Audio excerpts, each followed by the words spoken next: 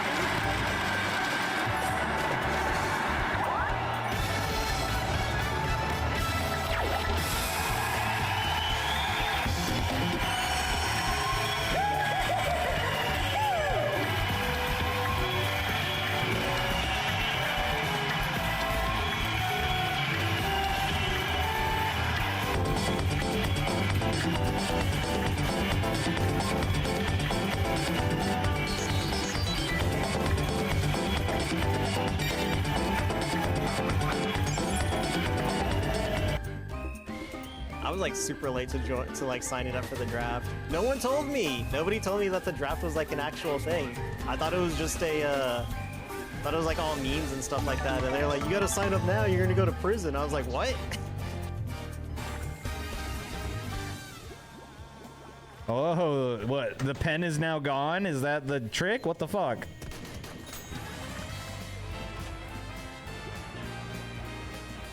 What's he doing? Whoa, where'd that come from?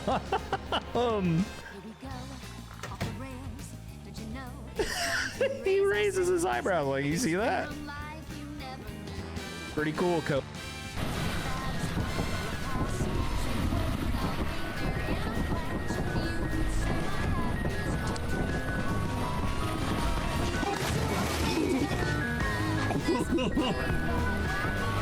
Did someone just fall? Naru just. I come from my mother's side. All have short, stubby fingers. I don't know why, but I inherited her short, stubby fingers. I always wanted to be a pianist. Pianist.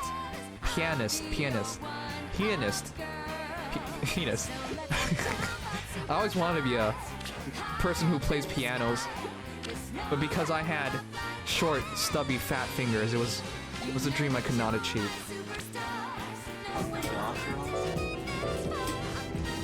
Unfortunately, I can't hear her because I had to take the other headset out. Holy. There's only one choice.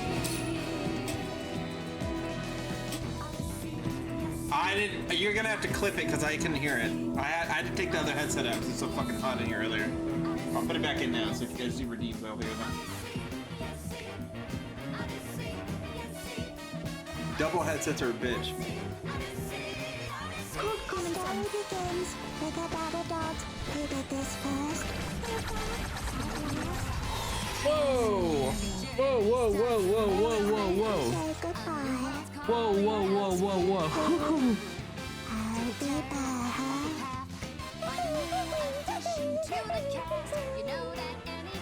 I'm starting to like this girl. It's all about profit. I'm gonna do the Y pose so that way you could take a screenshot, or the T pose. Cat probably told Phil, "You lose this house and."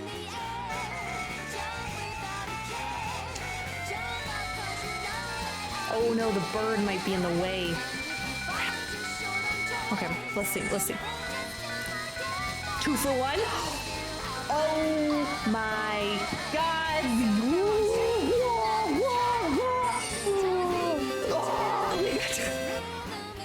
Not just 1, but 2! Can you? Oh.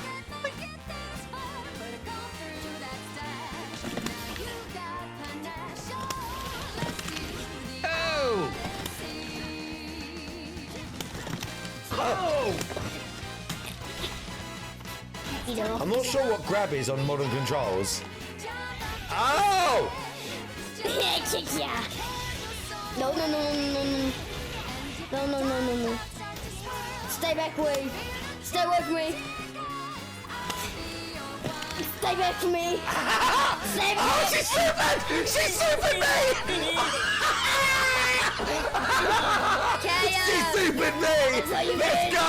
Yeah. Let's go! Let's fucking go! Let's go! Go. The decider! My dad's taking a piss out of me. You know what he said yesterday? He said, right? He said, I said to you guys, bye-bye, I'll see you tomorrow, right? You know what he said? Oh, it's not like anyone's responding. Fucking... He doesn't know that I got 7 viewers talking to me.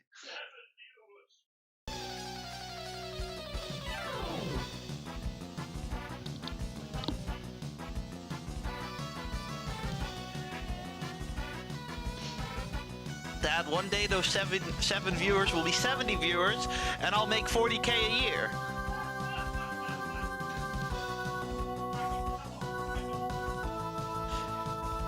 Yeah, but you don't make your living with fucking gaming.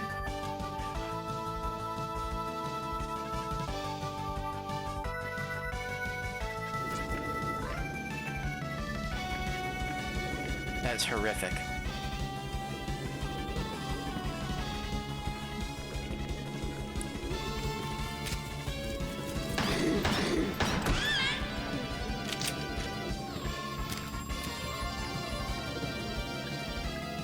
Oh god, well, it's dead. I suppose that's all there's to say.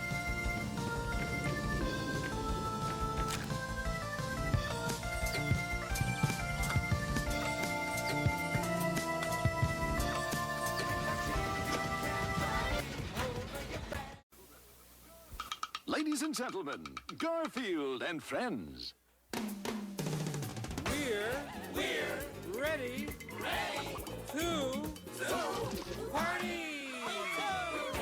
to party! We're ready! I hope you bring lots of spaghetti. I'm scared!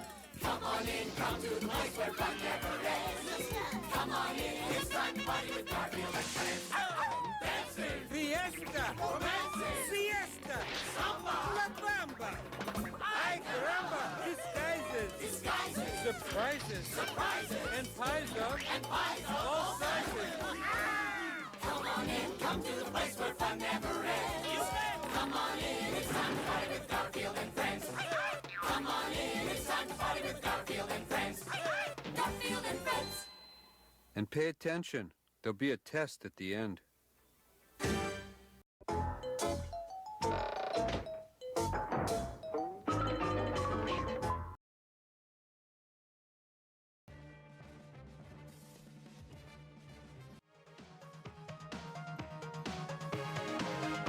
Well, I hope Guy with 2 names isn't here, because I promised him a good sweepy and a good PR spin, but I don't actually have the PR spin ready yet, so we're gonna have to come up with it in real time. Hello, everyone. Hello, and welcome to another swollen _ dingus stream. I hope everyone has enjoyed their field trip to the land of the felted tables. I warned everyone to just enjoy the ride. And if you weren't enjoying it, to just change the channel. Now, if you neglected to heed my warnings, you thusly so got what you got. And perhaps what you got is probably what you deserved. Let's check out the challenges for the week. We're continuing the grind in Nintendo World Championships. NES edition, the S-Rank suffering continues, because of course it does. Big ups to the swollen __ones, the dingas and the dongas who are here, and the dingas, dongas, the swollen __ones who will be existing in the immediate and far-flung future. Like Pim Pam and D-Cypher, who was the first person here, but it was actually Alpha Lead who was the first person here. Along with any other positive people who decide to show up. I want to give a massive shout out to Bache, who they're not here. But ladies and gentlemen, Botche, our very own Botche the game, achieved, believe it or not, he had photographic evidence of achieving the feat that he achieved. I don't know if I'm allowed to share it because it was technically not in a not so public place. But Botche achieved first place. Yes! First place in the door-to-door challenge. I think his time was 5.10? 5.10 milliseconds? Well, 5 seconds and 10 milliseconds. You know what I'm trying to say. Let's see here. Yeah, as you can see, yours truly is a bit off of first place there. Top 44%. We got this one, which makes me want to chop my head off. Thinking, what? Sub 50%. Wow, look, I did better than most players. Top 11%. Because people hate Kid Icarus, and none of them want to learn how to play Kid Icarus, which is understandable, because it's a very difficult game with very difficult controls. You gotta commit to every jump. It's a commit to every jump style game. I don't think I did good here. I've seen people get 6 seconds on this one. Yeah, it's not looking good. It's a silver medal, Dinga Bros. Big ups Coggers. Oh, this one was probably also bad. Silver medal. Silver medal. Yeah, this is the Cope stream. 7,000? Oh my. But still a silver medal, top 21%. Does it only turn gold once you hit top 20? Yeah, big ups D-Side. Oh, wait, no, they didn't. I thought you did your streak, but no, it was just the first person here. Yeah, I could have done better on that. Top 44%, 15,000. See what were the goated times? Yeah, let's check it out. So I know I said Botche was first place, and he is. He has the photographic proof. Multiple people were first place. It is in the strat. That's it. That's all you need to do. That's all you need to do for first place. What was my time? Oh, okay. That was off by 5 milliseconds. That's fair. Okay, what do we want to do next? Seek and destroy. How did you get 6 seconds on this? You must hate this game. Crouch jump, felted, crouch jump. How? How did he do that? How did he do that? You know how many times I had to replay this one? Crouch it. He jumps at the very lip. He crouches right there. That is so curious, the way he does the light crouch. He does the hop, short hop, crouch jump. Why does he hop there? Why does he do that there? Big ups, Carl. Hey, Carl. I love you too.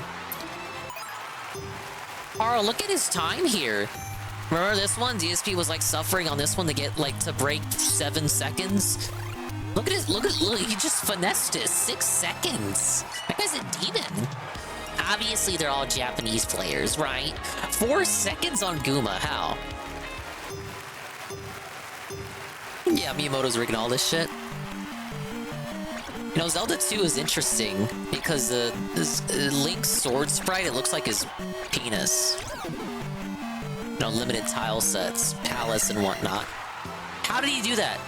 Carl, that frog got cheated. Hold up. Run it back. 1. What did he do there? What did he do? What was that? Tech. Rig. Look, he turns around. You see that? You see that? Right there.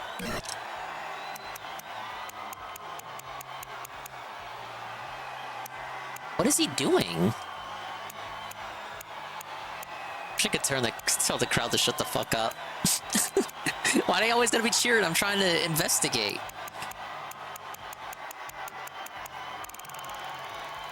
And he does it again. Does that count as multiple hits because he's kneeling and just bobbing to and fro?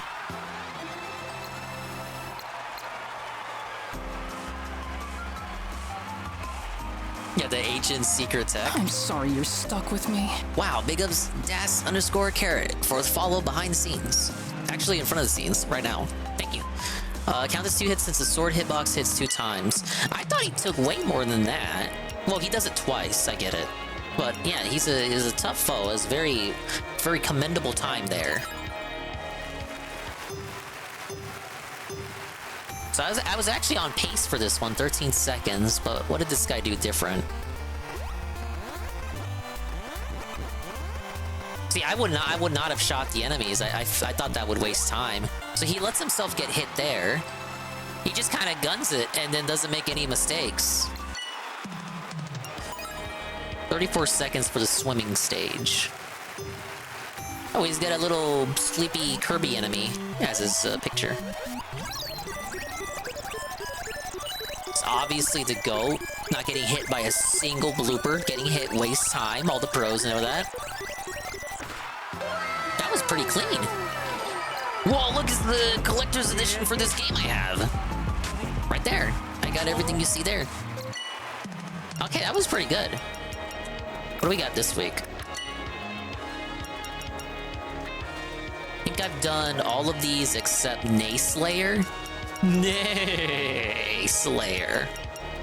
Oh my god, this is the one I hated doing last week. God damn it. Yeah, the cartridge is pretty cool. Too bad it doesn't work. It's not fucking real. It's just like a punk of plastic. There's literally no reason for it to exist. 1.50, massive S rank. Now, you know next week we're gonna boot the game back up and some motherfucker's gonna have like 50 milliseconds. And I'm gonna ask everyone in the chat when that time comes, how did he do it? One more time. Oh, look at that, look at that, look at that. We did slightly better.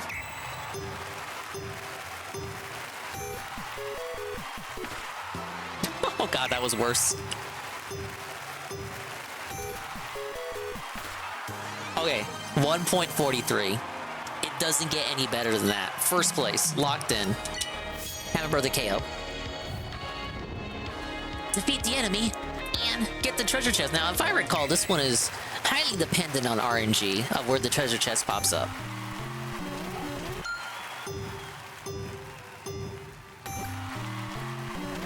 Look at that, look at that, look at that. Belted. As they say. Okay, I think it's dependent on which corner you're furthest away from. Yeah, like that. And big ups Eddie B43. The 5-stream streak. I got felted by the power block. Solo 5 wobble. Big ups Eddie B43. I'm sure you enjoyed the react of the century yesterday. I know I did. That's why I didn't restream it, despite not promising that I was gonna do it in the first place either way. Big ups guy with 2 names. I actually started the stream by saying I had no dedicated PR spin. I'm sorry. See, I hate this one. I already gotta torture you guys with this level. And with the fucking crowd cheering? I don't think so. Alright, we got some videos to watch.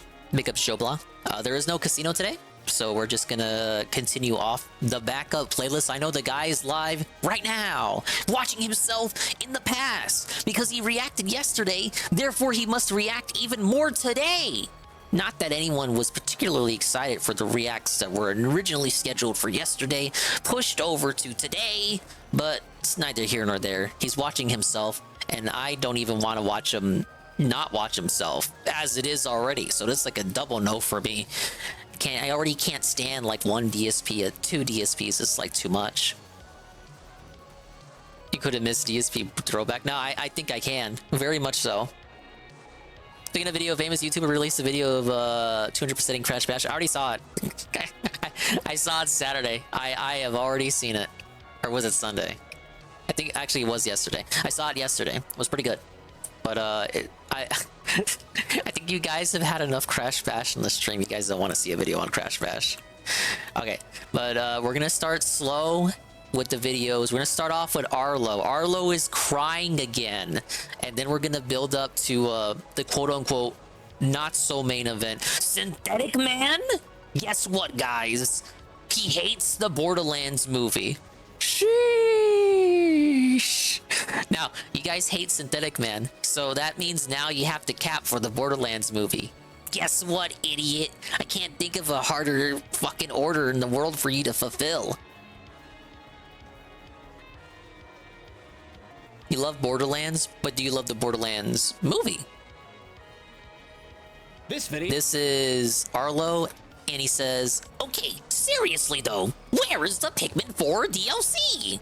I don't know. Why does every game need to have DLC? First of all, Mr. Muppet Man, can we talk about that? Why does every game need DLC? And I bet you he's gonna like specify that it has to be free DLC because reasons. Video is brought to you Every by Nintendo Raycon. game needs drip-fed content now. Flashy. Boy, that direct, huh? Boy, oh Think of GPM. boy, GPM, I meant that direct. UNFW1. I know, it's That's been the a other while, guy but I whose just- name I is made can't out of stop letters. Talking about it. The Switch What am I saying? generation Every has person's delivered name is some made out of letters. You know what I truly mean. Legendary directs, and the June 2024 direct deserves a spot near the top of the list in my eyes. So they was talking about The GPM sheer earlier. number of big, meaty crowd pleasers was staggering. A real, honest-to-goodness reveal trailer for Metroid Prime 4 would have already been enough to make a direct a real winner for many folks, myself included. The trolls But then said we they got were our underwhelmed first with new that footage, Mario Arlo. Luigi game since the closure of Alpha Dream, and the first title for a was home pretty good. console. And on top of this game, simply existing, the Switch is a it home also console looks and a handheld, amazing. Mr. Muppet? We got a brand new top-down Zelda for the first time in It doesn't Chex count, Notes, sir. a DSP said century, it's not a which real also top-down happens Zelda. to be the first title starring Zelda herself. That's a 2-for-1 bombshell right there. Then what looks to be the biggest Mario Party ever, a DKC Returns remaster, that Marvel Oh, no vs. one's excited Capcom for that. collection that was essentially the Mother 3 of fighting games. It was just an Cringe. endless buffet of joyous surprises. Now, I certainly don't want to look a gift horse in the mouth. You know, I don't want to be an entitled gamer. I came away He from says that 'cause he's buffet about to be feeling entitled. more than satisfied. Stuffed is more accurate, actually. But the direct did leave Stuffed me meaty. with one tiny little I never thought we were question. going to get Pikmin 4 DLC. But this Where is the Pikmin guy after all. In the flying Flatterchuck is the Pikmin 4 DLC. Why do we need Pikmin one? 4 has been out Hey, it's for my just Peach about Punch. a year now at the time of this video's Easy money. publication. And every single day since Yeah, I think I its played release, MVC2 I and many other on my, fans, I'm sure, have been my waiting neighbor's patiently Dreamcast. for any word from Nintendo on the subject of DLC. Each Nintendo Direct has seemed like just the right time for an announcement. Even without Directs, that sort of thing could be announced on social media, Big ups right? Aqua Saber. So we have waited day by Arlo's day complaining for the news about to come. not being And as of drip-fed right now, DLC by it has Nintendo. not come. I think it's pretty safe to say that DLC for Nintendo Oh, I could do better titles than is that. usually released within the first year of each respective game's life. There are No, there are certainly some outliers. sub-exceptions. Bigger expansions might take a little more time. Splatoon 3's Side Order comes to mind. And the Oh, yeah, that recent got Direct delayed for a also minute. announced basketball DLC for Nintendo Switch Sports 2 years after the fact, which was slightly baffling. Then That you was got pretty the weird, I Mario agree. Kart 8 Deluxe DLC, Knock. which is its own animal entirely. But for the most part, DLC is all part of the plan. You release a game, shortly after you Yeah, give it the shouldn't audience be. some DLC That should be to something keep you the commission hype after train the game's a rolling. proven Or you success, even not announce something an that's expansion pass not before something the game drawn up actually as part of releases, the on the explicitly drawing board. promising a bunch of DLC within the first year, right off the bat. No surprises. It's Fuck that. certainly true that not every Nintendo game gets DLC. There are some games that seem like a perfect fit for receiving additional content, and it I think simply people would doesn't prefer happen. Mario The Odyssey Super Mario 2. Odyssey DLC ship sailed a long time ago, and that was really surprising. Breath of the Wild got a meaty expansion pass, but it seems that Nintendo isn't interested in doing the same with Tears of the Kingdom. Kirby Star Allies got a bunch of post-launch Well, because content, they're just gonna move but on to the then next Forgotten 3D Zelda. Land We're at the didn't end of get the a thing. Switch. As much as I love it when a great game just keeps getting greater well after launch, the fact of the matter is that Nintendo isn't always interested in producing more. Sometimes after a game ships, they Big ups decide Double A, it's I'm time doing to great, move thank you for on to other asking. things, regardless of how perfect a candidate that game might be for additional content. I dislike that Arlo appears to be cultivated into thinking that all of these first-party Nintendo games are in some dire need of DLC. Rather, like, why can't we just have games that are like completed, finished experiences? I'm sorry to sound like a lame-ass boomer with my lame-ass boomer take, but generally I see DLC as something that you commission after the game's a proven success. Like, he brought up Mario Kart 8 Deluxe, which didn't do the booster course pass until long after that game had proven itself. Like, outsold the Wii U version like 100-fold. You know what I'm saying? Like, it wasn't planned for them to do the booster course pass from the minute they sold the port of that game. And it did that. The booster course pass ended up doing so good on top of that they ended up adding even more to it. Like, they didn't promise characters when it was announced, but then ended up adding characters anyway by the end of the end of the course pass's life cycle. You know what I'm saying? However, in the case of Pikmin 4, I find the lack of DLC particularly strange for a number of reasons. The first, I mean, this is Pikmin we're talking about. This is Miyamoto's thing. This is his pet project. This is the series that he once thought would be bigger than Mario. He created all these other legendary characters and games, and after that initial NES era creative renaissance, he had one more immaculate innovation to pull from his mind and shape into something truly remarkable. Pikmin is the 10 major IP he helped create after that initial burst. The giant we can see Bonko that it is very dear to him. And he's Miyamoto. He's not the president of Nintendo, but he's one of the top dogs, and we know he's got a big voice in the company. Pikmin never sold well, and it took a long time to get third and fourth entries, but the company gave those two games all the resources they needed to be great. And since the launch of 4, Nintendo has continued to market the heck it's almost like out of the Miyamoto game. has some kind of Pikmin sway in the Bloom company is or also something. Still going strong, to my great surprise, and Pikmin continue to pop up everywhere, from Super Nintendo World to the Mario movie. Pikmin is important to Miyamoto and to Nintendo as a whole, and it would be surprising if they missed out on the opportunity to keep the latest title rolling just a little bit longer, to play with the world just a little more before putting it down again. Stop now! Before we continue, a quick reminder that this video was sponsored by Raycon. Did you know that they recently released an upgraded model of their everyday earbuds, and they're super cool? I already loved my satisfaction guarantee, so you can buy with confidence. Thanks again to Raycon. Now back to the video.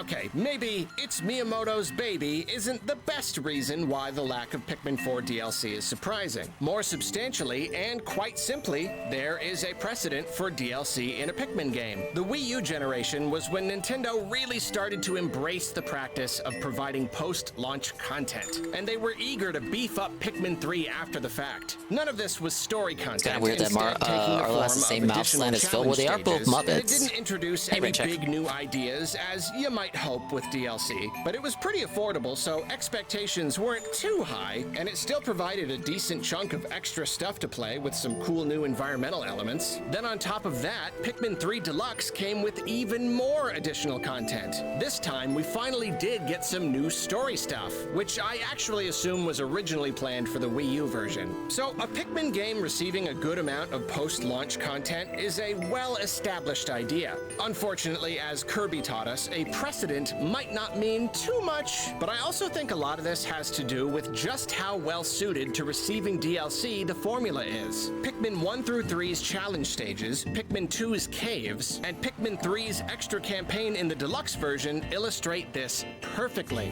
Once you program all the different enemies and items and interactions and all that, all you have to do is move them around, and suddenly you've got new content. Remix what you already have, and the experience becomes fresh again. This is exactly why I'm always going on and on about how much I want a Pikmin level editor. The core formula is so much fun that giving us the ability to create our own caves, or maybe even just challenge stages, would keep me playing forever. And the thing about Pikmin 4 is that if 3 was already a great fit for DLC, and Nintendo supported the heck out of the game in that regard, 4 is an even greater fit.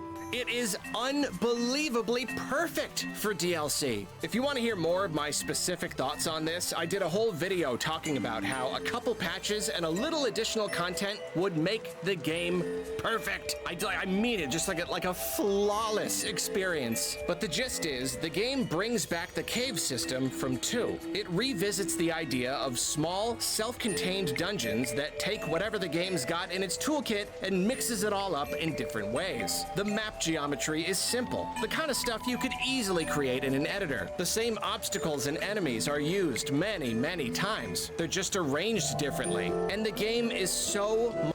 I get what he's putting down here with Pikmin needing DLC, but I'll tell you this. Pikmin 2 mission mode made me want to off myself, so I don't know if just rearranging enemies and level elements is necessarily the best idea. Kind of like how Pikmin 3 did the DLC, where it was just wholly unique environments and didn't really too much rely on just reusing elements from the main campaign. I feel like content like that is kind of lazy and better suited for base game remix stuff. Again, like Pikmin 2, I wouldn't want Pikmin 4 DLC, but it's just those stuff from the main game remixed. I'd feel a bit disappointed. I would rather want new environments, even if it's less comparatively compared to them just remixing stuff, but you get more content out of that. I think I would just prefer less content, but it's brand new areas, like how 3 did it. Now, I don't necessarily co-sign Arlo's predictions or demands here. Much bigger than any previous title. Yeah, do not code a Pikmin 4 randomizer, please. While also bringing back what feels like most previous ones. Then, of course, like the challenge levels from previous games, 4 has got its own Dandori challenges and battle stages. One more. Even if you set aside the idea of giving the keys directly to the players, I don't even Nintendo think it needs themselves DLC. could It's a only completed take what they've game. It's already fine. got, mix it up a little, and I would It has happily side buy modes. I beat 'em whatever all. they ended up with. I'm the a simple one. little batch of Dandori challenges. I'd be a little disappointed, but The I'd game take has it. more than Some enough content bonus for a caves. completionist. Ooh, now we're talking. And if they wanted not to my get fault even you beat it all in a fancier, week, maybe you throw in fucking some new muppet. enemies and mechanics, even a whole new campaign wouldn't be too hard to staple to the old one. The game ends with you still just kind of sitting on the planet, so more story wouldn't really get in the way. And Olimar's side story shows that it is quite easy to provide a completely separate little campaign that doesn't interfere with the main one at all. Whatever Nintendo decided to do, whatever avenue they chose to explore, it could be done without issue. The game genuinely feels like it was built for DLC. Built That doesn't for mean it either needs us it, though. or them generating additional content. It's already a big game with lots of content, don't get me wrong, but it also somehow feels like the framework for an even bigger experience. It feels like the bones of a project that deserves to just keep going. Pikmin 4 feels like a really exceptionally amazing Lego sculpture. And you marvel at the What? thing. It's just incredible. But you also see All right, all level the with me, little Muppet Man. What do you individual parts mean? that make it, and you see how they work together, and you dream about all the other things Oh, that is one my could first make with those B rank. same Legos, and then you're I looking need to for see the how the box trolls that they do came this from. one. And it's just not there. Where's the box? What else are you gonna make with this? I want to make some stuff with this. And it's also worth noting, so much of the growth the series has seen in the last yeah, year exactly or so how has I been did it. thanks to the internet. But Whether faster, you're talking slightly. about Nintendo selling us extra nasty, super hard caves and Dandori challenges, or letting the community you make guys those just can't themselves, respect the that Muppet is Pack, that's perfect it. Streamer bait, to put it bluntly. Nothing grows a game like a consistent stream of new Miyamoto was content, talking about the and nothing 3DS gets game, people but all watching these that fucking content translators like interpreted it as content literally creators Pikmin 4. No, they were not struggling working on hard. I Pikmin will 4 always say, for the just look Nintendo at what the Switch in internet did for Super 2015. Mario You have to be Maker. If we had dented. something Yes, I similar said for it, the D Pikmin, word. You have to I'm be pretty sure dented to that is believe that. all I You were would talking about the ever stupid ass stream 3DS ever again. spin-off. And despite all that, despite Pikmin 4 being such a ridiculously good fit for DLC, we still haven't gotten so much as a whiff of post-launch content. I mean, Which came out in even if 2017, Nintendo by the never way. wanted to sell DLC, I still expected There we go, S rank. something. Easy S Maybe rank just a because couple Zelda 2 little is free fucking Dandori stupid.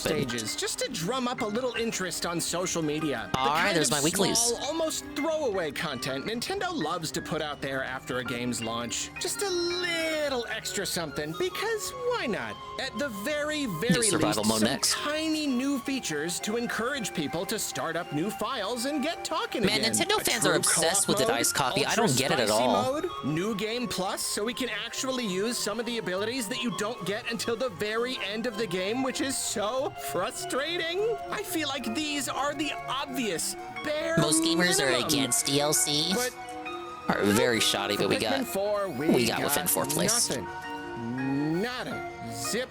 Zilch. Zero. Etc. Doesn't need it. It's a good enough game on its own. It's actually longer than most Pikmin games. Disappointing. If not all of Again, them. Nintendo DLC has been pretty common in recent years, so if Pikmin 4 But is not every one of game those gets games DLC, that nor does every inexplicably game just need it. Doesn't get DLC despite being a perfect fit for it. Why doesn't he just that want will Pikmin sting, 5? Like, you as don't see. might Okay, he brought up expect. Tears of the Kingdom. Out of all The people, Nintendo the games people out who there, this like Tears of the has to be Kingdom one of aren't. those. No. However, Actually, that's actually a good point. The people who played and enjoyed Tears of the Kingdom are not frothing at the mouth for Tears of the Kingdom DLC. They're just asking for the next Zelda, and moreover, for the next Zelda to hopefully not be like Tears of the Kingdom and Breath of the Wild. Not frothing at the mouth for more Tears of the Kingdom DLC. I say more, but what I meant to say is like any. Big ups to guy with 2 names. The 10-bit sheer message effect. Ban Carl. I don't think we can ban Carl. Obviously, we don't know what Nintendo's plans are. For all we know, they'll announce something at the next Nintendo Direct. Thank you for the on next Twitter message on effect. some random day in November Thank you, or Frosty. something. It's an old cliche at this point, but indeed, crazier things have happened. And I'm certainly not getting my hopes up, but Oh, he maybe took that it's much taking time so on the long Hammer because Brother? they're cooking Felt up it, as they say. something real big. Huh? I mean, it ain't impossible. We could get some huge expansion that releases Yeah, it's like, thank you again, guy with 2 names, the 10-bit cheer. But it's like Eddie B was saying, where Mario Galaxy 2 existed because they had so many ideas for Mario Galaxy 1 that they couldn't fit into Mario Galaxy 1, and we couldn't do DLC like that. So they just fucking made Mario Galaxy 2. And that's exactly what Tears of the Kingdom was. They had so many ideas for Breath of the Wild DLC, and they couldn't just all fit it into Breath of the Wild DLC. So they just said, fuck it, and made a sequel. Now that kind of puts a damper on the story aspect of it, because it kind of explains, once you realize that part of the development, why the story may have suffered for that, because it was more of a gameplay side. It was like a gameplay idea. I feel like if they could just if they had the ability during development of Breath of the Wild to fit all of Tears of the Kingdom's ideas into Breath of the Wild, then they would have just released Breath of the Wild as Tears of the Kingdom. Is that stupid? Does that make sense? But they weren't able to. But as they mastered development of the system, as they understood their console more closely, they were able to implement those effects into the next game in the series. Wow. What the fuck is going on? Guy with 2 names has discovered the message effects superpower. He's fucking spamming message effects, and he's trolling the stream. Mods? Go install Mario Galaxy 2 on your totally legit USB Wii. Then, the second I do that, they're just gonna remaster it. And then change all the dialogue, because it's toxic. Alright, Gold Survival Cup. Time to lose. Oh, yeah. This is either gonna be easy for me, or difficult. 2 years after the fact, Shadow of the Erd Tree style. Shadow of the Erd Tree? If you want to Pikmin talk 4 about is Elden Ring dreaming, now, I though, guess. there is one last thing to consider. Once more, not getting my hopes up, as this is pure speculation, but I can think of one solid reason why Nintendo might not want to give us Pikmin 4 DLC, despite the game being a perfect fit for it. 'Cause they're working on Soon after Pikmin the 5 release of the already? game, a Eurogamer interviewer asked series producer Takashi Tezuka if they might be able to give us Pikmin 5 a little more quickly. A Right, because the bold foundation question, is I already must say. there. And Tezuka simply It's more like they're able to give a key answer now because the Switch is a success. Therefore, every game that releases a new entry on it is a success. Therefore, they will quickly be able to deliver us a brand new full game in the Pikmin series without waiting a gazillion years, because the sales are there and the foundation for the game is already there. Like, the assets Get already that ass exist, banned. and now we gotta ban Carl. Oh wait, no, that was Carl banning Gwen. No. You win some, you lose some. All right, we'll see you in a minute. Guy with 2 names. I didn't choose this life, just to be clear. I'm just abiding by the redeems. But you'll be back. But thank you for the cheers. This would be so toxic out of context. You give the positive cheers, which I'm very thankful for. But then I gotta escort you out the room? Or at least security has to? They smiled and I don't touch said, the chatter, security "I think does." That would be best as well. We'll try not to let everyone wait. When we had to wait 9 years for Pikmin 3, it felt like You it weren't must have actively been waiting an all 9 anomaly. of those Surely years. that wouldn't happen again, right? Surely Nintendo wouldn't subject us to another wait like that. And then Pikmin 4 took 10 years. So naturally, Pikmin fans are slightly traumatized when it comes to the subject of how long the next game might take. But considering Tezuka's words in that interview, and the fact that Pikmin 4 really is flubbed this easily one. the best-selling Pikmin game so far, it would not surprise me We're if back. Nintendo was eager got to distracted. get Pikmin 5 into the pipeline sooner than later. It's probably already in development right now. That's why you don't have your precious DLC, Arlo. And they might want to capitalize on that. You considered and if they that? wrapped up with 4 and looked at that box of Legos and started dreaming up the I hope you next step thing on they all those might build with Legos, them, Arlo. Well, that would be a fine reason to refrain from giving us DLC, especially if they wanted to follow the lead of Pikmin 2 and use many of the same assets to deliver a don't do timely that. sequel. Pikmin 2 I can makes me see wanna why stab they would be myself. happy Carl to wrap knows. 4 up in a little bow and call it done. It would make sense, wouldn't it?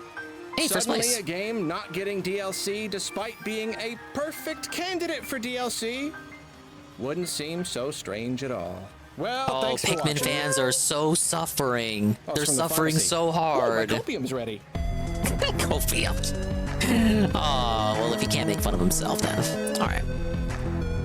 Okay video, but very whiny and very demanding. Typical of a typical lukewarm Arlo video take. But yeah, I don't know. Imagine how F-Zero fans feel, Kid Icarus fans, Star Fox fans, Golden Sun fans. The list can go on. Star Tropics fans, are there even any Star Tropics fans? The one Famicom Detective Club fan, he got a new entry in the series, I guess. I don't know, people always say, oh, Nintendo needs to revive their old franchises, and then they do, and then everyone fucking complains because it's not the franchise they want.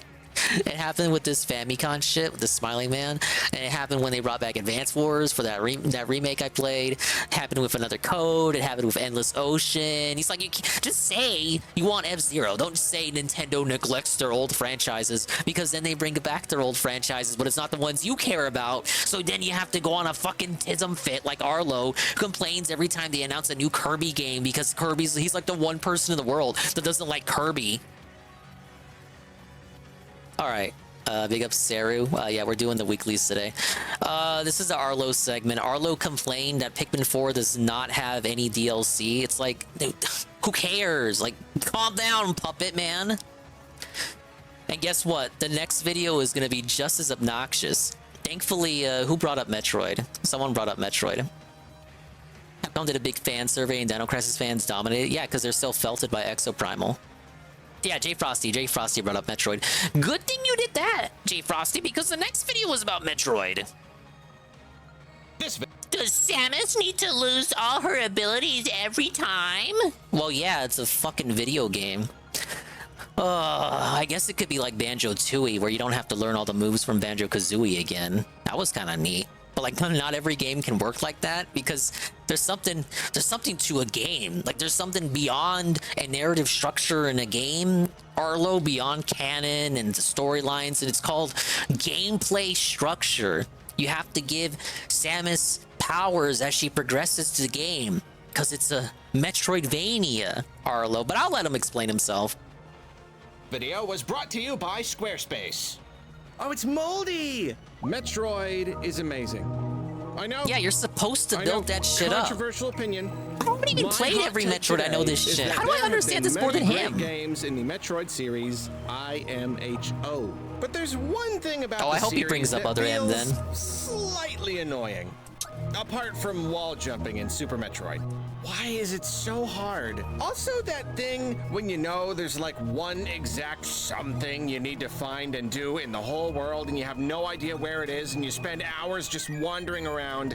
Donkey calls that Also, a Metroid the moment. Spider Guardian. Okay, there are a few annoying things in Metroid games, but one annoyance that feels Fuck it, I'll take it. particularly silly is Samus's embarrassing habit of losing most of her abilities at the beginning of her adventures. Yeah, it was so tough, For Carl. example, Metroid Prime. She starts with missiles and morph ball and whatnot. That was the then king's bam, first big kingly explosion, W in and my oh lifetime. No, she's lost all her abilities. Straight into Metroid Prime 2. She's going for a stroll, feeling fine when close. bam, the Ing come and eat up all her right, big items. ups. Num num num. And oh no, she's lost all her abilities. I mean, you see it a lot in this series. Other M at least tries to be creative with it, explaining that Sam. I feel like if you took any of these Metroid games, right, and you just start her off with all her abilities, that completely changes the flow of the game, which could be a good thing or it could be a bad thing. This technically does start the game with Oh, hey, look, he brings up Metroid Other M. Okay, let me rewind.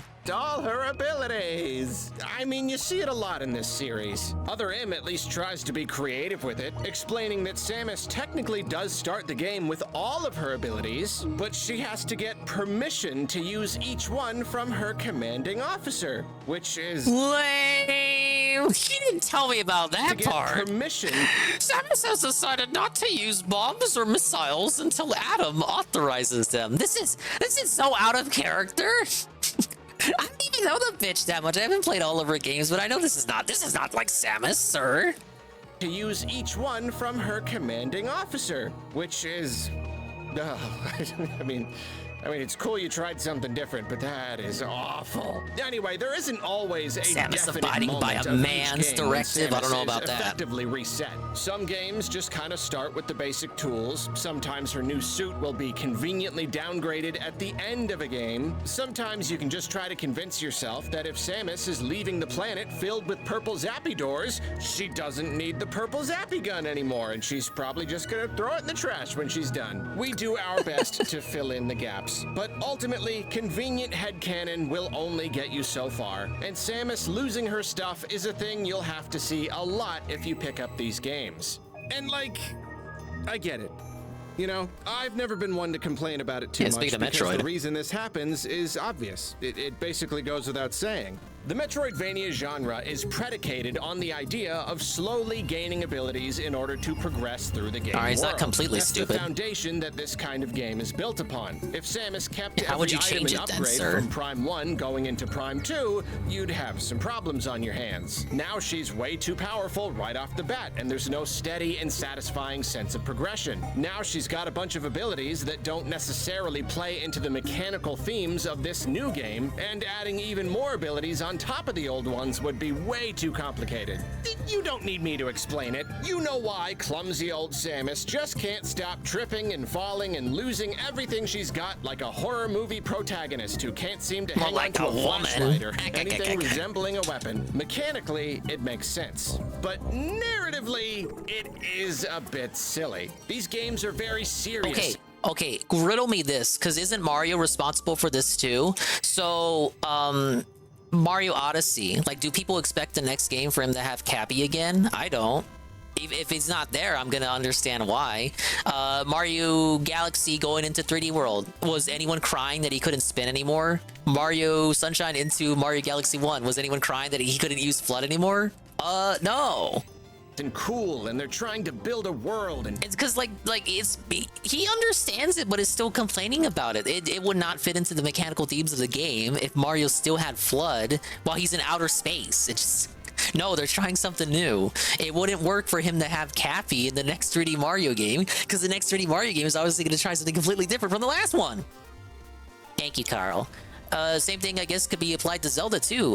Twilight Princess with the wolf. That's why, actually, with Zelda route, the Zelda route is kind of unique because it's not always the same Link, right? So you can actually have a good story and gameplay purpose for losing all your abilities because it's a completely different Link. So Wolf Link not existing in Skyward Sword makes sense because it's a completely different Link. It's not the same Link as in Twilight Princess. Same thing for Wind Waker going into Twilight Princess, you're not the cartoony Link anymore, so you don't have the Wind Waker, you're not out in the sea anymore. You know, they actually did do something like that in Majora's Mask, coming in from Majora's Mask from Ocarina of Time, because you do have the Ocarina, so it does acknowledge the ending of Ocarina of Time. Link has the Ocarina, but they give an excuse for him to lose it when Skull Kid ambushes him and makes off with Epona. tell a consistent story, yet when you get to that part of a Metroid game's intro, you've just got to roll your eyes and let it play out. Let it do what it needs to do, I get it. And it's funny that this is pretty much only a problem with Metroid, because there are a lot of Metroidvanias out there, like a ton, but they don't seem to run into this issue. They don't insist that their characters almost done have with to Metroid, lose their actually. abilities at the beginning of each sequel. Raid. Well, Imagine it's getting raided because by Metroid Kraid. is the only long-running Metroidvania series. I mean, obviously, Castlevania is a thing. That's where the Vania comes from. And that's been running just as long as Metroid. But this isn't as much of an issue for Castlevania. Aha! I know what he's gonna say, because each Castlevania stars a different Belmont. Because not every one of its games fits snugly into the Metroidvania genre, and the series stars many different characters across I was many half right. centuries. This level of consistency just isn't as important. And elsewhere? Well, have you noticed that Metroidvanias don't tend to get a lot of sequels? I mean, it kind of makes sense. It's hard to believe now, but the genre has only become, like, a real genre in recent years. Shadow Complex came out in 2009, and when it did, it was like a big deal. No one could stop talking about how someone was making a game that was like Super Metroid, except it wasn't Super Metroid. I don't remember this. New game. Like, that was genuinely novel at the time. Even after that point, it took a while before new Metroidvanias were hitting the scene at a steady rate. So the genre has only really been a thing for like 15 years, and a big thing for maybe the latter half of that, which hasn't left a ton of time for long-running series. Most Metroidvanias are content being one-and-done experiences. Sequels do happen, but you usually get like one sequel, if that. Then consider that most Metroidvanias are indie games, and indie studios don't generally feel like pumping out endless sequels to one game. And if you're just doing one sequel, then this whole ability thing isn't nearly as much of a problem. If you can conveniently explain why the character loses their abilities just this once, or use a new character, or even just gloss over the whole issue entirely and hope no one notices, you're good. The problem only arises when you release many games across many decades. In that case, you gotta come up with something. You constantly face the problem. Is it better to offer a silly, nearly fourth wall breaking explanation for the lack of abilities at the start of a game, or to I don't really think they think about this. I don't think this is on like what's his name, Sakamoto's mind when he does Metroid games. It's worth noting, Metroid has this problem a lot, but can you imagine how much more of a problem it would be if the series had been releasing games at a consistent pace this whole time, like Castlevania? Maybe the long gaps between Metroid games has nothing to do with sales or series interests or funding. Maybe they just keep trying to dream up new reasons. I swear Arlo videos are like peak first world problems. Dread only happened decades after the fact because one day Yoshio Sakamoto was taking a bath and suddenly he sat bolt upright and shouted, "Physical amnesia!" And he grabbed a towel and ran to the office to get started. Anyway, this entire discussion has been dredged up again because of an interview between Game Reactor and Metroid Dread director Jose Luis Marquez. When asked if Samus the game was developed in Spain, you guys know her that? abilities at the start of every game, he said, "In the case of Metroids, yes, it has to be like that. You can't start the game without losing things. It's mandatory. Otherwise, I There's think gotta you be a would way to do that better." disappointed." It's like, what? You get everything from the beginning? It can't be. And yeah, he ain't wrong, as we've established, but it's gotten me thinking all over again. Why you booing him? Does He it right. Need to be this way? I How mean, it what's your does, at solution least to then, some sir? degree. But even if Samus needs to lose her abilities, does she need to lose all her abilities? Could more be done to balance the mechanical need for resets? I don't know. Do you want to start off with bombs? Does Samus I guess have it's to a compromise start we can from abide by. square one But then the every game has to be single balanced time? around Or like could there be a bomb little passages more already being wiggle available room at the start of the here? game. Is it possible to come up with a solid set of abilities that Samus never has to lose and to remain confident in allowing her to keep them, making it much easier for the player to hand-wave away the loss of other Wow, 8 more seconds better, game-specific but abilities it's still not good without enough. explicitly mentioning or showing. Okay, so let's think about this here. So we have the bombs. So you start off with the bombs, right, at the start of the game. Naturally, in any other Metroid game, when you come up to a rock that needs to be bombed, that's supposed to be like a hurdle. It's supposed to impede your passage, and you're supposed to take like an alternate route until you unlock the bombs, so you can backtrack to unlock that shit.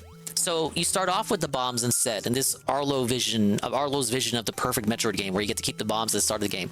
So you keep the bombs at the start of the game. Now the rock that was impeding your progress is just an arbitrary barricade that's just there to be there. So why do we need bomb barricades in the first place? So by giving her the bomb at the start, you take away the need to have it, like the gameplay structure the gameplay structure as it ties to the genre. You don't need bomb barricades anymore, so there's less stuff to impede your progress. It'll just be another barricade for another power that she doesn't have yet. So you take away the usefulness of the bombs by having her start out with it, outside of like combat abilities. It's just good for fighting. Still not good enough. Why? It happening. Well, this is something I'd love to explore.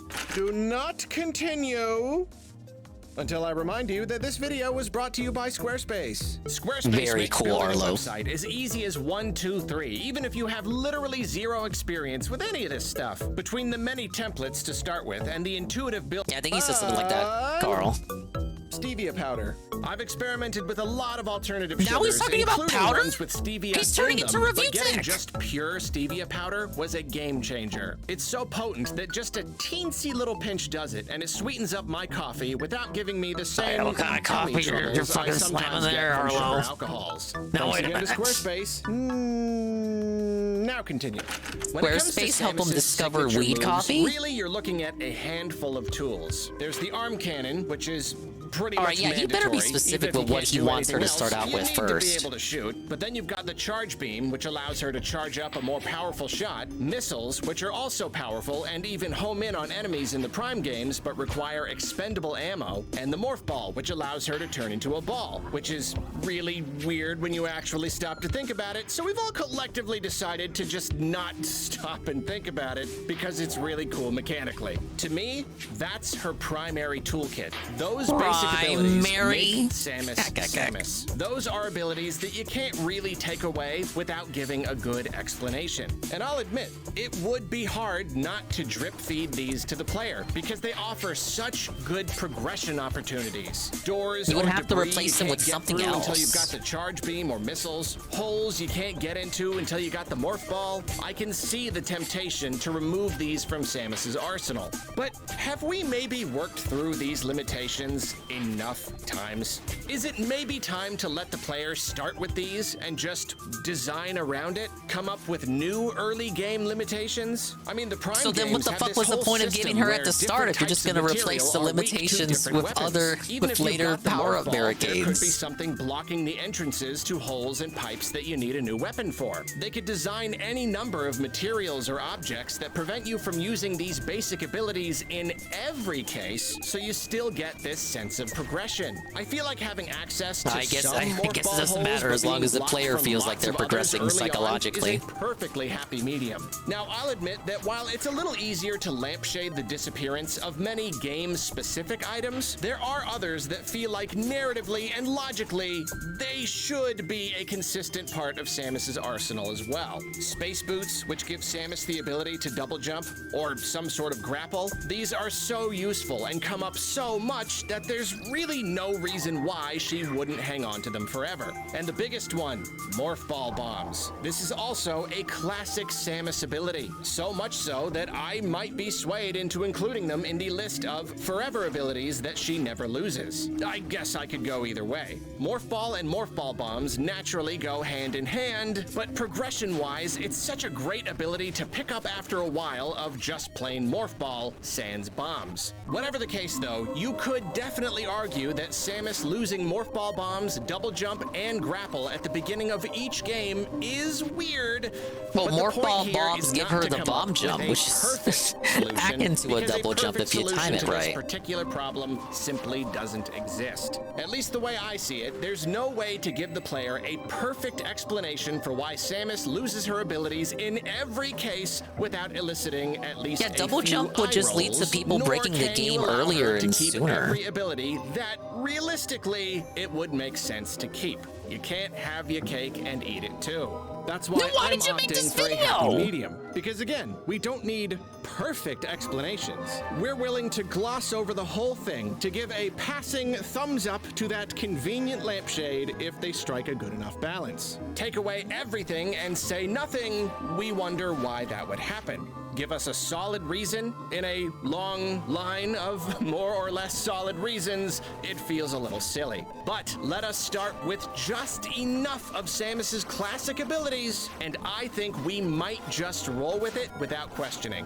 I mean, the question might tickle us in the back of the brain just a little when we look up at a ledge and wonder what happened to our space boots. But it still feels like a happy medium to me. Okay, I think I get it now. With little to no eye rolling required. And heck, every game is different. I have no doubt that we can find a way to let the players have even the morph ball bombs, double jump, and grapple right at the start. The video's not been that long, I would names. It might act as a fun challenge to design around. They could even have 1 or 2 specific abilities taken offline at the start, or even partway through, just to throw a curveball at the player. Every game can play with these ideas. And of course, if they've made, 2 or 3 games where Samus viewers, he should have did a viewer reacted to his own trolls. Opportunity to fall back on the age-old classic of having Arlo documentaries out in some sort of convenient explosion without rolling too many eyes. I think variety is really what the series needs. When something happens every time or almost every time, that's when it starts to feel silly. It has to be under 30 seconds then. Be a little flexible, and you might just they mentioned other M. Of course, we do have to ask ourselves, does this matter enough to change at all? Is it worth playing with these mechanics, trying to strike a better narrative and mechanical balance? Or is this a classic Nintendo case of shut up and play the stupid game, it doesn't have to make sense? Because it is indeed true that it does not have to make sense. No, this doesn't actually matter. But let me guess, autistic immersion, it would be so cool if they did it anyway. Somewhat. So I have to at least entertain the idea that it might matter somewhat to someone at Nintendo or Mercury Steam. If someone, in theory, did care enough to try and fix this, what might they do? It is also worth noting that this isn't that much of a problem for a First of all, they'd be from Spain. Unfortunate reason. As we touched on earlier, these games don't get made very often. I mean, the output has been great this generation, with Samus Returns in 2017, Dread a couple years ago, and Prime 4 finally coming in 2025. But unless that's the a bad Metroid track pipeline record, gets actually, Arlo. fully and permanently unclogged, and suddenly Nintendo is giving us a new one every few years. Yeah, they finally listen to you, crybabies. A non-issue. Oh, so while you I can't do be that mean to indeed Metroid. understand that for the most part, Samus needs to start each game with a clean slate, a fresh palette, I don't think I agree with the idea that Samus needs to lose everything in every case. And even if just to keep things fresh, I'd like to see them tinker with some new ideas in this department, rather than simply giving us another explosion, or crash, or evil bug attack, or abusive relationship with an overbearing military officer. Before we wrap this up, because I am addicted to giving opinions, I'd like to talk about 2 other things Mr. Marquez said in that interview. He mentioned that Metroidvanias are better when they're shorter and more compact. I would say that there is something really cool about exploring an enormous world for many, many hours.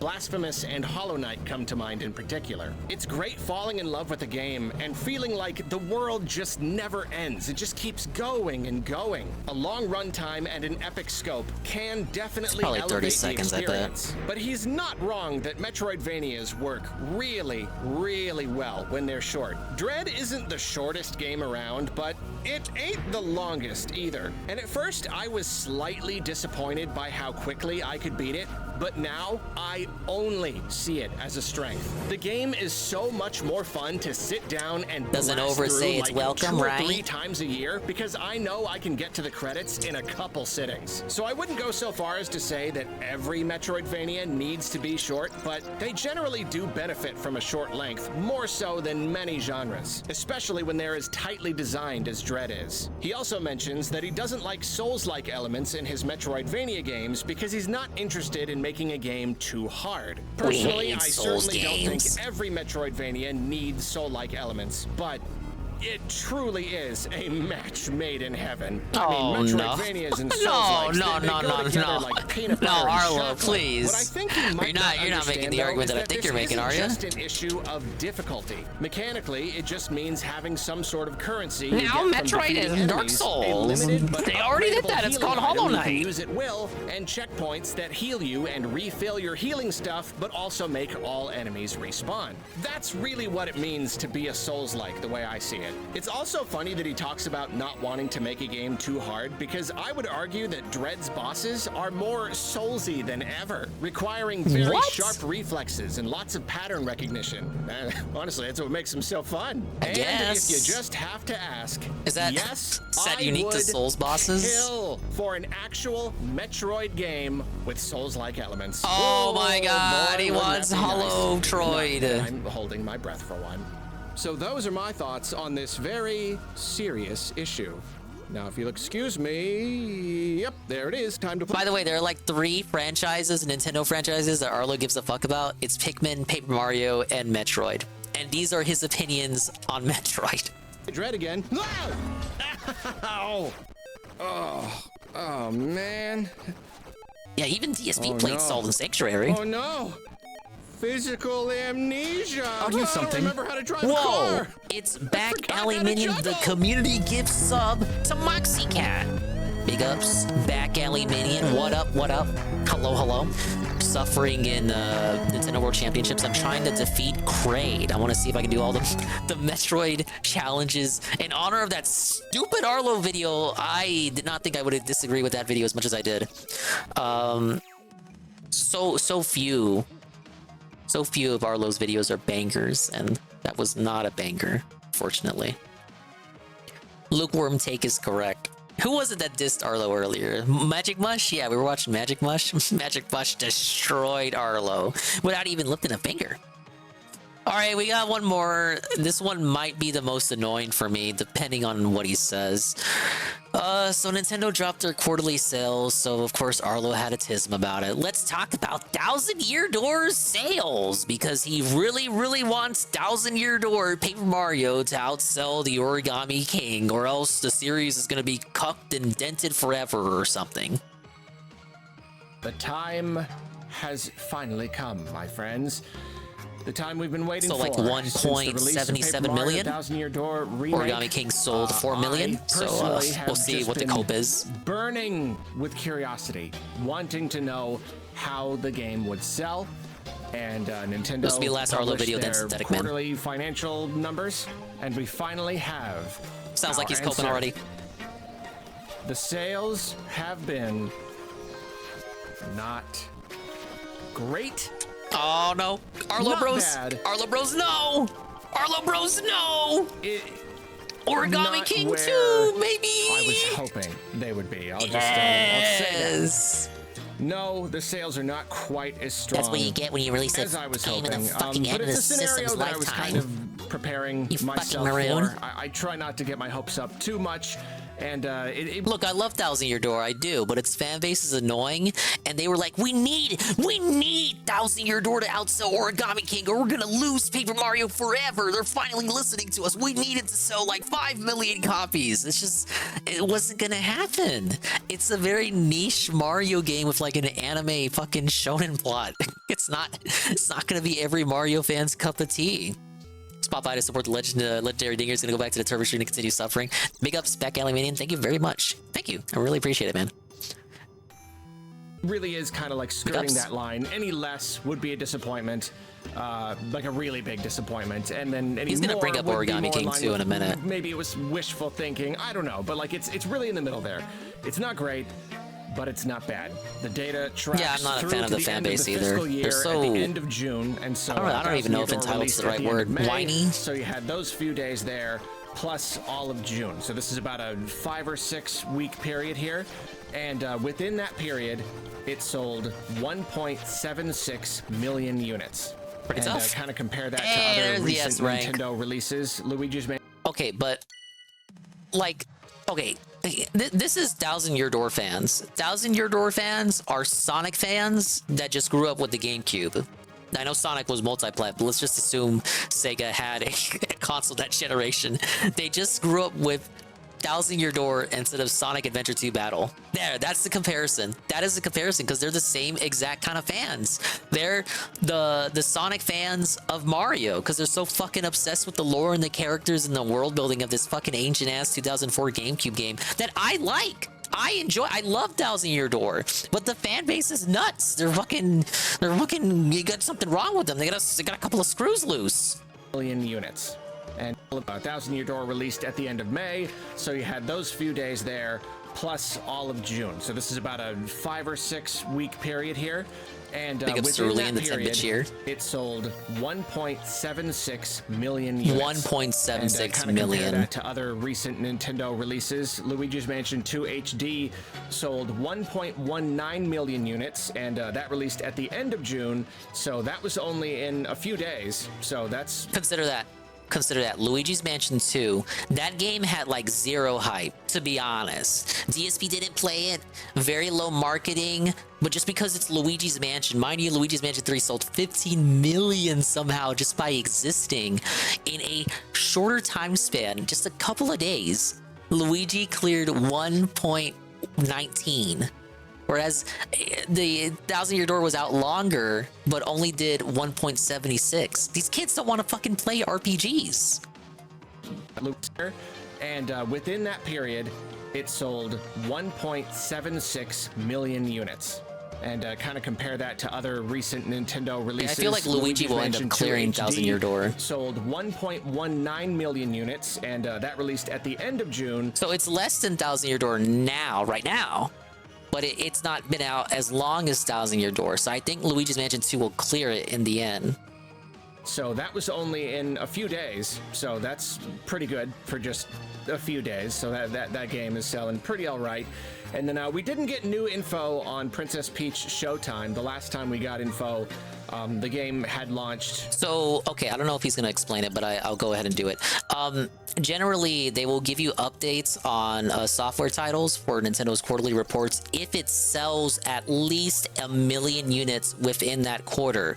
So he mentions Princess Peach did not get an update for sales numbers. That means last quarter, it did not sell at least 1 million copies, which is pretty bad for a game that released this year. I guess people didn't want a Peach game after all. So that was only in a few days, so that's pretty good for just a few days. So that game is selling pretty all right. And then we didn't get new info on Princess Peach Showtime. The last time we got info, the game had launched, and the data we had said it was something like 1.22 million or something. Just barely better than Nintendo Luigi. only gives It still has sales not got an updates update for games that I believe that hit another like million milestone within that fiscal year. So it stands to reason that Princess Peach Showtime did not cross the 2 million Flatlined, mark, no and that's legs. why we've not gotten new numbers. So it seems that sales there have maybe stalled a bit, but I wouldn't be surprised neat, if but unfortunately niche. Luigi's Mansion 2 I enjoyed it for what it ends up was. crossing the 2 million It was a mark bit short. during the next quarterly report. So back to Paper Mario, 1.76 million. Yeah, it's really not great. You know, he's coping so hard. He's not being silly at all. That's how you know. That's how you know. He's not even cracking any jokes. He's so touched. That it was tracking along with Mario RPG Remake and Origami King. That's, really, that's why he's touched. Mario RPG, for those of you that don't know, because it released holiday of last year, it sold 3 million units. Yes. Thousand Year Door could barely do half that. That's why he's upset. He doesn't like Mario RPG as much as Thousand Year Door. That's the real reason. He's probably thinking they should have released it during holiday. that's the kind of the standard I was hoping that it would maintain. Yeah, the standard. The other Mario RPGs on the platform, Super Mario RPG and Origami King, sold very, very similarly. And so, True. like, even if I Origami didn't think King was 4 Thousand Year Door million, was gonna sell Mario like 10 RPG was million 3 units or million. whatever, I was hoping it would at least track along with those, just It kind did of not. proving that there is a market for Mario RPGs of all kinds. And obviously, it's Thousand Year Door, been talking it up forever and saying if Nintendo would only release it again, then they would see that there is a, you know, there's Obviously, a they market have for faith. this Like, I kind don't of know why is this fucking Muppet scared anyway? Like, obviously, they have faith that people want Mario RPGs, whether it's a niche audience or not, because they commissioned within literally a year. We got Mario RPG Remake, Thousand Year Door Remake, and we're getting a brand new Mario and Luigi. Obviously, they have faith in the concept of Mario RPGs, but I can't wait for Arlo to fearmonger and tell us, like, oh no, it's our fault. We gotta go buy Thousand Year Door right now, which you probably should because it's a good game, but not because Arlo told you to. Game. And this isn't to say that there Big isn't a sickle. market for that kind of game, but that's the real disappointment there, was that I just don't know why he has to be such a defeatist about this. Just take the L. Games, even though at first it seemed like it was going to. That's the real All the sales bummer. were digital? It really felt like it was going to. It seemed like it was on we'll see how track Brothership to does. at least match those games or come pretty close. I think Mario Party will do well because for some reason the Mario Party Switch games both have 10 million minimum. I don't know the exact numbers, but they both sold at least 10 million. People love their party games. Yeah, we'll see how Brothership does. But not even crossing the 2 million mark after that long of a period after launch, that does hurt. Even hitting that 2 million milestone would have definitely helped. And it's still early. You know, the game could continue to sell. I wouldn't be surprised if it crossed 2 million during the next, by the next quarterly report. It fucking It is better, or possible, V's not gonna let you hear the end of it. This period of time that is measured here is pretty long. And we have seen time and time and time again that Nintendo games, if anything other than the really, really big system sellers. Yeah, unless it's a system seller or like what they call an evergreen title. So in this case, Mario Kart 8 Deluxe or Animal Crossing New Horizons or either Breath of the Wild or Zelda or just any of the mainline Pokemons, typically don't have legs and they sell best within their immediate launch period. So something like Xenoblade 3, right? Like the bulk of the sales would be right after it came out, and then it kind of trails off to the point where they stopped production of new copies of the game. So that happened last year with a lot of titles that released earlier in the Switch's lifespan, from like 2017 to I think the latest was around 2019. Then a couple of 2023, 2022, 2021 games, like just stuff that wasn't selling, you gotta make shelf space and all that. I know fucking Fire Emblem Engage already is out of production. They stopped the production run of that. There are no new physical copies out anymore, and the ones that do exist are on like discount clearance. Fucking press F. Press F or press S, I suppose. But yeah, I think that's what he's worried about. Like, it gets to a point where the sales stagnate, game has no legs, then they just cut off all physical production of new copies, so it just turns into a situation like that. Because I know deep in his heart of hearts, he wants it to surpass Origami King, just to like prove his stupid ass point about how old Paper Mario was better. But like, sales aren't everything, kid. But I guess they are if they determine the fucking future of the series. Pokemon, Zelda, mainline Mario, all that stuff. Those games, they all have legs. But everything else seems to like come out, it kind of sells what it's gonna sell, and then it just kind of stops. I don't think that's it. That's like not falls off of a cliff, and I don't think that's exclusive for Nintendo games though. Like, aren't all games kind of like that? Or where the bulk of their sales that start and then it just kind of fizzles out? Like, didn't we just get that with Final Fantasy? Where it's like, oh my god, 16 was selling great. Remake Part 2 was selling gangbusters. And then just kind of like, you never get the update. I know ZSP didn't let me hear the end of that fucking story. Oh, I was selling I was destroying it. We were millions and millions of copies. And then after like a month, no updates. It's not unique to Nintendo releases, but I guess because he hyper focuses so much of his content on Nintendo, he kind of thinks it's unique to Nintendo. Just gaming in general. I would say after the initial release period, physical copies taper off, but digital sales will probably stay healthy, I want to say. I don't know. I don't have the digital data, but I can't imagine digital sales really taper off the same way physical sales do, because it's just always there. It's like a completely different ecosystem. Smaller releases like this that Nintendo knew Big like, up it so. was never I'm doing going to great, thank get you for asking. millions and millions and millions in sales. Like, it was never going to happen. And this kind of title does tend to just kind of stop selling. The vast majority of people who buy these games do so pretty much right at launch or very close to launch.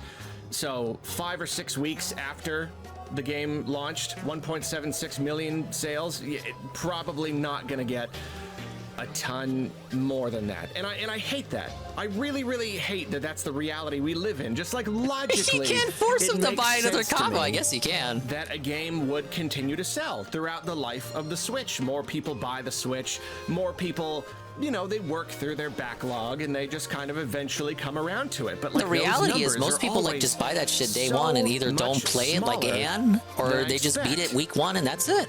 You got And like a that's the ceiling bummer of here. people that are That's just the interested in this thing, shit, is that right? this- Especially if it's a like, niche series. This game might have already sold 90% of the units it will ever sell. See? Even Yeah, like just he gets in it. the He gets first it. And I think month. that's the sad part is It that he might gets it end deep up down but doesn't flagging want to pretty face it. far The reality. behind Super Mario RPG and Origami King. And that's a shame, Ramsey. especially considering how much work Arlo is coping Nintendo because put Thousand Year into the Door did not game. sell well. You know, this wasn't just a simple upscaling. They did a full asset remake. They tweaked the game a bunch. Like, it's beautiful. It looks like a brand new it's a good game. I would hope I that agree. it would sell at least as well as the other actual brand new game, Origami King, on the same platform. I mean, But we do have Origami to King looked consider good other too. things. Origami King might have sold more than it otherwise would have because it Oh, released Cope. Here a it few comes. months Here into it the comes. pandemic, Ah, and we saw yes. how that Ah, affected yes, I video saw game this Cope sales. on We certainly Reddit. saw how it Ah, affected yes. the sales of Animal Crossing and a lot of other. Ah, yes, I saw this Cope everywhere on Reddit the day the sales came out. Oh, it only sold well because of the pandemic. They tweaked the game a bunch. Like, it's beautiful. I It need to looks hear like him a say brand that new without me game. yelling over I him. would hope that it would sell at least as well as the other actual brand new game, Origami King, on the same platform. But we do have to consider other things. Origami King might have sold more than it otherwise would have because it released. All right, but we're in the a reality few where it did months sell well, into the so whatever. pandemic, and we saw how that affected video game sales. We certainly saw how it affected the sales of Animal Crossing and a lot of other games and game series across the whole entire industry. It could be that that number is a bit inflated, and then you Doesn't also have matter, the it's fact still that Cope. Mario RPG released less than Mario RPG did 3 million just during holiday, not inflated by COVID or pandemic or anything like that. It still did pretty well. If Thousand Year Door did 3 million, this pussy wouldn't be talking about fucking COVID. It's fucking Cope. Like, I'm sorry. And even if he is right, like, I'm sure it did inflate sales. It certainly did inflate Animal Crossing, bare minimum. It just doesn't matter. It's just not the timeline we're in. We're in the timeline where it happened. We're not in the timeline where it didn't happen. We can talk about whether it truly inflated the sales or not. Probably did at least a little bit. But wow, it's an Anleet raid. The Anleet Raiders are moving eastward into my stream. Big ups, Anleet Raiders were suffering in Nintendo World Championships. We're listening to Arlo Cope in real time. Real-time Arlo Cope about Thousand Year Door's pitiful Switch sales. Yeah, he can't even appreciate that it sold over 1 million because it needs to outsell Origami King. That's all he cares about. A lot of games would probably kill to sell at least 1 million copies. At least if, like, especially if you release on the Switch right now, at the end of its life cycle. Oh, did you finish the DLC already? I'm not sure how long of a DLC it was. What else was I gonna say? Oh yeah, Paper Mario Thousand Year Door fans love to use copium when discussing sales. So just like how we're talking right now about how Origami King only sold well because it was the pandemic. They also say Thousand Year Door sold only 1 million on GameCube, but you have to understand the attach rate of the GameCube. So they use the fucking attach rate, which is an argument that I never see anyone else use whenever they discuss sales for any other game. It's like, oh, well, it only sold this much. It is a pitiful selling because they compare sales for all the games in the series, right? So they're comparing it to say the sales of Super Paper Mario, which is like 4 million.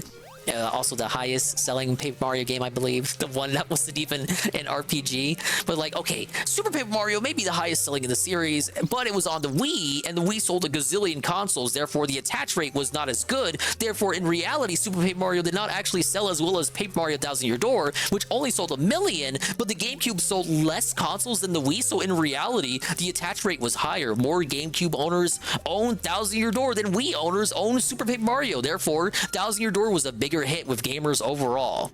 It's the same fucking copium argument. I never ever see any other people do discuss video game sales, which is not often, but I do see discussion from time to time on these video game boards and forums. But no one ever brings up the argument of fucking attach rate, and they bring up this copium all the time because they all fucking talk to each other in their weird little threads and discords. And thank you for the Luigi moment, Shybot. Thousand Year Door is another big, meaty Mario RPG adventure. Oh, you didn't finish it? Okay. And it's coming not even a full year after the last one. And it could just be that, like, there's only so much room for that in people's lives. And you know, that might have affected sales permanently, or it may mean that it will have. I'm curious. Arlo, I seem, oh, this is so weird, Arlo. You know, like, nobody here is going to remember this but me, maybe. But Arlo, this is so curious. I remember an interview in 2016 that made you very pissed off, and you made a big old crybaby video about it. It was a Color Splash interview for Paper Mario Color Splash E3 2016 with Risa Tabata lady. They interviewed her, and they asked, why don't they make whatever fucking idiot was doing the interview was such a fucking crybaby Westerner, was like, why don't you remaster Thousand Year Door? They literally asked, can we get a Thousand Year Door remaster? It's fucking disrespectful. Why did a new Paper Mario game suck? And she's like, she gave him an answer. She actually gave him an answer, and she said, well, the reason the new Paper Mario games are so different from the old ones is because we have Mario and Luigi on the handheld systems, and Mario and Luigi is also an RPG series. And it's like, wow. Now wait a minute. They don't want to have more than 2 Mario RPG series because they feel like there might be a semblance of some sort of overlap. Interesting. Very interesting to see the results of that in the now, Arlo, where we have a Mario RPG game that releases very close to another Mario RPG game, and because of that, sales might be a little affected because they're released too close together, and some people may only have room in their lives for one Mario RPG. It's almost like Risa may have had a point there. What, you guys all shat talk her, and you called her crazy like she didn't have no idea what she was talking about, even though she knows exactly what she's talking about because she was the director for the fucking game, or at least a producer or something. Well, actually, I actually feel kind of, I don't know, a little vindicated. I don't know. Can you tell I really enjoy Arlo's videos? Thank you, Mr. Pun, the 140 stream streak. RPG released less than a year ago. Thanks for Thousand Year Animator. Door is another big, meaty Mario RPG adventure. But he's basically proven Risa right here. Not even a full year after the last one, and it could just be that, like, there's only so much. He's reasoning that sales are affected because the game's released so close together. And, you know, is that not what Risa said? There were too many Mario RPGs. That's why they had to change Paper Mario. Maybe eventually more people will come around to playing it once they've kind of, you it's know, almost like she had a fucking point. Cleansed their palate of that Mario and that's RPG coming from me. I like both thing, Mario RPG and Paper Mario and Mario and Luigi. It is at least worth mentioning, worth bringing up the whole idea that there was a fair number of people who didn't want to buy the game because it ran at 30 FPS, and I'm not going to dredge up that whole argument. No way is this the cope. No way. I can't believe it. Is that the new cope? No, people didn't want to buy it because it was 30 frames. Okay, I cannot deny there's probably a non-zero amount of people who chose not to buy it or chose to pirate the game because of 30 frames. But that is some big fucking copium to think that was a significant amount of people that it prevented the game from selling like 2 million. Like, the game would have sold 2 million if it wasn't 30 frames and if it was 60 frames. Next, he's gonna bring up the trans Vivian thing, the trans ghost. Bringing up the whole idea that there was a fair number of people who didn't want to buy the game because it ran at 30 FPS, and I'm not going to dredge up that whole argument here. He had another cope video about that we listened to. People who might look to that and say, that's why I didn't buy it, so I bet that's why a lot of people didn't buy it. Obviously there's no way to know for sure, but I do not believe that's the case. I really don't At least he doesn't believe it. that had a dramatic impact on the game's sales.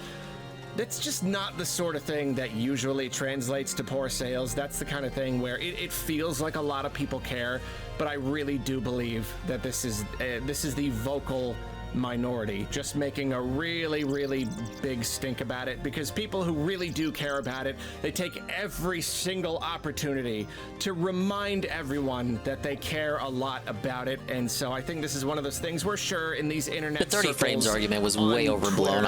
That did not affect sales in the least. News sites and stuff, sure, you get a lot of people that way, but I think your average person, your average video game playing, money spending person is probably not even aware that this is an issue at all.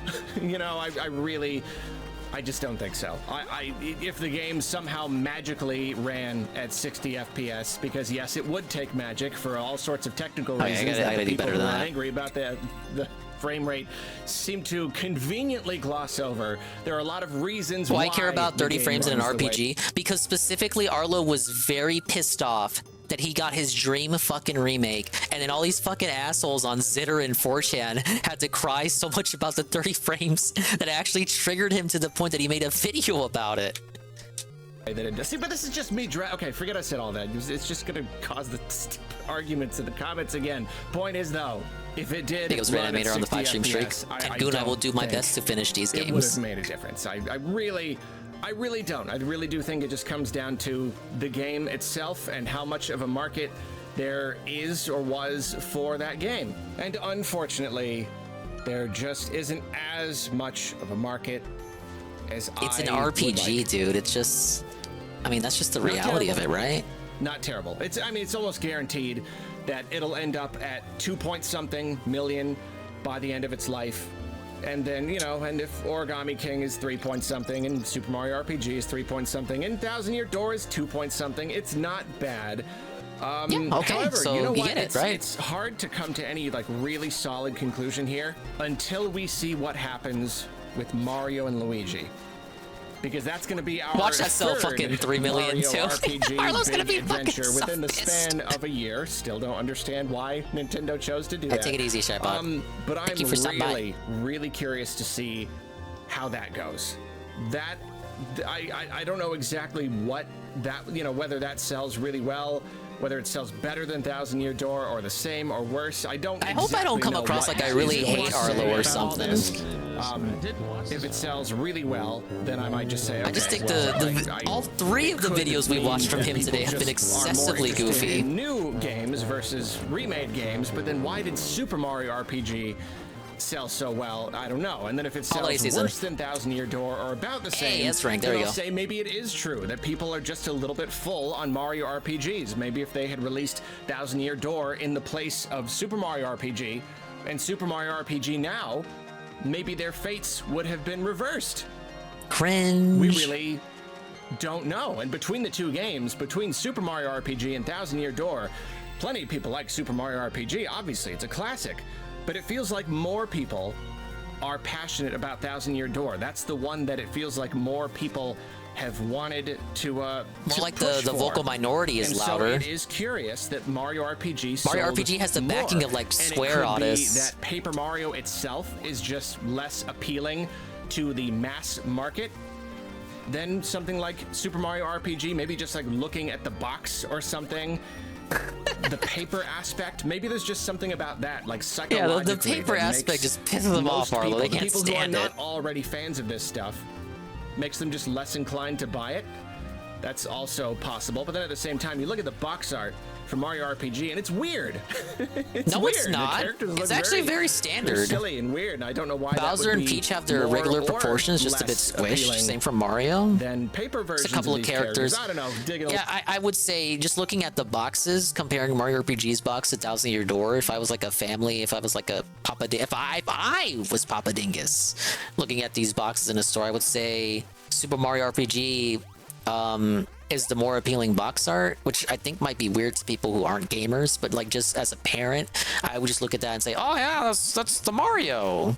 And you know me, I don't know, like I'm a parent, I don't know RPGs, so I just see that and think, oh, that's probably one of the platformers. And then you see Paper Mario and it's all this goofy paper shit, like cartoon. It's like Mario but not Mario. It's like might de-incentivize you to picking that one up. A little too deep into the psychology of it here. But yeah, basically, it's all just interesting. We've got so many Mario RPGs on the Switch now. Right. Oh, yeah. Jay Frosty, you bring up an excellent point. Super Mario RPG was not released in Europe. That is like a shitload of countries, right, that never experienced Mario RPG at all. Massive incentivized boost for Europeans to pick up the remake. Thousand Year Door was released in all territories originally, so it did not have that same benefit. Now, I don't think that was like a huge, I would say more significant of a bump than the fucking 30 frames thing affecting the sales. Correct. But I don't have the hard numbers on that. But it is something to bring up. It is something to consider. Hello, Discord merchant. And we're comparing the sales between them and trying to draw conclusions, and it's a little bit hard to draw conclusions. I really don't know what's up. Draw? Is it because it's Paper Mario? The GPM to be somewhere so lively. It is a bummer. Big but, ups. You know, I will say, Good Star Punk Master. The dual double style raid. Hello. I'm suffering in Metroid. Nintendo Championships. And I'm watching a guy, not a guy, a puppet. A man. A puppet man. A Muppet man, actually. Cry about video game sales. It's my can we call Arlo a comfort cow? No, he's like a career cow, if anything. No, he's not a cow. He's just a guy on the internet that cries just like everyone else. Hello, Wrexham. So A rank. It's not a complete disaster, even if the game is not. Stopped watching Arlo a while back. He needs to go back to his old villain personality, but he has like, I don't know. Is it right to say trolls remorse? He feels bad about his old videos. That's why he's so nice now. Like just fans of the classic Paper Mario style, we want to show Nintendo that these are the kinds of games that we want to see, and I can't be too disappointed because it wasn't just about Thousand Year Door. I love Thousand Year Door personally. I want to see it succeed, but Mario RPG, Super Mario RPG, got stuck in the blocks. That's basically the same thing. It's still like just a really solid turn-based RPG. It's got original characters. No, this is a bargaining phase. Really, that this game is the bargaining phase, Arlo. Maybe Mario RPG is just a better game. Very, very well. And maybe GPM is just the best person in the stream chat because he just re-upped the tier 2. Roo! 6 months for an 11-month streak. And he says, well, he doesn't have any message, but he's gonna type something in a second. Yeah, they should just own it. Own your shit. A flexibility in this department where they. Well, Rebsy, he cries about it because he needs Thousand Year Door to sell good because it will ostensibly tell fucking Tanabe over there at Intelligent Systems that Paper Mario needs to go back to its roots rather than just be fucking arts and crafts adventure-y bullshit. But he takes it to such an autistic degree. Like, obviously, they would not have remade the game, right, if they didn't have any faith in the old Paper Mario formula. He doesn't think about shit like that. Spent years not having any flexibility here, feeling like Mario had to be really rigid. So it did sell well. It sold 1.76 million units. He is comparing it, Goon, to Super Mario RPG Remake from November, which sold 3 million units, and about the same time frame for comparison. Now, you can say holiday sales. We did mention that Super Mario RPG wasn't sold in Europe, the original version, so that's like an added incentive. I feel like both games had roughly the same amount of marketing, but he needs it to sell better than the last Paper Mario on the Switch, which also sold 3 million, and he's upset that the initial sales aren't so strong because and he's right to say this too, most Nintendo games sell well at the start, the initial release, and then they kind of taper off unless it's an evergreen title, like a big title like Animal Crossing or Mario Kart or Mario Party. The sales don't have legs, and they especially don't have legs if they're an RPG. So, Goon, Arlo has all these stipulations, right? So, did the game sell well? I think by most people's assertion, yes. Did it sell what Arlo feels like it needed to sell? In his opinion, not really. Whoa! You owe me one. Yeah, Goon, you do owe GPM one. It's the GPM gifted 1 month tier 1 to Goon. Wow. No way IS would make another Paper Mario if he's fallen off. They need a comeback game. They should bring back a good Advance Wars with a different fucking art style from the last one. Or do Pushmo. Or remembers Pushmo on a 3DS. They should bring that back.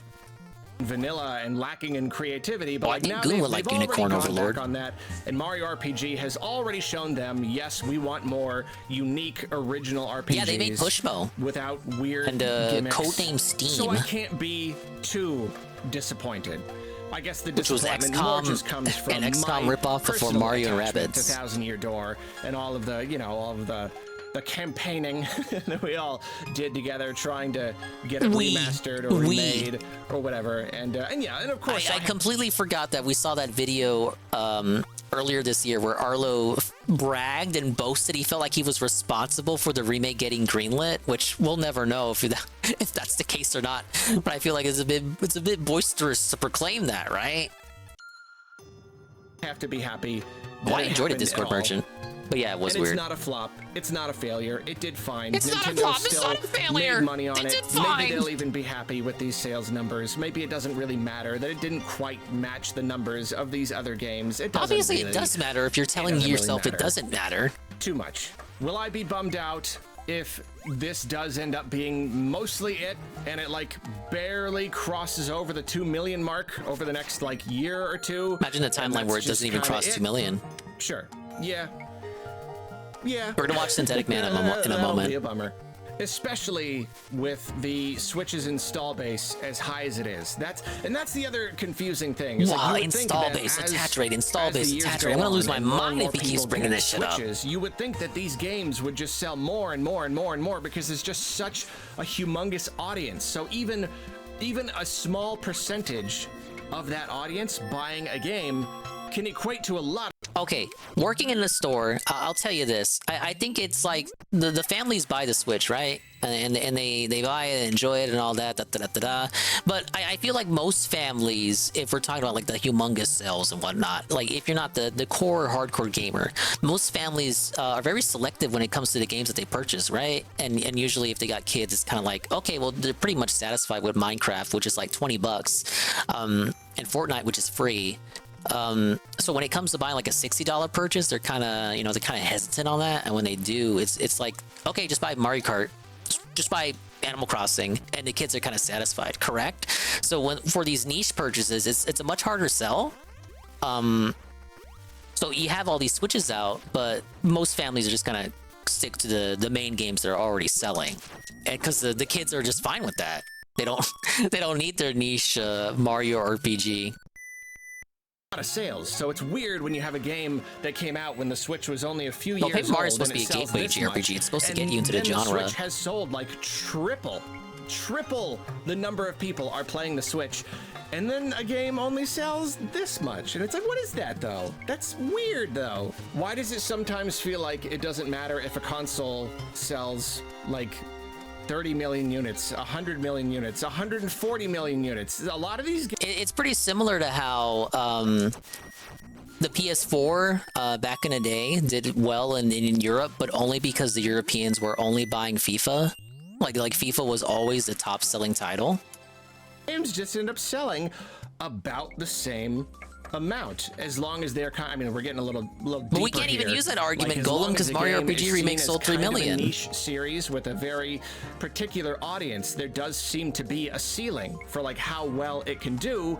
Whereas if you want a game to really break out, it's got to be one of those games that people can just pick up when they go and get their thing at the store. You know, you go to the store and you want to buy a bunch of games. What are you gonna get? You're gonna get the 3D Mario. You're gonna get Mario Kart. You're gonna get Mario Party. You're gonna get the latest 3D I'm surprised Zelda. he You're gonna actually get said Smash. this Maybe right you'll get after I did. Splatoon. But then beyond that point, you might not pick up a lot more. Where Correct. By that point, Arlo, your family has spent like 240 in purchases, and you you're gonna need like 10 more straight A's before you get another $60 game, buddy. it's like the kind of people playing these Mario RPGs might be a little bit more niche. It was a full You're getting remake a lot GPM. more of the people who were already fans of these things, and that is a bummer of an idea, too, even if you do look at the bigger successes of Origami King. Yeah, and only Super PS2 Mario is higher than RPG. Switch right now. Considering how well Mario games have the potential to sell, I am bummed for both of those games that they've not sold more. 3 million is not bad either, but it's also not like great. You know, it's not like really, really super good. It's not like Luigi's Mansion 3 inexplicably selling like, what is it at, like 10, 15 million or whatever by now? Like that's Okay, but that's like an action game. It's not an RPG. I know some people are surprised that it sold 50 million, but it's still, it's not like it's not a turn-based 4 Fragas in a row game. good. It's a much That's easier sell to breakout success. children. Those are the kinds of numbers that you want to see when you've got an install base this massive. But then there's also something to be said for, as a system ages, people get a little bit less excited for each release. Sometimes just coming out near the end of the console generation, it's because people are anticipating the next console and they're not as excited for any of the first party releases that came out from Nintendo this year. Just look at DSP. How many Nintendo games has he played? This one, the one I'm playing right now. That's the only one. Self kind of deflates that hype and just gets people buying less. You know, there were plenty of good games that hit the 3DS at the end of its life, but the fact that it was the end of its life made people just kind of Right, correct. Yes, correct. He's talking about games toward 2017 like Metroid Samus Returns, the Superstar Saga remake, Fire Emblem Echoes, WarioWare Gold, Luigi's Mansion 1 remake, remember that? Bowser's Inside Story remake, I think I said Superstar Saga remake. Like games that are just, they're all great games, but they're sold at the end of the life cycle where nobody fucking gives a fuck, right? And it's the same case with the Switch. It doesn't matter if your install base is gazillions and gazillions of consoles. The hype won't be there because you're at the end of the life cycle. We're kind of just coasting. If you haven't noticed, just like, I don't know, Switch is coming. They're just not super interested in this anymore. And it could be that we're seeing a little bit of that. If Switch 2 is coming next year and now we like officially know it, then like, yeah, maybe there's just fewer people buying loads and loads of games. I don't know. This is just endless wave of speculation on my part. I suppose I should typical wrap this Arlo, up. I guess. I'm gonna keep rooting for Thousand Year Door. I'm gonna hope that it continues to sell and maybe creeps its way up toward, maybe even if we're lucky, past that 3 million mark.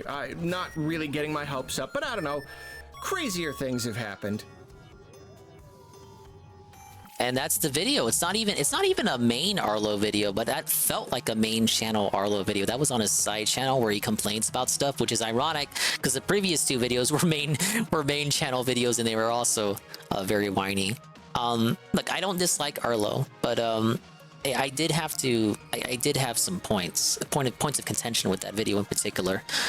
that did truly end up being the one I had the most to say about. Big up Snurgle. Okay, promised main event. The Borderlands movie is truly disgusting. From the one and only Synthetic Man. See what he had to say.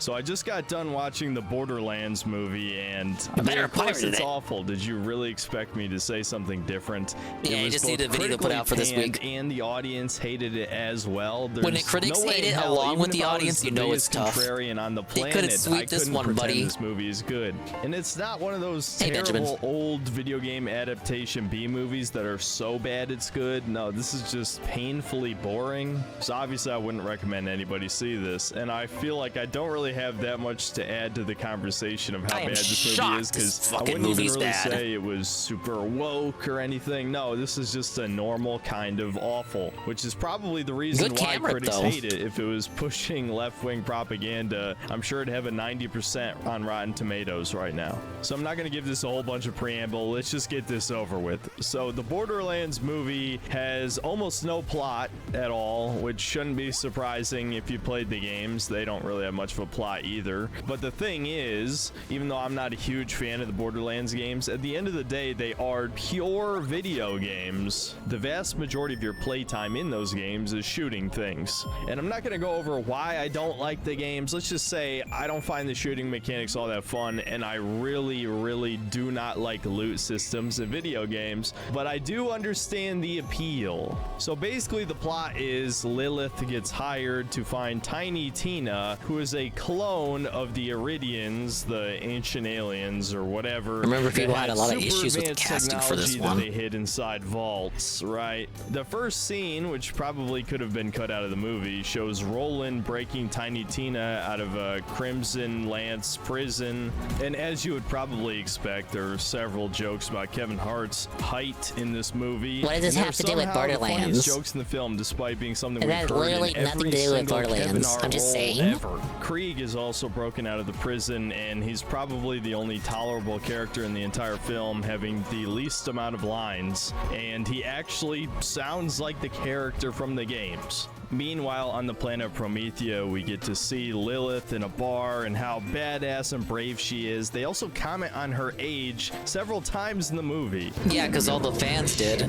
Add on to this the constant close-up shots, so we get to see just how ghoulish she's become after what I assume to be multiple plastic surgeries. And this feels like a very transparent humiliation 55? ritual. All I can say is the longer I watch this movie, the How more old I are the was characters in the disgusted game? by her Certainly not that presence. old. So anyway, she ends up killing some goons. She gets hired by Atlas, goes to the planet Hired by Atlas, the Pandora.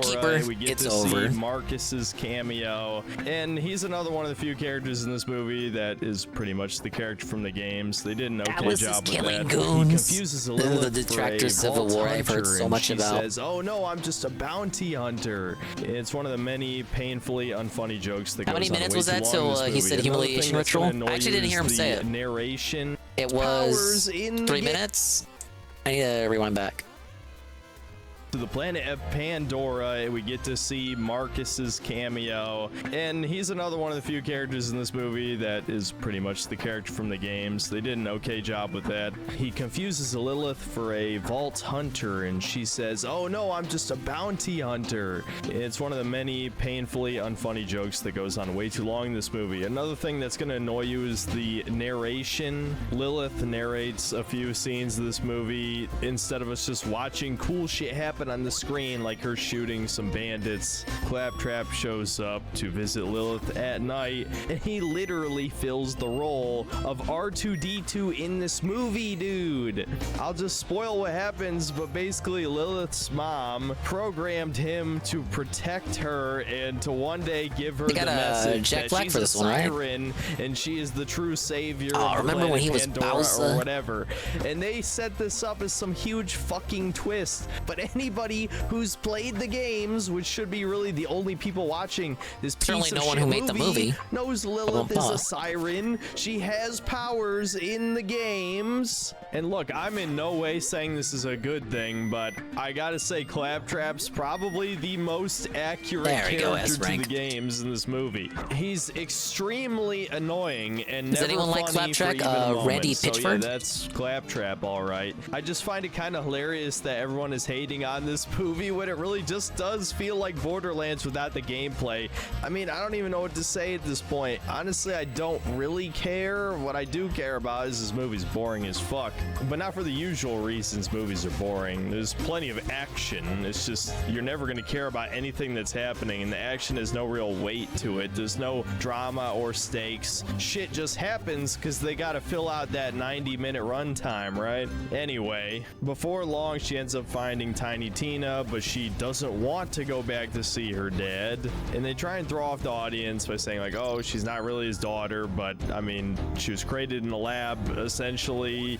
It's really a pointless twist, if you can even really call it a twist. Lilith has to fight Krieg, and before I remember hearing about the long, Claptrap they team voice up actor against thing. the Crimson Lance, who show up. Commander Knox is in this movie. Imagine a few Randy is pretty times. obnoxious I to don't even work really with. remember her from the games except for the name, and her character character is basically completely pointless as well. She just shows up a few times and does very little of value. But Remember his Roland Gamergate comes song? in to rescue No, I them won't look from it the up. Crimson Lance. They drive off. You get to see the shitty scene from the trailer where Tiny Tina rolls the window down and everyone gets covered in piss. Oh, and a little bit of poo-poo as well. That's the level of humor you can expect from this movie. There's a scene that I guess is supposed to be cool where a huge thresher tries to swallow them. Roland shoots some rockets that just so happen to be attached to the vehicle. They drive into his mouth and blast through the other side. Whoa, and they get epic. away No from one's the ever done Crimson that trope Lance. before. Hooray.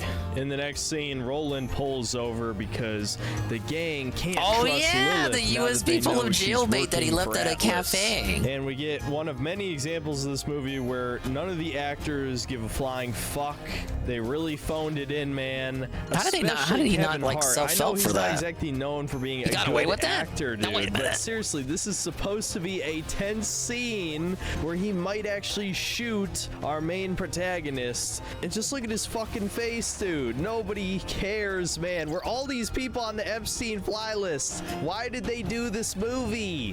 Whatever, we gotta get through this shit. So they drive off to Sanctuary City and Marcus shows up again for some reason. And Bobby Lee gets a Oh, cameo you can't play in a the lot of movie movie footage that's at completely EV, so fucking I pointless. He assume it's doesn't just say anything B-roll. funny. Like oh a yeah, DVD Mad or Mox video. is in the movie and she's a fucking hag too. And it's so funny because she talks about knowing Lilith as a child, which would mean Moxie would have to be at least in her 60s, yet they're flaunting her as some kind of sex object. This movie is fucking weird, ageism? dude. Eli Roth must have a gilf fetish or some shit. I don't know. In the next scene, we see Jamie Lee Curtis as Tannis, and holy shit, she's probably the worst actor in here. I don't know what they told her Tannis is like. You might remember from the games as the weird scientist woman who doesn't know how to interact with people. She's kind of manic, kind of crazy, evil a little bit maybe. But the socially awkwardness I think this is was B-roll the from a main recent character stream he trait. did where he And was so playing Watch what does Dogs. Jamie Lee Curtis do to emulate this? She acts autistic. That's it. I don't know how else to describe it. Maybe She she's barely even autistic in says real anything life. in the movie too. It's just awful. Absolutely fucking awful. And so now that the gang is coming together, we have to team up and find the vault key to get into the vault, which is exactly what the bad guy wants, but I guess we're going along with it. I don't know, man. I was barely paying attention at this point. Believe it or not, this is like almost 45 minutes in. So we have to travel down He was to the that Caustic disengaged? Caverns, which don't get excited because it's not the Caustic Caverns from Borderlands 2. It's just a generic ass sewer level from a video game, but in movie form. And there's bandits down there that are even more badass than normal bandits. And so we get an incredibly unfunny scene where Claptrap has to distract them and he gets riddled with like 1,000 rounds and somehow survives because he's got to be bulletproof, I guess. Despite having no bullet holes in him, he then shits out all of the bullets like you saw again in the trailer. Oh yeah, and they just find the vault key in like a random box, by the way. I think they just gave up at this point in the movie. I don't know, who cares? They end up getting in a huge shootout with all the bandits, and after another pointless, not exciting, and straight up confusing scene, the way that it's shot, you can barely How many even characters see are the missing from action this movie? sometimes. Roland has to quote-unquote sacrifice himself so the others can get away. Of course he survives. I heard but the Rick gang was isn't quite missing. safe That was a yet. Mordecai? The elevator shoots straight up Where's out of Rigby the at? sewers and they're about to all die, but then someone who the gang thinks is Tiny Tina saves them with the phase walk ability, which of course everyone watching this knows Lilith is the siren, but whatever. So now the heroes have Tina's not even in the first game. Well, yeah, isn't it like a case where like they're pushing Tina because she's like, oh, Lil's so random. I'm the Penguin of Doom. Holds up spork. All along, Atlas speaks to her through a hologram. Tiny Tina sees this and thinks that Lilith is working with him, so she throws a grenade. It explodes in her face, and all it does is knock her unconscious. She's completely fine. But Claptrap stays behind because he was programmed to help her, as we see in the next scene. Again, straight ripped from Star Wars with a fucking hologram of the mom explaining the plots. And so the gang ends up at the Force vault, Man. which is just in the middle of a random valley. They insert the key, but they can't open it up. But Atlas shows up anyway, and he's gonna kill all of them. But then Roland shows up and tries to save the day. But of course, Atlas has a shield that is Tiny Tina was the crazy one that gave her her own game, and DSP didn't play it. And then for absolutely no reason at all, Nox betrays Atlas, trying to get all of her men to stand down, and then she's just straight up vaporized by a laser attached to a ship. What the fuck, was that supposed to be a joke? I don't even fucking know, dude. Lilith shows up at the last second. She shows off her powers that she now all of a sudden knows how to use. So Lilith ends up opening up the vault. She gets bestowed her true Firehawk goddess abilities. Oh wow, that looks really. And then there's a huge fight really scene where she kills a shit ton of Atlas's men. I guess this is so supposed to be the big epic climax of the movie, but it really doesn't feel like it. Especially if you played the original game, you know what happens when the vault opens up. And so I was greatly anticipating that as the twist, but no, what ends up happening is Tiny Tina gets taken hostage. Lilith takes Atlas and her inside of the vault. Atlas gets to see I guess they just put Tiny Tina in the movie because they didn't want to wait into the sequel to introduce her. Doesn't look like some treasure trove creative of liberty super there. advanced technology. Maybe they ran out of budget. And then Lilith just takes Tina, teleports out, and Atlas gets killed by a tentacle. Not even like the huge fucking monster at the end of Borderlands 1. Atlas. No, just a tentacle grabs him by the throat and kills him. And then the movie just ends as everyone's celebrating the planet is free from one tyrant mega corporation. Excuse me, what? All right, Dude, but what what's even the the post-credit fuck was scene? this movie? I know it sounds like I was skipping over a bunch of shit, but I really wasn't. Half of this movie was filler, whether it was terrible jokes or pointless action scenes that weren't the least bit entertaining. Barely anything actually happens in this movie. It is just plain old I awful. imagine that's why they Again, push her this is so not one of those much. cases where I could blame it on That wokeness. Tiny Tina's the This most is just marketable. good old-fashioned, But how much does this shit horrific actually video sell? 'Cause, like, the game movie adaptation. bombed. I've heard Like, nobody some gave a people fuck if say Tiny this Tina is was in worse it. than the Halo show. Honestly, I don't think so, because if you had any expectations for this, you're probably an idiot. And the Halo show was something that, although you really shouldn't have thought would be good, knowing what we already knew before it came out, there were at least some basic expectations as to what it would be, and it completely subverted our a lot of expectations, nonsense. to Very put it typical for a nicely. game, video The game Halo movie show that felt isn't a like, spit in the face. This what? just feels like a The really Professor cheap, Layton video game generic movie? Remember Borderlands that? movie. Honestly, if this came out 10 years ago like it should have, this would be more or less this is way too exactly late. what I would expect. Borderlands was like adaptation. this Video shit game early movies 2010s. used to all I be used to see awful. commercials for it Now all at the least we get time. some okay ones, even some decent really missed the ones boat for hidden this. in there. But a decade ago, back when people actually even cared the about Assassin's Borderlands, Creed pretty much movie, every which I video saw game on movie release, was more trash. timely. So I don't know why people are trying to hype this up as like the worst thing ever. No, it's just a colossal waste of time. It's boring. It's got fucking hags for some reason. There's really just nothing appealing about this. There's not even that much to talk about. I almost feel like I'm dragging out this video already, just rambling about fucking nothing. But just like I said when I covered the trailer back when it came out, I knew this would be terrible. Nobody should be surprised by this. And if you perfectly expect something to be awful, It is well, actually it's hard real. to The Professor act Layton movie does disappointed, exist. and It's hard to actually really good. care either. And I was never a fan of Rare Borderlands in the video first game place. movie I gotta W. keep saying that. I think those games are definitely overrated. And if there's one element of the games this movie captures perfectly, it's the horrific humor, dude. Seriously, if you remember thinking Borderlands 2 was funny, play it again. The Warcraft Handsome movie Jack did was the come only out. vaguely likable And it character did in that pretty game, good in and he was the China. villain. I wanted him to win. Well, not I say us. Warcraft, you say But whatever. World I'm of not gonna turn Warcraft. this into like a ranting about Borderlands video. The point is, this movie is exactly what happens when you take the gameplay out of a video game where the only appeal was the gameplay. It's ass. This movie should have never been made. And if they absolutely had to, why is it not like an animated movie or something? At least 'Cause in that would cost too animation, much you could money. capture the chaotic, crazy energy of Borderlands. In They live didn't do action, like this just Warner Warner Brothers cringe. does. They gave you the So, live yeah, it action was Mortal awful. Kombat, but they also I do got nothing else animated to Mortal say. See you Kombat next movies time, that nobody guys. talks about. Y'all bitches need to eat your own butts with your poopy mouth ass faces until you die from loser poisoning like the stupid pus crotches that you is. Huh? Oh, I guess Jack Black had fun with that one.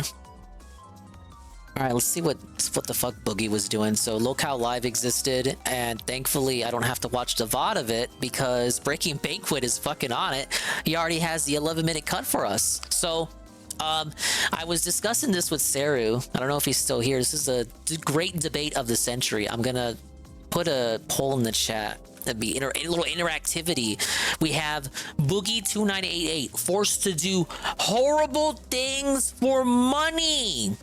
The Lolcow Live upload was entitled Boogie2988 cleans up garbage at the highway or something. That's essentially what the point of the video is. So we're gonna put up the poll. I want people's opinion. Is this a worthy punishment for Boogie? And don't vote yet. Well, I won't start it until we get a little bit into the video. I think certain franchises get away with movie, but Borderlands is just a bit baffling because you can do it as a pure space cowboy fantasy, but it just seems so out of date. It's just, I think I agree with Synthetic when he says it should have been an animated movie. I know we hate Synthetic, but I think that was a very agreeable review there. Okay, we'll play a little bit of this, and then I'll put the poll up. And then you tell me if this is a worthy punishment for Boogie. Boogie on the highway, shirtless, sweating, swamp ass, forced to pick up garbage on the highway. I can't see. I'm actually gonna pass out, man. Pick up the trash topless. Pick up 3 pieces of garbage with your lips. This last 5 minutes. Getting the bottle out. He's getting the bottle out. Oh, there's the bottle. Drink it! We got the bottle. Drink. Parma. Drink. Water. Kick him. Make sure he's alive. Police are here. The police are here. Not staged. Okay, so the police actually did show up, and that was all done live. It was not pre-recorded.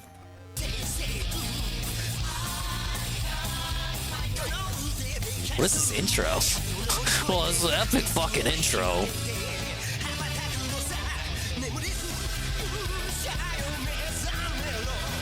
This is like the opening to Anne's stupid middle-aged isekai. Where's the trash at? Give the phone to your girlfriend. It's got the same and start energy. picking. You got 2 hours. 2 hours? There's no way, the dude. entire I'm already stream. high on painkillers that run out in an hour. I told him that he had to be on the side of the highway and he had to pick up actual trash. Why is he walking in the highway? Holy shit! Because he's going to get the trash.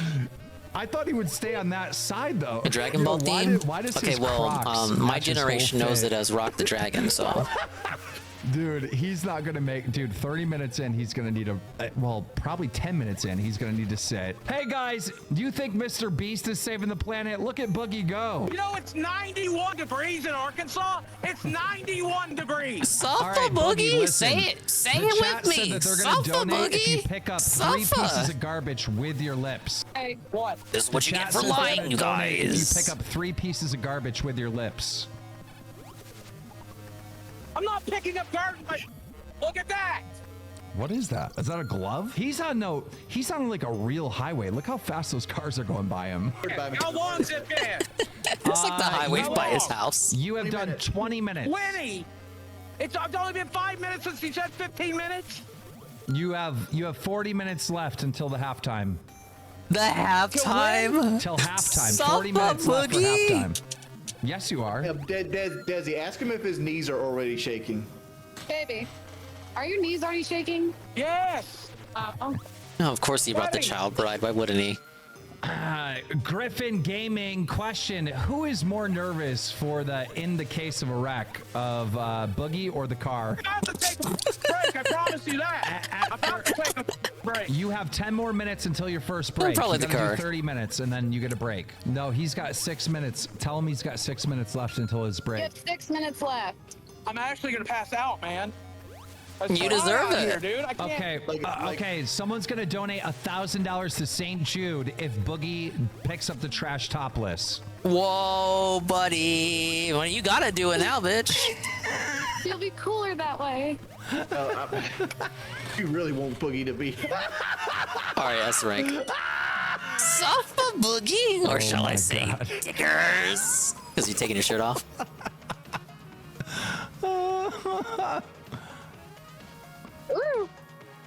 All right, he's got 5 minutes. 5 minutes left. I want trash picked up in this last 5 minutes. Oh, he's falling apart.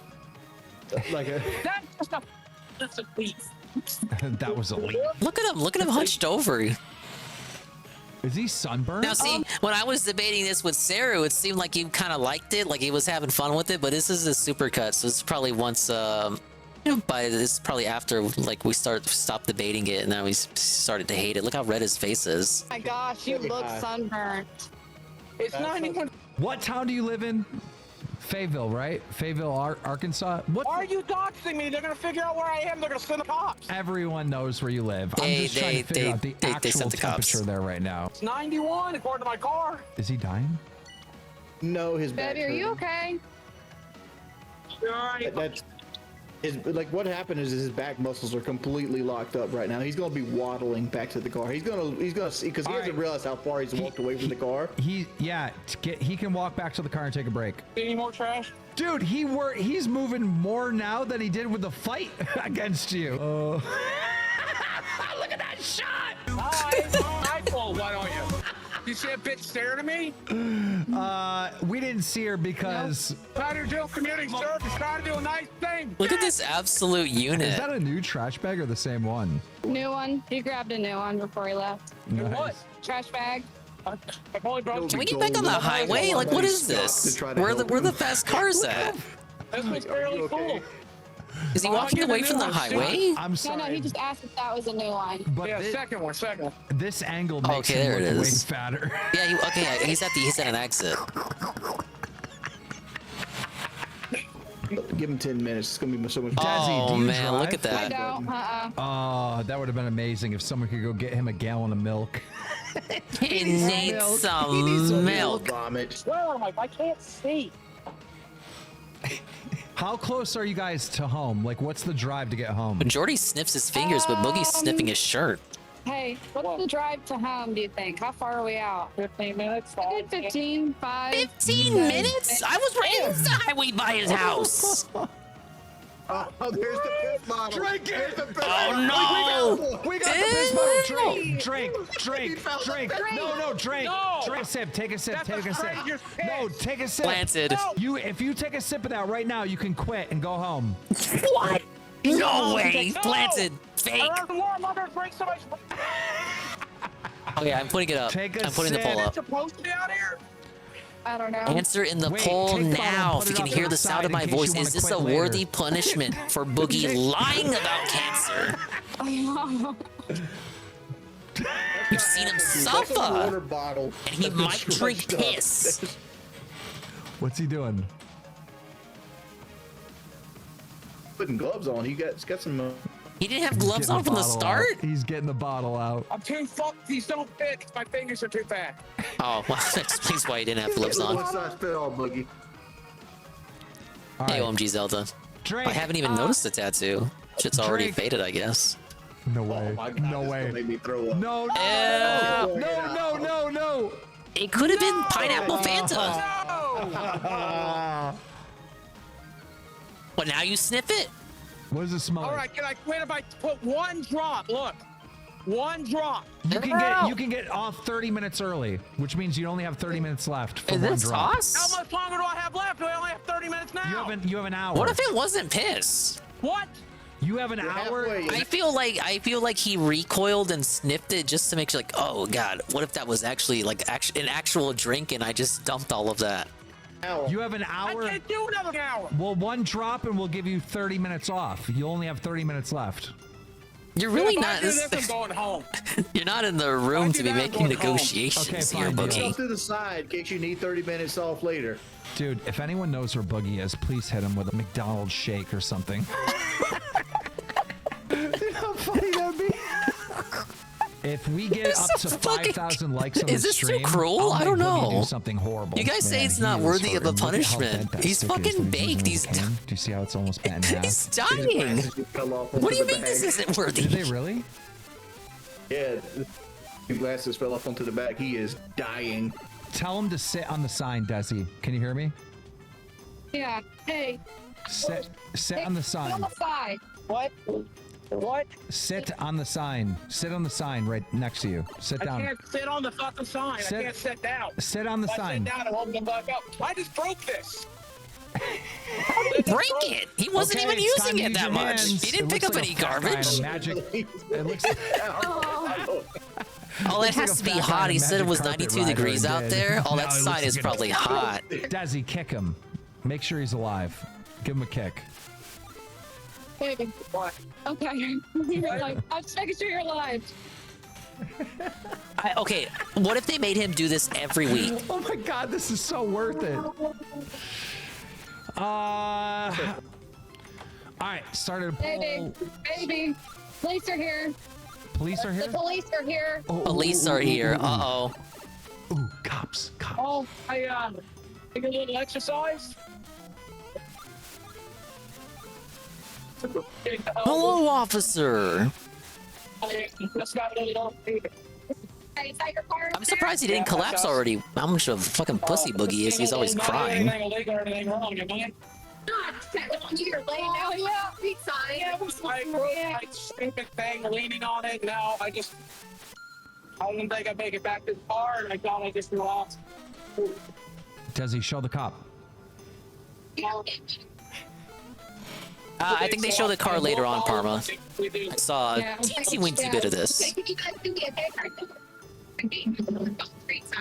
Yeah, we'll move I mean, it's just a fat guy. I would understand if it's just one officer. Boogie's not exactly threatening. You think Boogie's packing heat? Yeah, we're sorry. No, you're good. You guys trading anything? I got water back. I got some water for you. She's offering water. We appreciate you. Yeah. I figure it's not a bad day, huh? Yeah, that's He barely even filled up the bag. Oh, trust me, that's what I was telling them. Friends watch this on Discord. I was always the most dangerous station in the world to drive, you know? It's dangerous. All right, but the officer doesn't know that, Parma. So much you too, man. Look at, dude, no, yo, dude. I said swamp ass for a reason earlier. Bro, look at his swamp ass. Look at his swamp ass. Ah! It's wet. It's so wet. Hey, Boogie, I asked the chat if we could let you go home early, and 70% of the audience said no. You're locked in for another 45 minutes, bud. Suffer, Boogie. Suffer. There's no way. We have to drive to a new location. Yeah. The cops literally wait for us to move. Yeah, just wait for us to move. Okay, look. Does he wipe his face for? How much time is left? How much time is Oh, left? God. You have 45 minutes. Ow. Booger, boogie. If I drink this, Booger. I'm leaving. Looking We're done. away. Yes, drink the bottle. I got your water ready, baby. Oh, God. Oh, no. Oh, no. Oh, no. You got this. You think this is fucking fun? I could get fucking tuberculosis doing this. Drink it. You already have big cancer. This could get You're gonna I'm die doing in a that few fucking years done. anyway. I don't mean to be Fucking sad, done. but that's what you told us. Just say Yeah, what? baby, don't do it. You Do it. faked Do it. having Do it. cancer. Just drink Do it. it. He's saying do it. Up. Up. Oh my gosh. Give me the water. Water. Ew. He did not drink the whole drop. He did not drink the whole drop. But that cop's in her fucking in her Tahoe right now. Like, look at this. That's in the middle. man. I'm gonna throw up. Frozen. It's frozen. Yep. Please. We'll have to ask piece to piece, Pharma. I'm not the medical expert. I'm gonna throw up.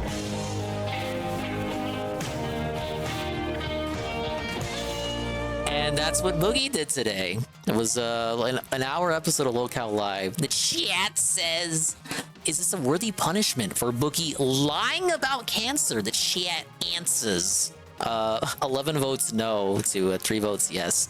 And I was one of the yes votes. I think, okay, if they made him do that a couple more times for an amount of weeks, it'd be all right, I guess. Like, they would have to have him do that more, or at least have him do equally suffering and embarrassing and humiliation rituals. Just have him do as many humiliation rituals that are still humane as well. And it was a yes as well. I think it was unique. I didn't expect him to just like haul ass to a fucking highway and tell him to start picking up trash, because it is community service. He is helping out the community. He's, you know, that's not something that most people do, right? Unless you like, the people who do that stuff are like forced to, like, maybe they do it as part of like they're doing time or something, or they do it for like a school project, or they're part of a volunteer group. It's like not something that most people would go out of their way to do. So it is a good thing to have Boogie do that. So we should have Boogie do more of that. So like, I don't know, what would the next thing be? I'm trying to think of more community service kind of shit. Something, I would say like take out the trash, like be like a garbage man, but he would actually need clearance for that, I think. But just have him do that. Just menial community service tasks out in the blazing Arkansas heat. And I think eventually people will not forgive him, but allow him to be back on the program. Did he really pick up that much stuff though? Now according to them, he filled up 1 bag and filled up the 2nd bag. I'll be charitable. 1/3 of the way. Hey, JC. Dinga lives in Arkansas too? Yeah, exactly. That's why I knew what highway he was on. I recognized it. All right, we have something from probably an hour ago. DSP trashes Darish's family and calls them terrible parents. It's probably some clickbait. I'm falling for it anyway. It's only 5 minutes. The hate army trick. It's the hate army, bro. Hate army. That guy. Hate army. Good vibes to Shout out to hate. Shout out to hate. Shout out This is some clickbait. Shout out to hate. Shout out for Darish's parents did not get trashed. They pay him to babysit Darish after all. It's literally from tonight. What? Derek says, I went bowling in summer camp. Some Fridays we would go to the bowling alley. Why? You're supposed to be camping at summer camp. Why would they take you to the bowling alley? Doesn't make any sense. You're supposed Wait a minute. Most of the time, now I gotta cut back. He's getting way too bold with Darish interactions. Most of the time, he just accepts what Darish says. Like, it's just a passive acceptance of whatever remark Darish has for him. Why the pushback? Why the pushback? That was so uncalled for. What the? Phil is so mean. Is this heinous villain Phil coming at you? Why do you do that? Friday field trip to And Lag, it sucks. It's a field trip? Dude, summer camp is a field trip. That's the point. You're in the field on a trip camping. Okay, I need to rewind even more. Bowling alley. Why? Derek says, I went bowling in summer camp. Some Fridays we would go to the bowling alley. Why? Maybe, did it ever occur to him that they just do multiple activities at summer camp? You're supposed to be camping at summer camp. Why would they take you to the bowling alley? Doesn't make any sense. You're supposed to be experiencing the great outdoors, social interaction with people. Why? Instead of doing bowling? Like, why? Do you not get social interaction at the bowling alley?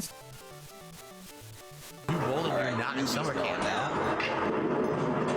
Why? That is a good why. That's actually a really clean why, because he doesn't have any game music on while saying that. It's a field trip? Dude, summer camp is a field trip. That's the point. You're in the field on a trip. Oh my god, it's not that literal, DSP. Why would they take you to the bowling alley when you're supposed to be out in the great outdoors?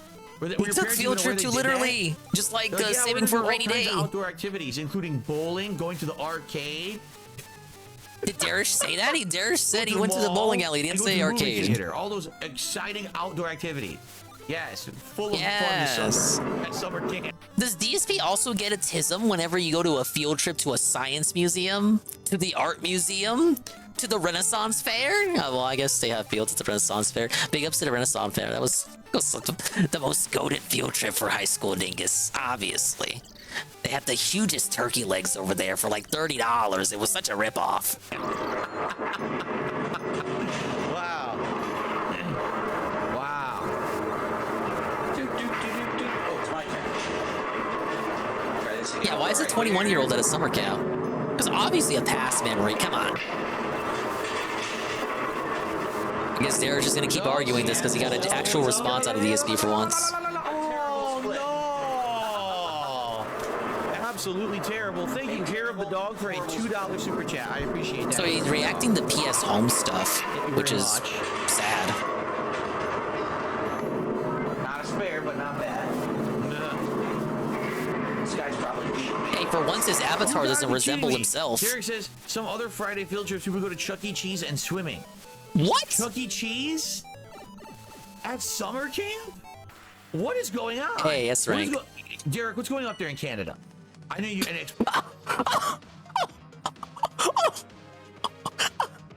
Oh no no no no no no no! Oh no no no no no! Oh no no no! Darish froze! Oh no no no! No! Swimming. Chuck E. Cheese? At summer camp? What is going on? What is? Yeah, maybe you should ask PvP and Worski, bro. Derek, what's going up there in Canada? Derek, is there some explaining you gotta do? Canadians Something go you want to tell summer us? camp and then they do indoor activities? What is going on? Anyway, At the Gamer says, do you still miss Connecticut pizza even though it's been many years? Of course. There is literally no pizza out here in Washington that's anything like Connecticut pizza. It's sometimes they try to copy and stuff. It's nowhere near it. It's sad. I miss the recipe. The recipe is so good. It's distinct. It has a crispy crust, but it has like a chewy dough. It's got a certain rise to it. The sauce has enough tomato in it. It has a certain flavor. They always have a band of sauce between the cheese and the crust. Is a band of sauce, right? It's always foldable pizza, a big piece. Okay, let's be honest. Charitable dingus here. Is DSP not right? Why are we going to the bowling alley and Chuck E. Cheese at summer camp? Brother, at least one of you have been to summer camp before. Why are we going to Chuck E. Cheese at summer camp? Fold it like this, and it's just a distinct flavor to it, and I miss it a lot. It's really, really good Connecticut pizza, and I'm probably never going to eat it again. Because now we're talking about pizza. That sucks when you think about it. Anyway, this is a good place to split apart. Let's Hey, split apart here, everybody. When we come back, there'll be more reminiscing about pizza and doing indoor activities during summer camp. If your pizza is chewy, I guess you live in Canada. All right. Very good. I guess Derek never said how long the camping summer camp was. Very delicious. Yes. All right. All right. All right. Well, hold on a second, guys, because I have to take a leak. If you could mind me doing that for a second, and I'll be back and we'll continue. Thanks to those chilling, and thanks to those who have supported the stream so far tonight. I appreciate that. He's got $50. He better not say anything after the 4K last night. Now, I am not crying. There are not tears down my cheeks because of the 4K. Another hour left, so I hope you guys are ready to keep chilling with me. I'll be right back, okay? All right. Cool. Hold on.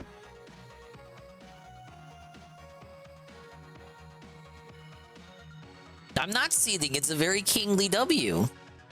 What's he doing? Video still goes on for another minute, so he obviously did something funny. He came back. Hello. Okay, I'm back, everyone. Ready for another hour of chill fun? I hope so. Very chill. People were making fun of Derek while I was gone. Well, that's completely unacceptable. Let's take a look. Oh no! Who did that? Who snitched? Bam, bam, bam. Let's see here. It's like he's looking for a tip when he's looking for someone who made fun of Darish. I don't see that at all. Oh wow, they actually left Darish alone. Ban the person who was gaslighting you. Do it, pussy. I see one. There we go. Oh, okay. Thank you. I got him. I guess Darish. One jerk. All right, Darish was bullied after all. Has been nabbed. We nabbed the jerk. I got him. Okay. Got him. All right.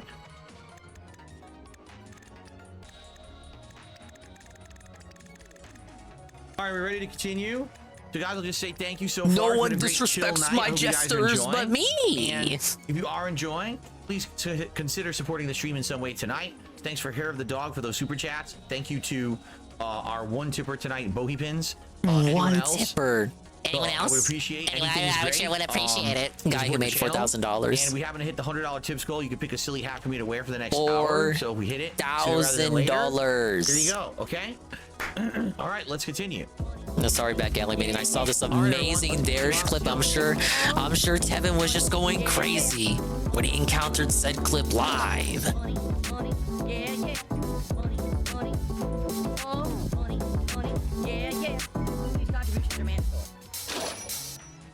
Let me just see this other one. This one's 2 minutes. 2 minutes and no intro. I have received. I have received. It just starts off with I have received. $50 tip tonight from Bohey Pans. Bohey Pans, who also tipped me last night during the incredible React co-op event with myself and the guys from Kino Casino. The Kino Bohey Pans boys. tipped me Ashton and Andy. $50 tonight. Doesn't even say Give them PvP a nice anymore. animation. Just calls him Ashton. Nice and deluxe. And he says the following. Yeah, I've seen it, JC. I was kind of thinking about it because you know, I didn't know what I was gonna watch. I was like, I guess I could watch it, but I feel like everyone's already seen it already, and I've already seen Tevin watch it and Brand Dude watch it. I feel like you kind of know what I feel about it already. I think it was what was advertised. On the rewatch with Brand Dude, I did notice some more sneak disses. Like every time. It feels like a lot of the times when PvP would stop and like kind of speak to the audience and Worski and Phil, in reality, he was actually speaking to Phil the whole time, because every time he would do exactly that, and I counted every time he did that, he would stop the video, talk about something RTU did, and then it'd be like he would just speaking directly to Phil, and Phil would just kind of nod along and agree, or go off on an unrelated tangent or semi-related tangent. But it feels like every time he did that was pertinent and on purpose and very purposeful, as if that was the intention the whole time. Obviously. Like I remember specifically the part with the camera. He's like, DSP, what would you do if you needed money for a camera? And then DSP just breaks off into a fucking tangent about how if he needed the money for the camera, he would do it this way and like do it completely different from Rich and this and that.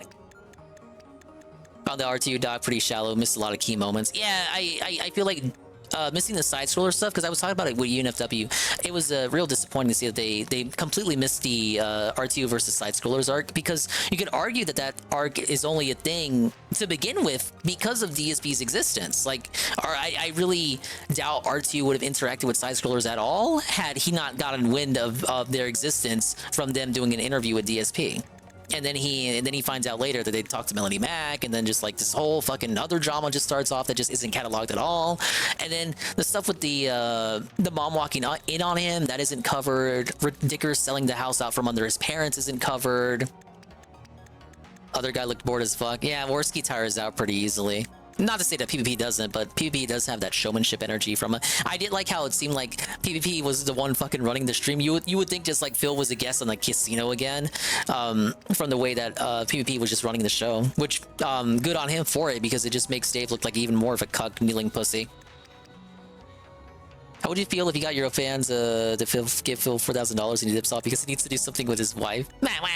Yeah, motherfuckers didn't even get all their tips read out. Look, I don't care that he made money. Like, the reality is, I mean, everyone was kind of just saying, oh, it's just gonna all go to Scopely anyway. Which, to me, I feel like immediately saying, it's all gonna go to Scopely anyway. Like, it's kind of like a cope, but at the same time, it's not. Now, in reality, is all 4,000 of those dollars literally going to go to Scopely? The answer is yes, but not all at once.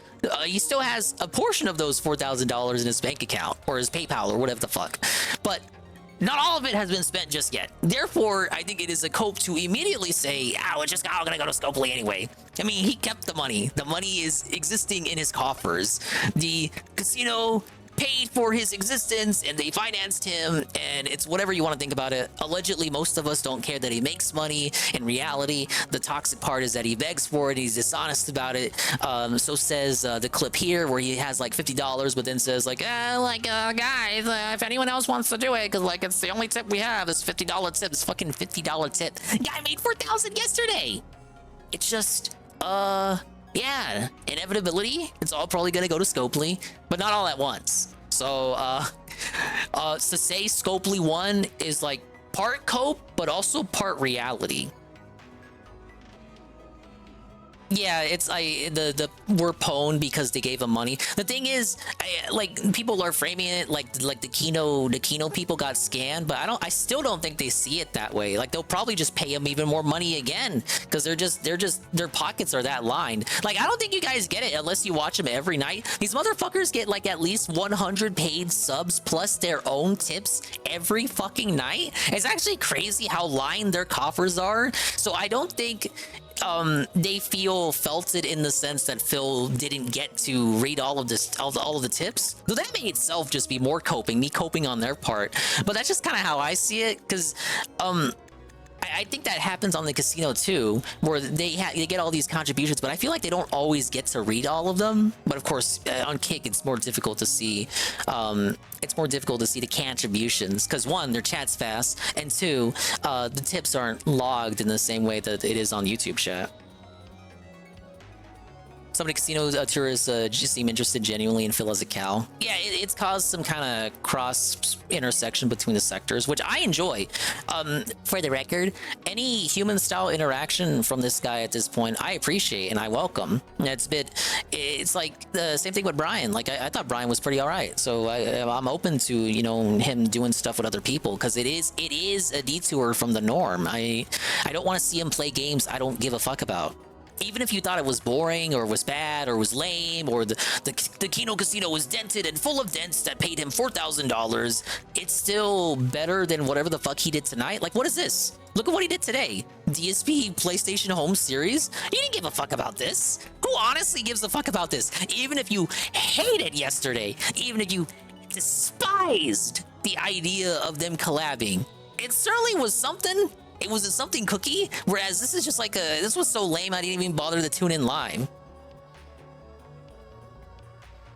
Just joined to hear Dingus in full sweep mode. Hey Bache, we called you out earlier for the #1 you got in last week's championship. You beat me by a couple of milliseconds, but apparently all those milliseconds made all the difference because I was ranked 10,000 or something. It's quite dented anyone spends this much money on grown male adults streaming.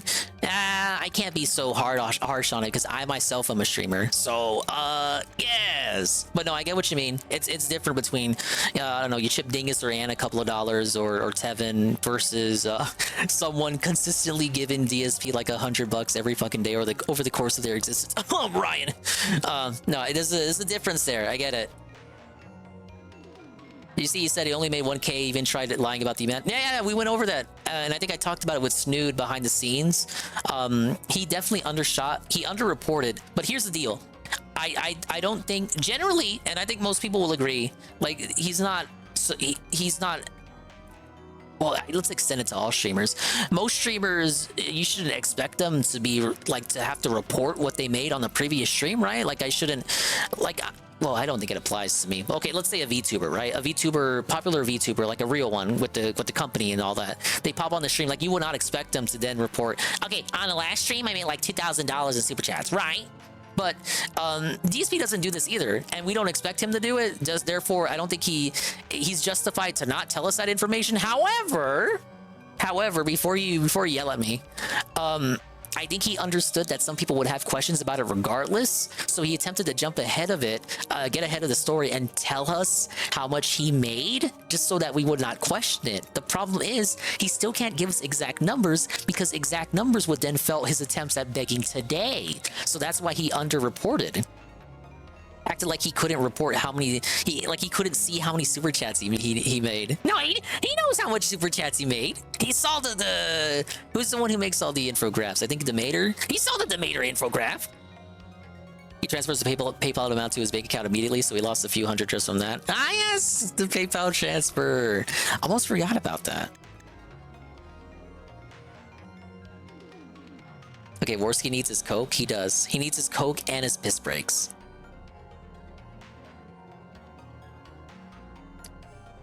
The whole part during the documentary when they were shitting on RTU for the shit he spent money on, when the last stream they were telling Phil, who cares what you spent your money on? And DSP was eating it up and he didn't catch on. Yeah, he didn't catch on at that at all. Who cares what RTU spends his money on? Right, Phil? Instead, Phil just talks about how he would raise money for a camera. They know for a fact that Dave stays up into the wee hours of the morning because he has been in their chat. Yeah. He cuts it short for reasons. Yeah, they did finish it, but they did have it on 2x speed by the end of it. I was watching the Brand Dude restream. He could not catch up with them on 2x speed. It was like, I don't know what the fuck they're saying. He himself is a former fighting game player, says Golem. Will has received no tips whatsoever since he was gone from Stream Elements, Streamlabs. No, that's that specific Eddie B logic. He gets him through PayPal. Come on. But you already knew that. It's kind of funny when the KC tourists were in the thread saying people are jealous of Phil making no 100K, and that kind of exposes how hard for cash you are. 100K isn't a lot, especially in Seattle. Well, you know, DSP, he's got Schrodinger Seattle. He lives in Seattle when it matters and lives outside of Seattle when it doesn't matter. So in this specific case, he can just say outskirts of Seattle, i.e. Renton. Puts the burden of keeping his business alive on his viewers, so even his dents are interested in his money he made daily. True. He made it their issue, so I think it's fair enough for him to not every day tell us specifically how much he made on the previous stream, but just give a general idea of like what the money situation is, which absolutely was not the case yesterday, because yesterday, well, it is already midnight. Yesterday when he tells us he made a little under 1,000 or so, I can't give you the specific number because I'm the guy and I'm the one. Anyway, DSP enjoys getting glazed by men on the internet. Cheers to you, Phil. Just watching your recap video. You were absolutely great, and I'll be checking out more of your stuff more and more. Thanks, bro. It's awesome to see you happy. Thank you, Bohi Pants, for supporting and checking out my stuff.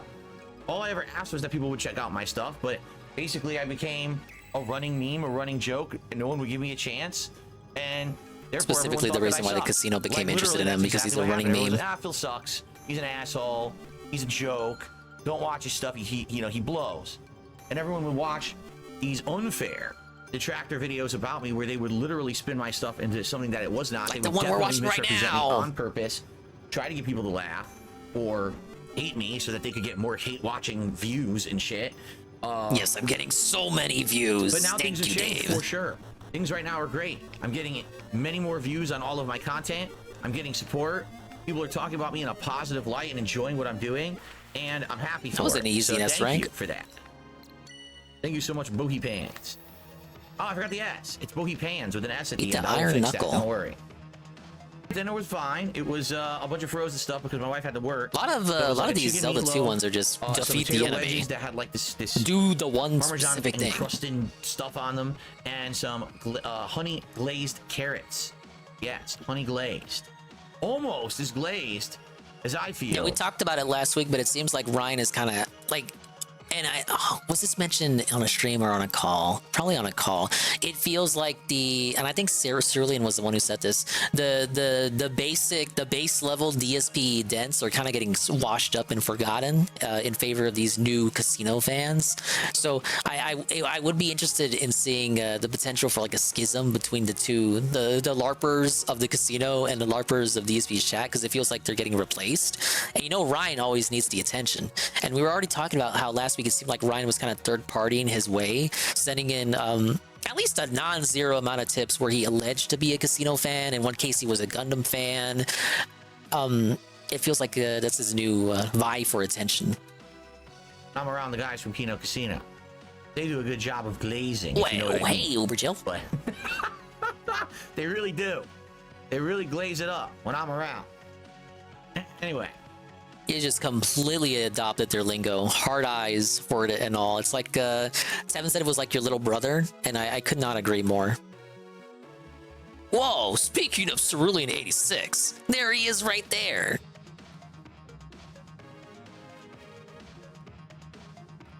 Alright, but that seems to be the updates for the now. I think he's still alive, or he may not be. But what if he was? Let's talk about the one, the only, big ups to Sarah the 10-bit cheer.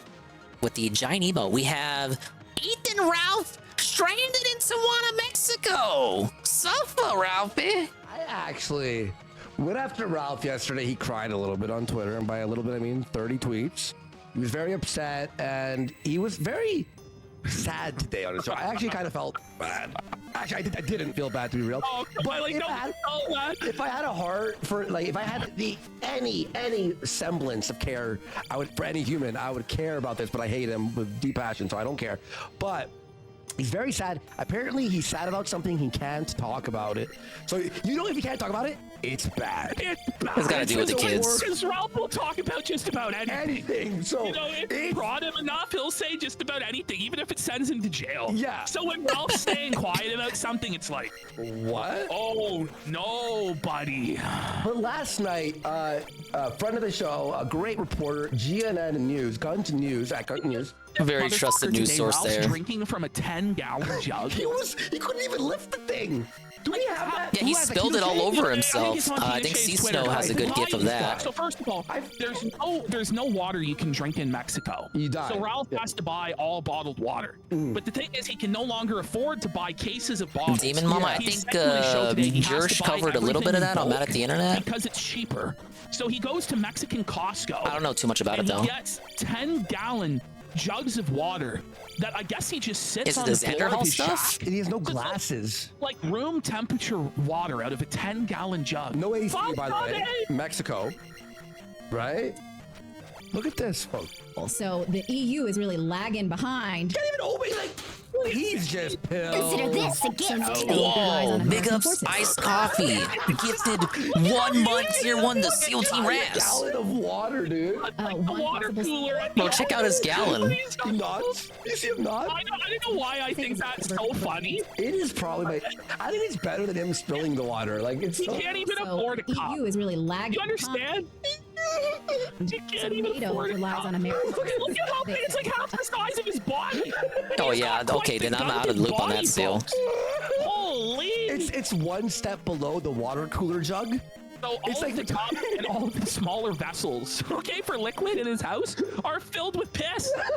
So he's just drinking. Was that the piss Boogie drank? Well, somehow made his way from Mexico to Arkansas. Exercise, right? It's the power of trash. He's gonna get yoked, brah. Yeah, fucking jacked, like, bitches. Well, here is something that says, so if you don't know, if you're new to the show, he, after having a split with his wife, he ended up dating this girl who everyone ended up finding out she was a prostitute. All right? She What a was shock. A lady that Like Ralph could find love in Mexico. He can't even speak the language. Girlfriend experience. And there was different packages. So you'd get like the fucking... The real escort saga right here. The silver, the gold. Ralph She never has had sex various with her. prostitution packages. No, Ralph couldn't afford sex with her. Yeah. Ralph could only afford $50 at a time. Yeah. And like with these whores in today's economy, even in Mexico, $50 isn't even giving you a high job. Or a rub even. Nothing. You're getting jack shit. Maybe a hug?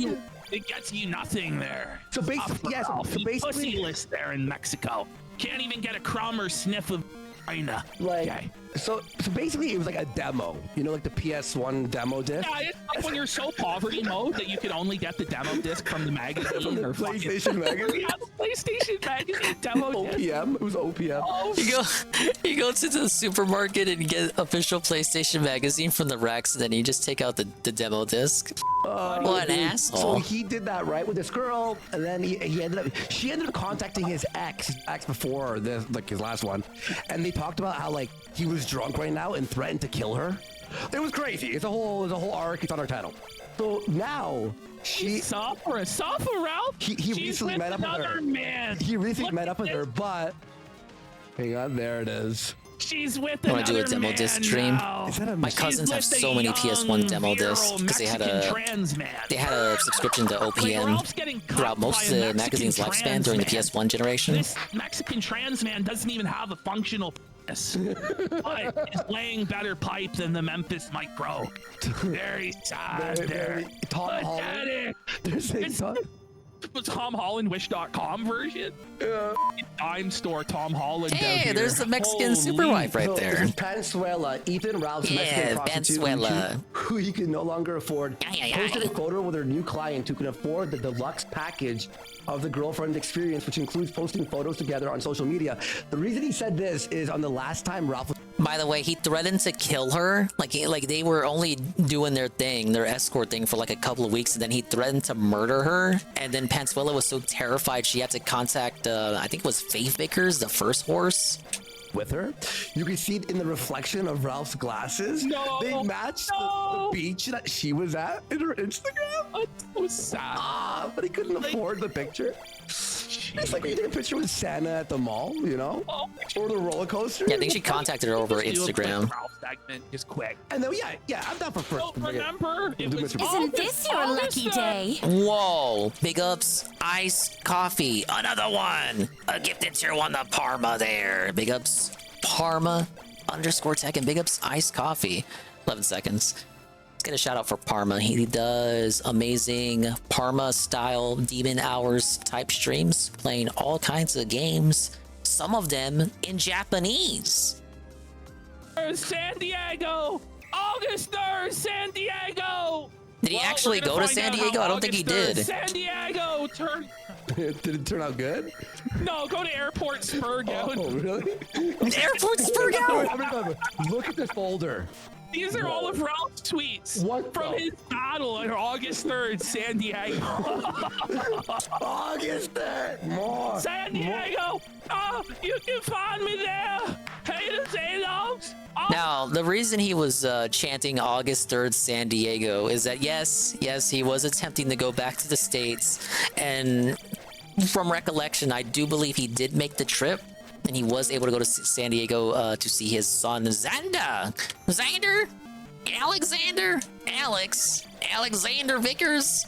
August 3rd, San Diego. For those of you who don't know about August 3rd, San Diego and the lore, Ralph's first baby mama, he has a son with called Xander, which is actually named after one of his original A-logs. No joke. Yeah, Xander of Bitwave TV. Remember when Tevin was on Bitwave? She named the kid after. I forgot about that.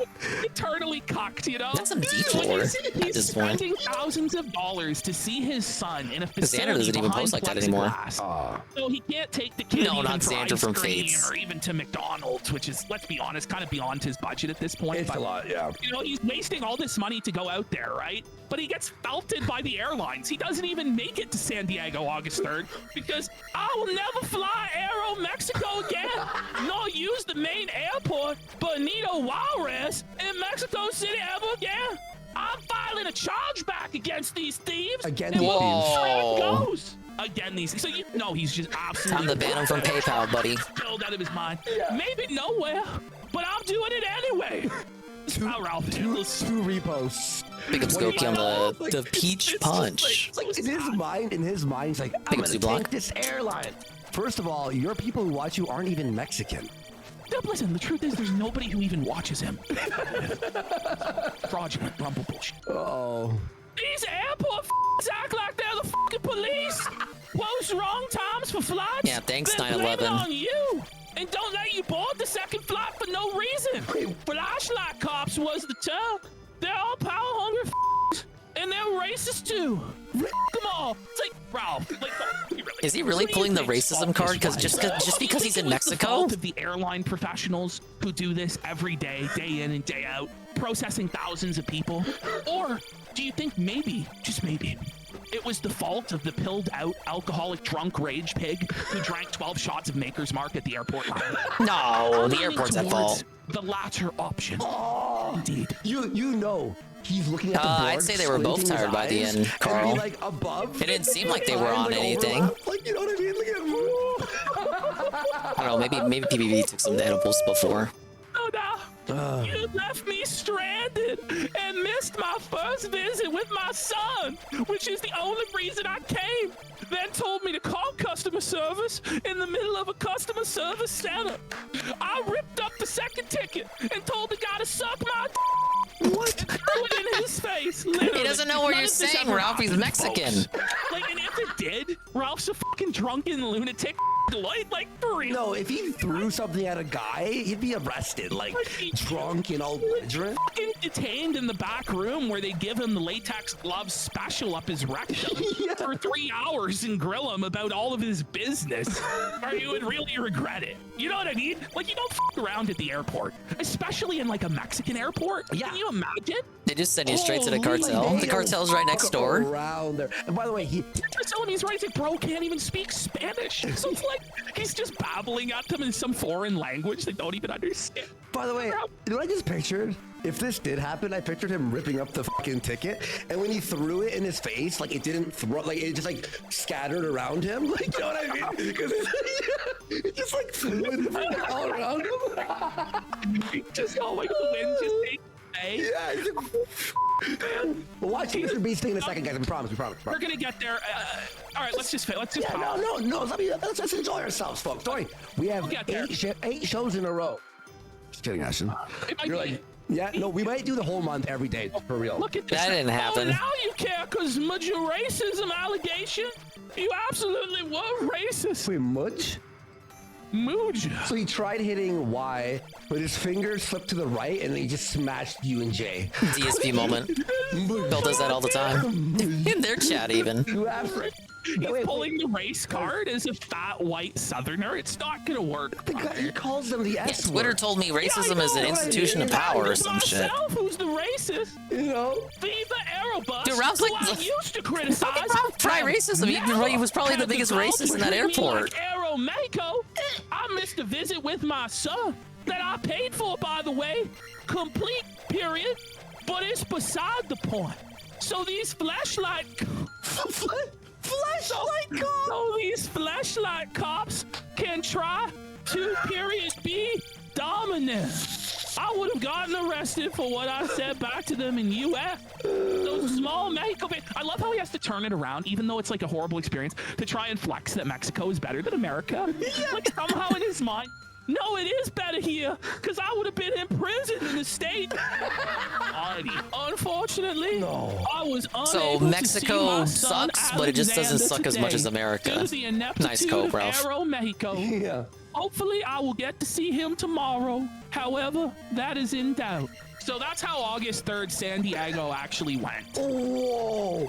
So I don't know. Ring it up. Random. Well, let's see. I think there's a couple more here that are pretty golden. Here we go. The 23-year-old with braces was the ultimate decision. I told him he had been promoted beyond his station and was an idiot. Your luck has run out. Suffer me for getting a re-up from the almighty _Tevin. Wow, 20 months, that's your one for 30 months. And they say, whoa, buddy, I'm whoaing right now. I'm like Crash Bandicoot. Whoa! Well, you know, when he dies, I'm dying from excitement of this almighty Tevin resub, 30 months. And he says, whoa, buddy. And I'm whoaing right now. I'm looping more than Dave. And he says, Phil's fat wife. I can't believe he said that. If you guys missed the pre-stream, DSP. Now, people in the server were so shocked when I said it. But DSP, the guy, he literally said, Phil's fat wife. Yeah, he said, I was trying to remember what exactly he said, but he literally said, Phil's fat wife. Big ups, Heavy Metal Gamer.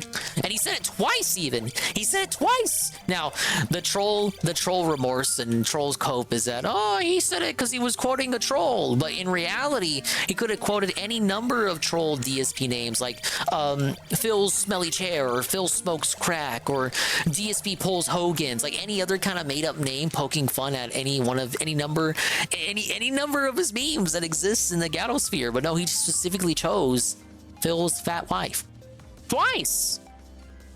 To be slick in airports. Embarrassing. Well, you can say that in Mexico. Hey, Jerry, what's up? That was almost worth the disaster. Like in Ralph's mind. Whoa. Like, yeah, he's learning from his masters how to sneak diss people in his reality. It's gonna ruin his marriage. Because he can say the slur. Whoa. Honey, why did you say I was fat? And I mean it. believe the story. There's a simpler explanation to all of this. He was drunk. He was drunk. Yes. He was drunk. Your Honor, I was fucking drunk, stupid Double bitch. door calmly. Wait, is this guy insane? You know, like, you wonder why A-Logs f with you. I'm gonna censor out. Remember the time he tried censoring out like a phone number? But no, I remember what happened. Why does He Ralph was post this faking shit? A tweet from a family member of mine who doesn't even have Twitter, and he put a phone number and blocked it out. But you could see through the block out. Remember that? And we ended up calling the number, and it was his wife. I'll go see my son this weekend, and these anti-white racists aren't going to Yeah, he's gonna call you Bluey again. Wow. It's not gonna call you Daddy. It's gonna call you Bluey. Go to the next one. Okay. Here he is. Your story. Kinocopter. Everyone follow at Kinocopter. Well, so he eventually did have a meeting. There it is. There. Had a shortened visit with Xander. 65 mined instead of 2 hours.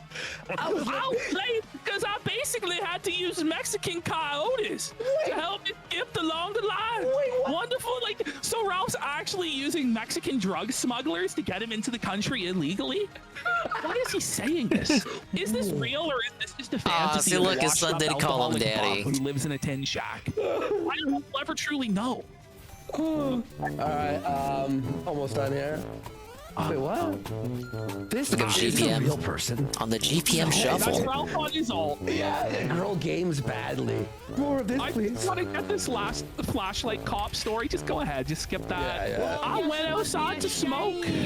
The cig was basically done. Baby 2 puffs boy. left. This flashlight cop came up and told me you can't smoke outside of these businesses. What if my kid was here, senor? I said, I don't give a fuck about your kid, just like you don't give a fuck about mine. I threw the done cig on the ground. I said, your kid Things isn't that here, never happened and for neither is 500, mine. Alex. He slinked off like the pussy he is.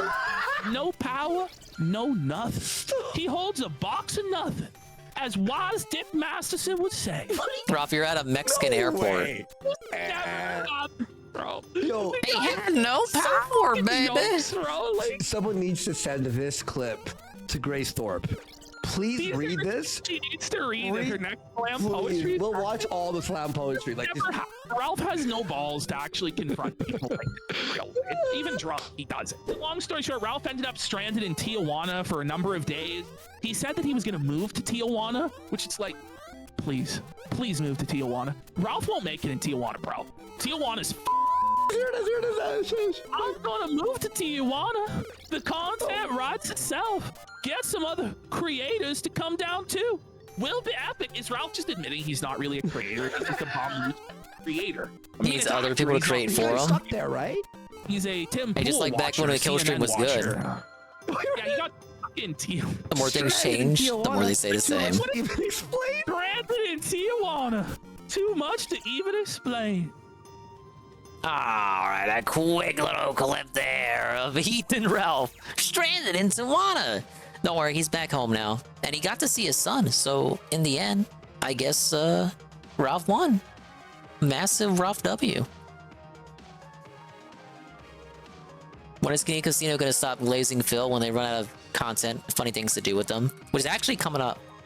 They've only promised 3 streams with Phil, and it's coming up to the end of that. The last thing was the Medicare collab.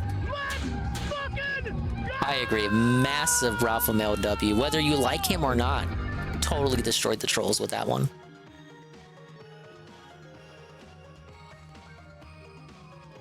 We have a minor one here. Is it all over for DBDR? The guy who plays Dead by Daylight while complaining about his life and being a sub-5 male. He got doxxed and then left the internet forever, but apparently it wasn't even the first time he got doxxed, so many people are wondering why this specific instance was enough for him to leave the internet forever, given that people loved his content, this, that, and the other. Yeah. Wild stuff. We're actually going to introduce Phil to DBDR. Oh, man. Yeah, we do Doomer content now here. I don't know. It's pretty sad. This is like it's a bad introduction to him, no? I mean, this is okay. So DBDR is what Phil is called. He's an incel, and he is black-pilled about it. Yeah. And he believes that no matter what he does, there's no way he could ever get with a woman, and it's over for him. And now his parents are like have gone broke and they're evicting him from the house, and he's having to live in his car. Now I think we can call that a feltoning. We think he's funny sometimes. He's a bit depressing sometimes. No, he's not incel, as in. You guys know DVDR was the first candidate for Dirt Chair. It was not DSP. Yeah. And he's like trying to like preach how the world's over he and sad. About jester maxing and how he used to be a jester. Yeah. So jester maxing is when you attempt to be funny in order to get girls, essentially. Yeah. They make you play as Luigi. We're doing Lost levels, not Mario 1. Yeah. I don't recognize his level layout, man. 23, 24 years old. We've tried having him on our show to like do a third chair for one of the episodes and sort of like sure he's mentioned us and he says he likes us. We made some jokes about him, but it's like, you know, in jest. There's a little light razzing there of DVDR. But should I put it on the song or no? Just play it. No, you don't want to song. All right, play the song. All right, here we go. He says he can see someone saying they're an incel at like 40 years old, but 24? Come on. I know, right? His life hasn't even started yet. He says it's over. He'll never. He believes, Phil. He believes that having a one-bedroom apartment is out of reach for everyone. Yeah. And that nobody can afford to have a place to live. Like, it's actually really sad. It's sad, dude. All right, so let's see. Bit extreme. I can see someone saying, you know, they can't buy a house in the current economy, but that sounds like some cope there, DVR. Say, like, Phil couldn't do this. Like, Phil is amazing. He's got some great lines. He's great. At 24, some guys' balls haven't even dropped, and they're still watching Nicktoons. No, but hear this though. This is crazy thing. So you're on YouTube, Phil. You know how it is, and we do streaming and all that, right? This guy gets like 30 to 40,000 views a video. I need Phil's expert opinion on how it is to be a YouTuber. Well, he makes a Give couple DVDR grand a some month YouTuber of it. advice. He's got to live stream and get the super chat income. He's got to do it. We've tried. We said call us and we'll teach you how to fucking do it. Yeah. And he just like never. I don't know how to DM him. He has no Twitter account. Oh, there it is. S No ring. social. Okay, it was 27 seconds, I guess. We'll see if we can help him here. Here we go. All right, today I want to talk about my last few weeks of living in my hometown. Wrap the gold pole. It's gonna be a journey for me. It's already just so sad. I'm gonna cry, dude. I like this guy. I feel bad for this guy, dude. Oh my god. I've never gotten this far in Lost levels. Like, fun and happy. High-end swimming in the air. Now we're just in this like really sad. You walked into the show when it's the like worst at time the possible. saddest like part. We're at what 7 hours now? 6 hours and 43. So yeah. Especially because I don't really have much of a backup plan. As you know, like over the past maybe like 2 months, I'm gonna, I'm moving, house is sold, already met the new owners. And for some weird reason, I don't exactly know why, but kind of. Wait, did you guys watch my feasting videos? Everyone makes fun of me for those. The feasting. Oh, this was that No, I night. didn't watch the feast. We watched you make fun of the Feastables bar. The feasting videos. Which one's that? It kind of eats, right? Like food. I'll say this: the funniest thing you've done. I laughed so hard. One of the did a feasting with Phil episode during my marathon. No, I didn't see that. I seen you eat noodles like a few years ago. I watch as much of your content as you watch of boil theirs, the Phil. water. You use the water from the what's it called? The water cooler. And you press the red button so it didn't. What the fuck was Miyamoto thinking when he made this level? I'm swimming in the air and the palace all fucked up. You're complaining how they weren't cooked, but they I died, dude. It was the Final Fantasy 15, right? Goki, Cerulean. Never actually I'm saying your name. I'm giving you attention. Because everything's ringing. Like, honestly, man, like that's funny, dude. I love that shit. Honestly, this one's not too bad. Hell yeah, really. Eric, funny. of course. You have to watch. You enjoy when he reviews taking out food. Take out food. Okay. Okay, that's the strat. It'll never You gotta happen, duck. Play Pigeon. I'm gonna cradle Phil's balls for life. What? The blaze will never end. No, dude. So yeah, he goes. If you head to my DSP Reacts channel, just watch the featured video. Oh my It's brand new god. and hilarious. The new HD cam, and I look like a moron. All right, watch it after this. Well, see, there you- Phil's poking fun at himself, folks. Yeah, exactly. Yeah. Hell yeah. Yeah, he's fucking fun at it By the way, himself. Did you watch? It's not cringe at Rich's all. reaction to you, by the way, PSP? Did he see that? No, he came in after, but did you watch it on your own? Buddy, it was. Yeah, I'd forgotten this clip was from that embarrassing, stream. dude.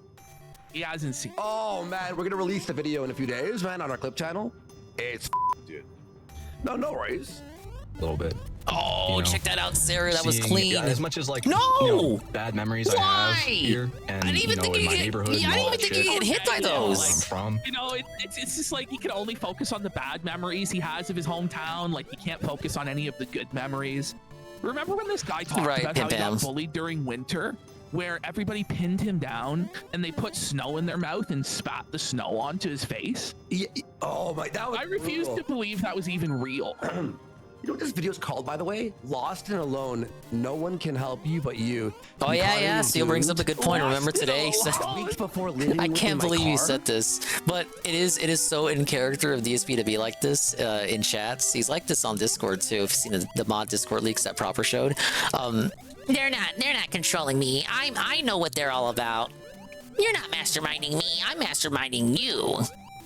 That's how he always copes. He does that on Discord too when he talks about the dents who get banned, or not the dents, but the LARPers who get banned. The ones who always get into trouble. You know the ones we're talking about. It's like, yeah, I just let them exist there. I know what they're up to. I pay attention. I got my ear to the ground on this shit. This is DSP being fully aware of what they are about. No. It's pretty bad. Probably gonna miss my house. I mean, I've been here since I was a kid, pretty much, and there's a bathroom. It was like that even on Twitch too. There's a The worst part about living in your car is having to go poo. When he said, "I got You this have to banker." At 3 a.m. hop into the back seat and get the poo bucket flying. That's I devastating. don't recall the context for this. See if I can find it. I mean, I'm gonna miss it. You assume he's got a poo bucket. Well, what are you gonna do at 3 a.m.? Open the door and can't- shit outside. What? You're gonna just shit in the parking lot? Yeah. I don't know. Chat, I'm gonna make a poll here. Just like when he said this. Is the Planet Fitness open 24 hours? I'm not aware of any Honestly, I disasters. stole that Everything from the is going comment according to section on his plan. video. What did he Some mean guy by knows that? The worst part I about don't living recall in what your the car context is was. at I just 3 have it a.m. saved for some having to get on reason. the poop buckets, like, oh man.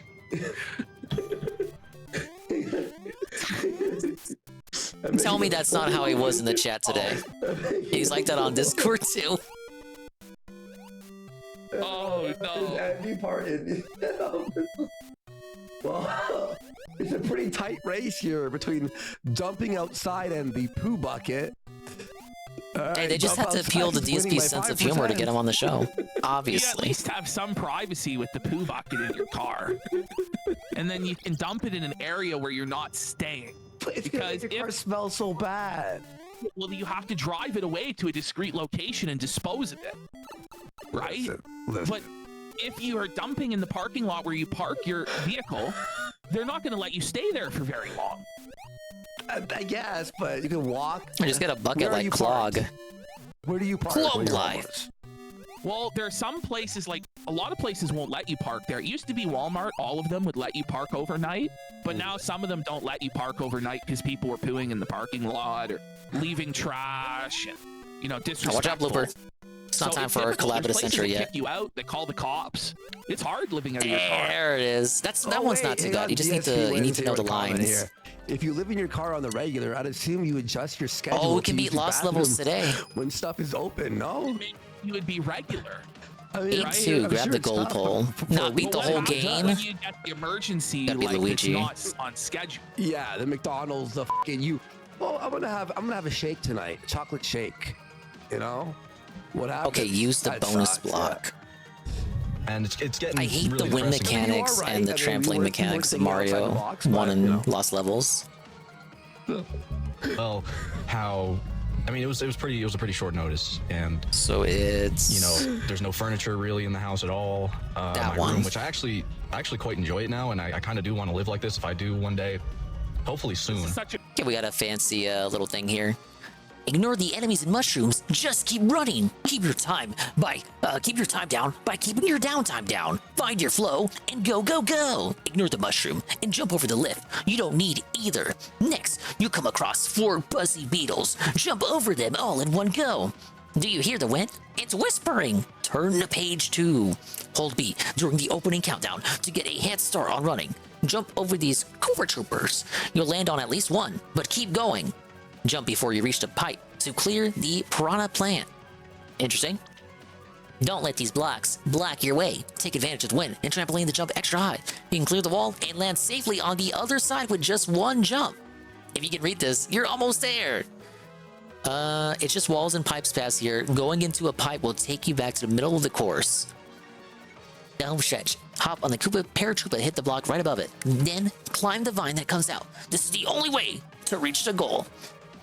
How the fuck would you have known that playing when this game came out? You have to get the secret goal. Miyamoto was on one. Within the next couple of years, get my own place, my own apartment. How my room is pretty much set up. I threw out all the dressers, everything. We motivation. Didn't, sell anything. We just threw everything out of the house, kind of, because we don't need it anyway. I guess it's time for a new chapter and a fresh start anyway. But pause. No. I'm telling you, I hate the trampolines in Mario 1. Stuff is risking Hershey shit. No Mexican or heavy dairy, just rice. Hilarious, Phil. That actually is true, but how come he's so wise? Yeah, and he's like all right, at least let me. How do they work? How does this work? Man, that's true. That is a true statement. That is true. All like the toys I had from when I was a kid. I'm not using that shit. I haven't even. They're all just like kind of rotting there anyway. But my room, pretty much, I'm not even joking. It's just a single mattress on the floor, a foldable table with a TV in the corner, and my Xbox, and that's it. That's my room. I still have the closet. I donated. I gave some of my clothes to homeless people on the street, and just donated most of it. And I don't know. I guess my comfort zone's kind of being, changed. I guess. Well, you don't say.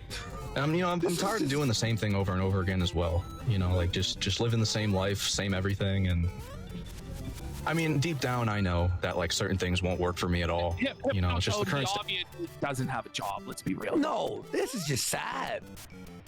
He needed to get a job. Wasn't he living out of his car? Actually capitalize on his, very successful YouTube channel. Like, it's hard for me to believe that he's just going to go into homelessness before firing up a live stream and collecting super chats. Come on, fire up a stream, bro. And Carl's the budget saver. He's on the grind. Making $1,000 in ad revenue a month. Exactly. You should be able to find a room. No. Find a room, like just like a single room. Belted. State of the world. By the way, his Had videos it. don't require him yelling. I didn't think the Completionist Trooper was coming out that quick. Talking a really depressed, monotone voice about how it's over. You just head to the McDonald's in the bathroom and just do your video on your phone there. Go home, get a room. To the Gallows has subscribed. Okay, you gotta delay the A press there. World, just being born as a man. Don't do the English streams if you're a sub 5 male. And I'm ugly. I agree. I really never stood much of a shot with things, and I just kind of have to stop chasing that, that whole fucking. Silly. Like, there are tons of men with red hair that are ugly that can succeed and have succeeded. Like, name one. Delusional. Yep, just fucking. Dream that like, I'm gonna have a family and get a successful job. Did you see that? Yeah, I bet. I didn't even know there was an invisible lock there. The issue is how negative he is about every single thing in life. He's defeated before he even begins because he's already decided in his own mind he can't succeed. It's a self-limiting belief. Oh, and buy a house like it's the 1960s, like. That's just crazy, I mean, I can't believe like when I was a kid, like I would never have thought as a kid that I would have ended up in this place that I am now, in the state that I am not now. S-rank time. Because I had it in my head that, when I was like, 4, 5, 6, 7, in elementary school, I thought that I would move out at 18, even in middle school. A-rank, it's probably 30 seconds. I really thought that unlock and play all lost level challenges. Wow. Back then, Like, it wasn't that different. Anyway, B-Sam is asking if we have a Patreon. We have a Gum Road. The link to it is down below. And the Gum Road there. And we also have all the episodes that aren't on the replays are all there. You could download them all and listen to them. So yeah, man, and it helps support our show. Phil's saying he needs a legally registered address and social security number to be eligible to work on YouTube. He did have that, though. He did have an address. I imagine now he would have to get a lost planning the internet's there. Actually, I don't know. I think you can. You have to, right? I think so. Your parents were able to buy a whole house or an apartment for like dirt cheap, pretty much the price of a car. And I had it in my head that I'd be able to do this as well, but the world changed. What are you gonna do about it? You can't just give up. It really sucks. The world changed, bro, and it wasn't automatic and easy, so I guess I'm just gonna give up, dude. 21,000 views per video.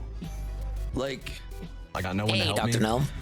Like, why is it And such a Continue to wonder? fish for there S are so ranks many here. people who have it so much worse than him. I don't know what's who in, live in, like, casino third clips world right now. countries with no opportunity. Saw or Boogie they were clean up orphaned from trash on the start, side of like, a they never highway had any earlier. Parents, they never had any support. Apparently not an apt punishment for lying about cancer, sadly. It's At least alright, according too, to my chat. You know, because it's better to just have nobody in your life. You know, when you're constantly being like disrespected and made fun of, you know, all the time, and it's really hard to find genuine, like down to earth, cool people who respect you, who are, you know, funny and who. No, like, his name you know, is treat literally you with respect DBDR. and, you know, help you out. It's hard to find people. But like his this channel isn't up nowadays. anymore. He took it down. He got doxxed. We'll help you. Call us. Just DM Andy Wars. Because as a man, you're told to, you know, shut the DB, fuck up. You know, we'll figure it out, get it together, DBDR, and like Dead by Daylight. all that. I don't know what the R stands Well, for. you're not Regarded? Just yourself. Because he thinks he You won't make have it out to. in the world? You have to figure it out. There's no other choice. Because eventually, if you don't figure it out from the position of being in your car, you're going to be on the sidewalk, bro. And then it's way harder. At least from the car, you still have a chance to come back. But once you're sitting on the sidewalk and at the homeless shelter and the public library, it gets a lot harder, man. So you got to figure it out. You got to go work. You got to do a job. Or, you know, take advantage of the YouTube opportunity you have. I just don't get this. It's very sad. Exactly. All right, S ranked. That was one of the easiest I would say, legend honestly, ones. during the month of June All right, wasn't Lost a very Levels is completely done. productive month for me. We get You know, the after I got out of we get the SP to give DBDR motivational advice and counsel him on Let's go. That's a show. It's like Me- I have thousands of psychotic idiots that try and ruin my life every All right, we day. got another one. That'd be What's great. your Oh, problem? we got another one. Cleared. World 1-1 made easy. Wow. Birdo spits out an egg once every 4 seconds or so. Hop on it, pick it up, and throw it right back at her. Do a squat jump off this enemy's head to get even more height. To squat jump, hold down until the character flashes, then press A. Ah yes. When the bomb flickers, hold it for just under a second, then drop it to blast a hole in the wall. See, this route is longer. Okay, okay, you gotta squat jump off the bird. There's an even quicker strat that I heard from one of the YouTube videos we had watched. Like a viable strat, but you gotta. It's a glitch, and I don't think I can do it. But what if I could?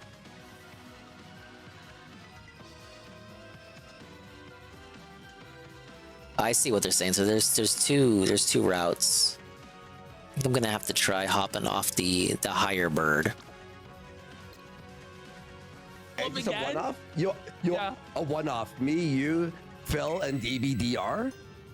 No, that's not gonna happen now. That dude quit YouTube. ESP asked if he's homeless, where does he get this gameplay footage? So he later on in this video admits that he stole this gameplay footage from another YouTube.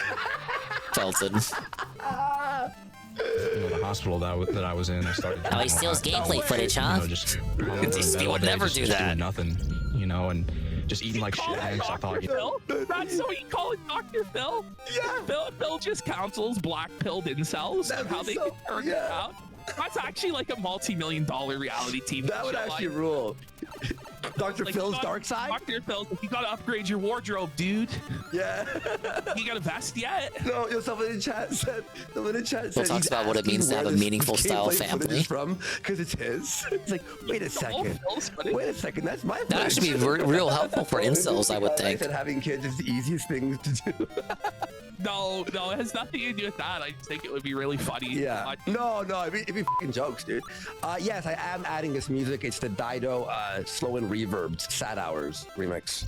You know, I'm gonna be out of here. Might as well just like enjoy getting f***ed up and you know whatever. But during this month of July, I kind of sat down with myself and I'm like, just I gotta get it together, because it's all over, you don't guys. go down that rabbit hole at all. You don't. It's not fun. It really isn't. Because when I'm looking back on it, and even though it was that recently, it wasn't fun.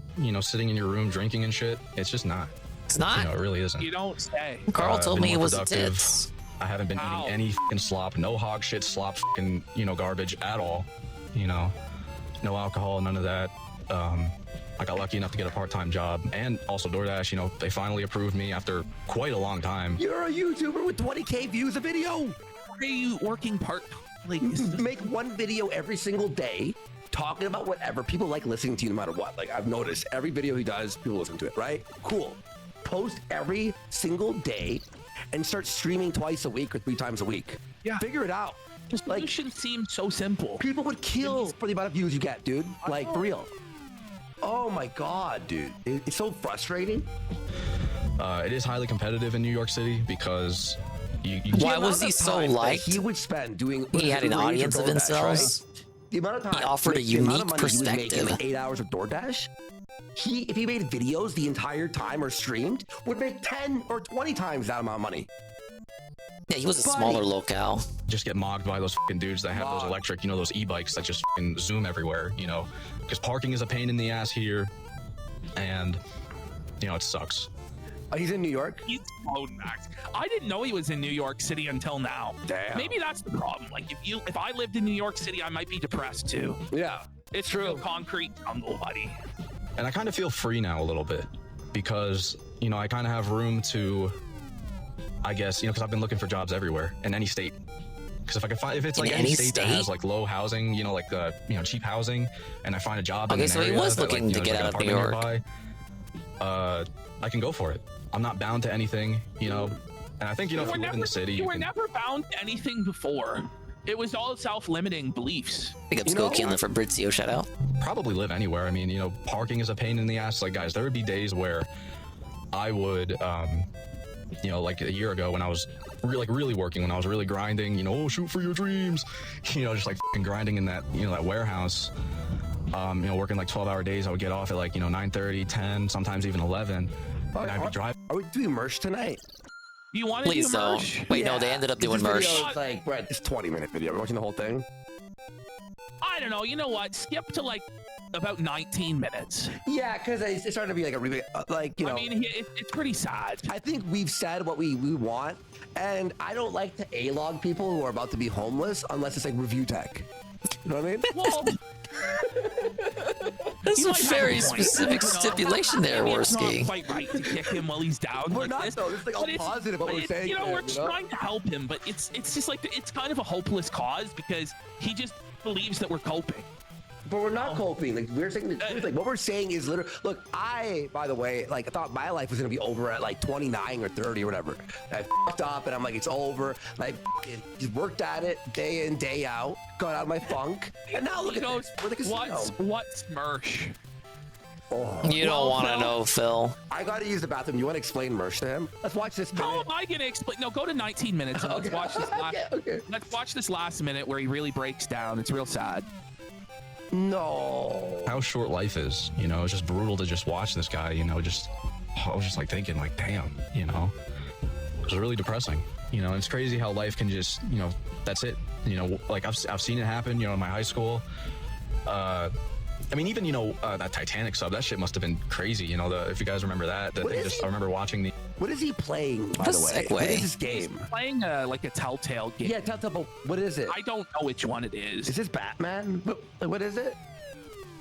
Worski thought it was over, but he stood up straight and said in a clear, confident voice, "We will defend ourselves! Aim, aim, aim, aim! Stay back!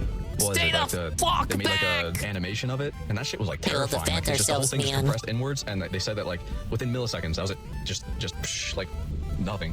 They were gone. Like just literally nothing. No bones. They just exploded. Don't And worry, that's just Phil life, clarifies like, for the rest of the one minute audience you're what gone. game it is at EB. And that's just He's a scary thought, he happens to be what an have I expert ever on this even done in topic. life? What have I even done? Where's Failure at? He liked that guy. Allegedly dead. Like, bro, but I think that's an Like, I'm inside here joke. now. I don't want to like get like emotional, but no, like I'm here now, and like I ask myself, like, what do I even like want now? I actually don't think he's dead. Like, I've what would never actually, seen like, proof that fulfill me, Failure like, is dead. I make feel me like happy? it's just an inside I don't joke. Why are you Figure it out, dude. No, dude. But yeah, Can someone tell me the fucking Can someone tell him to fucking DM me like They say ASAP? Bibble died too. Yeah, buddy. That. Why are you laughing? What is wrong with you? I gotta do this. You're sick. What the f? 24 years. He just now had his first existential crisis at 24 years old. Listen, I've had three of them. Believe in Jesus, buddy. I don't know, pal.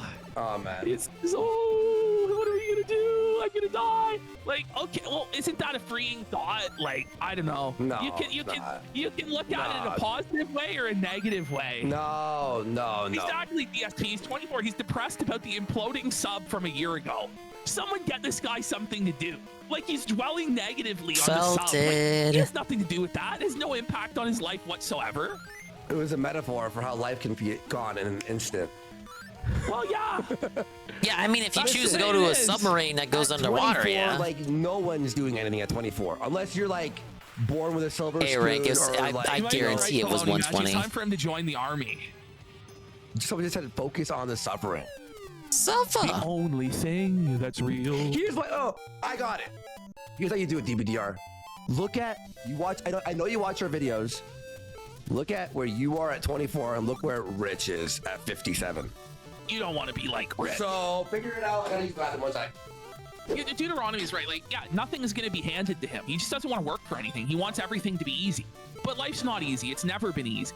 You know, you talk about, oh, back in the day, it used to be so much easier, and da-da-da-da. It still was hard. Even if you think it was easier, you know, it was still hard. Like, working 40 hours, 50 hours, 60 hours, it's never been easy. No, Rich is in his 40s. You know, like, Rich is not 57. And your family dying, and friends passing away, or, you know, there's all sorts of struggles to life, and there always has been. But in his mind is, oh no, it should all be handed to me, bro. Well, DSP, you know, it says at 24 he was trolling people in the Street Fighter community. He had no set True job. story, he was. He was depressed and alcoholic. Life He figures still shit is. out, just get through it, and stuff does get better. It does get better. What a It king. really can get better, but you know, when you What a get into that kingly mindset where, anecdote. you know, and I've been there, it's like, oh, there's no hope, it's never gonna get better. But things can change so fast.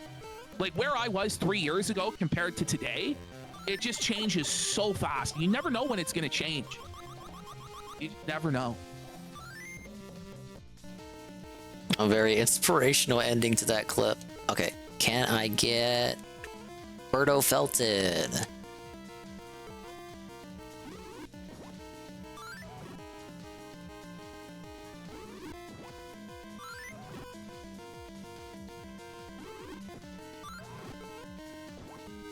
All right, get me in there. Get me in there. Get me in. S rank. There we go. All Mario 2 challenges completed, you guys. Whoa, buddy. Wow, cheering for myself right now. Let's check for the daily wrap. You guys like the daily wrap, right? He didn't do one yesterday. It's midnight, right? It should already be up. Yeah. 52 views. This was uploaded 20 minutes ago, 52 views. You guys are slacking. Recovery Podcast, Great Clip Show, and PS Home React Day. The Daily Wrap, August 12th, 2024. Let's see how this went, I guess. Good evening, everyone. Phil here. Welcome to the Daily Wrap Hello. for Monday, the You're 12th the one. of August, 2024. A fun streaming day for sure. Yeah, I today bet it the was. Fallout I'm gonna eat day cake. from yesterday's awesome co-op commentary react to the Rich from Review Tech USA documentary by June the King. And I had a lot to say about it.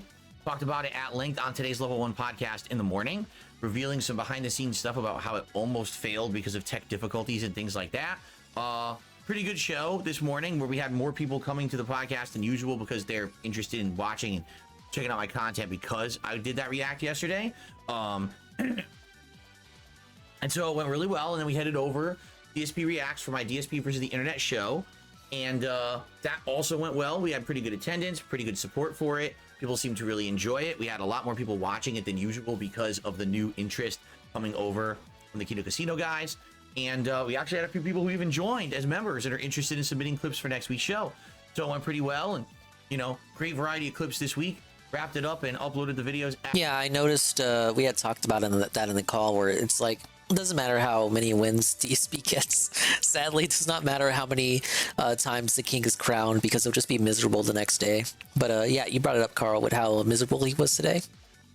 This motherfucker made $4,000 but spent the pre-stream paranoid, justifiably paranoid, he says, because he feels like the casino is going to betray him once his own documentary drops. And they probably will, in the sense that they'll just make jokes at his own expense. Hell, they might even watch the whole fucking thing on their show. Like, who fucking knows?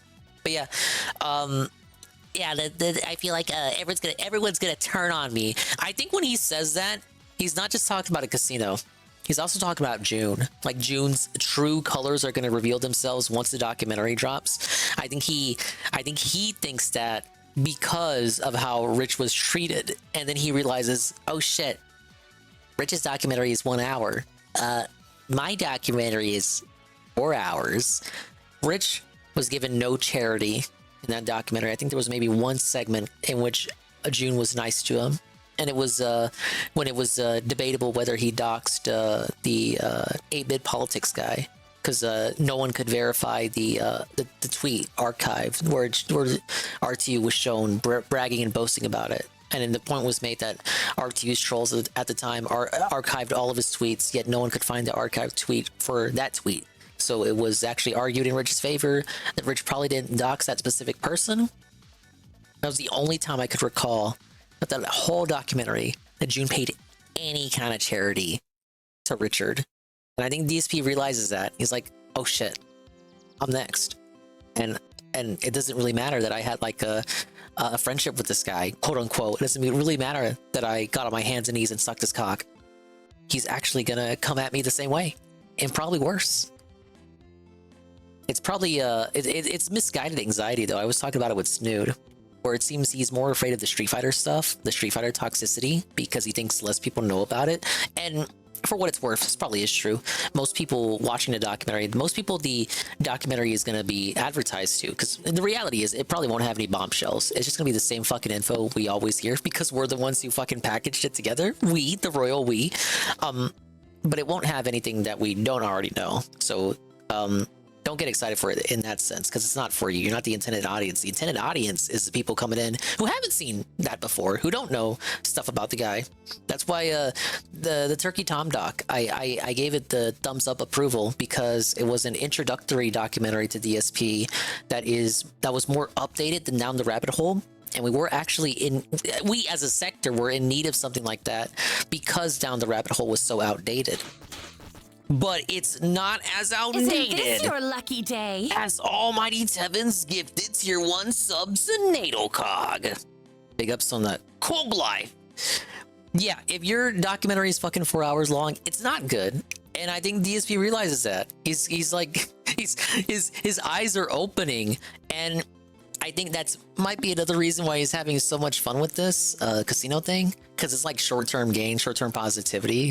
He's trying to feel like a human again, he said over the... Excuse me, my apologies. He's trying to feel like a human again, as he said over the weekend. These guys make me feel like I'm a fucking human, man. They treat me right.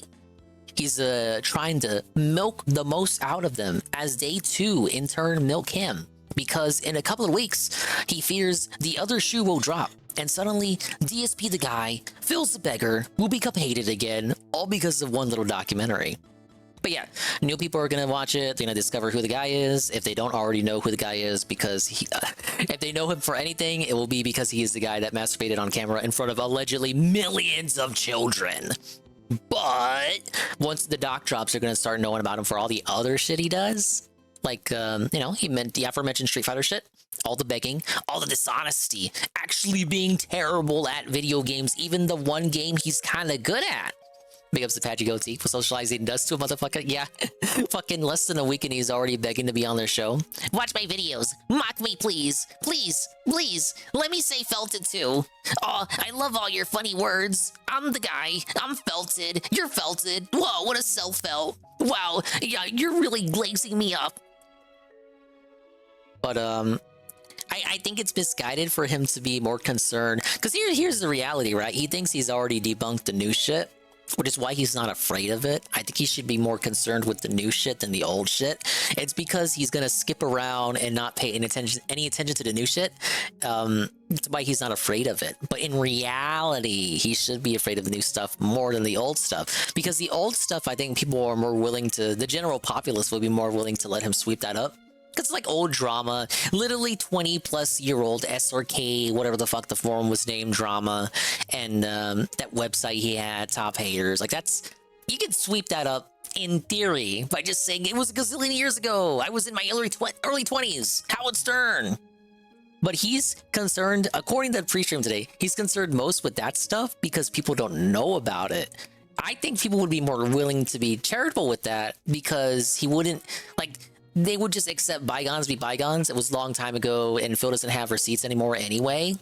And in stuff like the PC, like, he literally doesn't even have the literal paper receipts for the receipts of the PC stuff.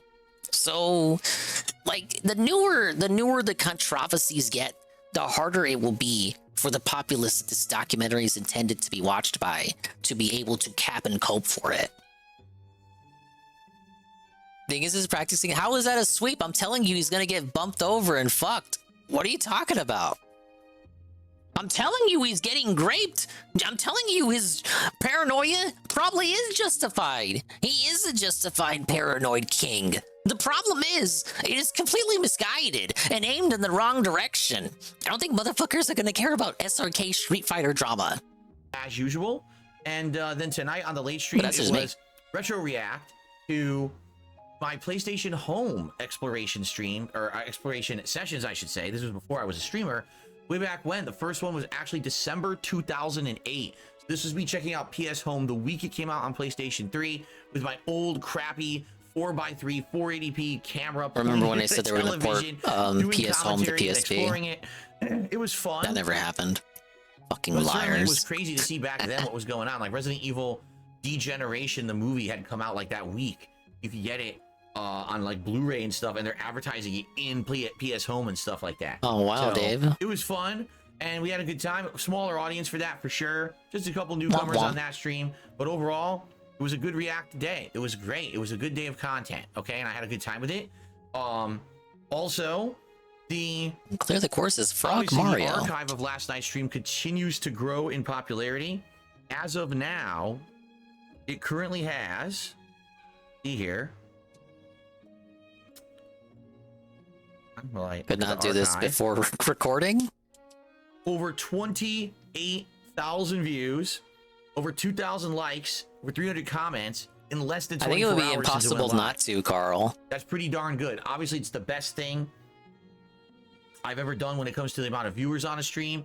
That's an outstanding amount of people, obviously, who are checking it out on Phil, demand as well. I would literally go, hey, Phil, I've been watching since Fallout 3. Enjoy it over on the React channel, and I'm happy with how it went, obviously, right? I also took a clip out of it, and the clip is basically when I introduced the briefcase full of casino chips, poker chips, and yeah, he kept that. You can see it in the background. I'm going to try to take maybe one clip a day out of the React and put it on the channel. People who are interested in some highlights of that. I have nothing to say. They have created a monster, and I am not responsible in any shape or form. There wasn't much going on yesterday on this channel, so I'm going to today, I think I'm going to take some highlights, maybe a clip from today's podcast, and try to make it a clip tonight here on the channel. I just wonder whose idea was it. Was it Phil attempting to impress the casino, or was it the casino fucking with Phil, telling him to get a prop? So tomorrow we'll do a chill level 1 podcast in the morning, which I'm excited for, obviously. To hang out with you guys and talk all about how today went, and then we're gonna do Nintendo World Championships again on the Switch, which is always it's fun. what I'm playing right now. Challenging time, challenge runs in classic. How long will it take for him to get all S ranks versus me? And then tomorrow night, the return of Street Fighter 6 on the PC. This time around, I will try to get Blanca to Master, and if we do, then we'll see what people want. Maybe you want me to go back to Honda, try to get him higher up on his path to Master. Think it's all on PPP. Other characters I have in Master. You know, it's really your call. We'll see what you got. Oh, I gotta do that even quicker. Okay, so back to gameplay tomorrow. Great stuff today. Thank you all for chilling with me. Thanks for the support. If you're you're playing a mystery dungeon Kino Casino on GBA, they added that to NSO. That's once a week, one day. I wouldn't mind playing through that. The rest of the days are pretty much gameplay. Okay, everyone, please have a good, safe night. Enjoy all the content overnight. Look for some clips. See you in the morning, and peace out. And quite a bog standard daily wrap there, but it's been a while since I listened to one on stream. At least it didn't make me want to stab my eyes out.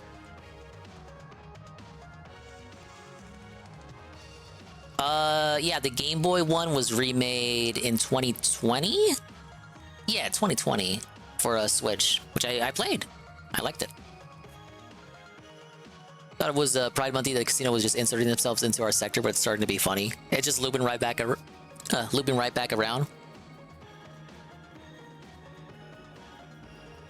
Speaking of review tech. All right, how about this? Rather than watch the June documentary, let's watch a different one and then just see how close it was in terms of the drama covered.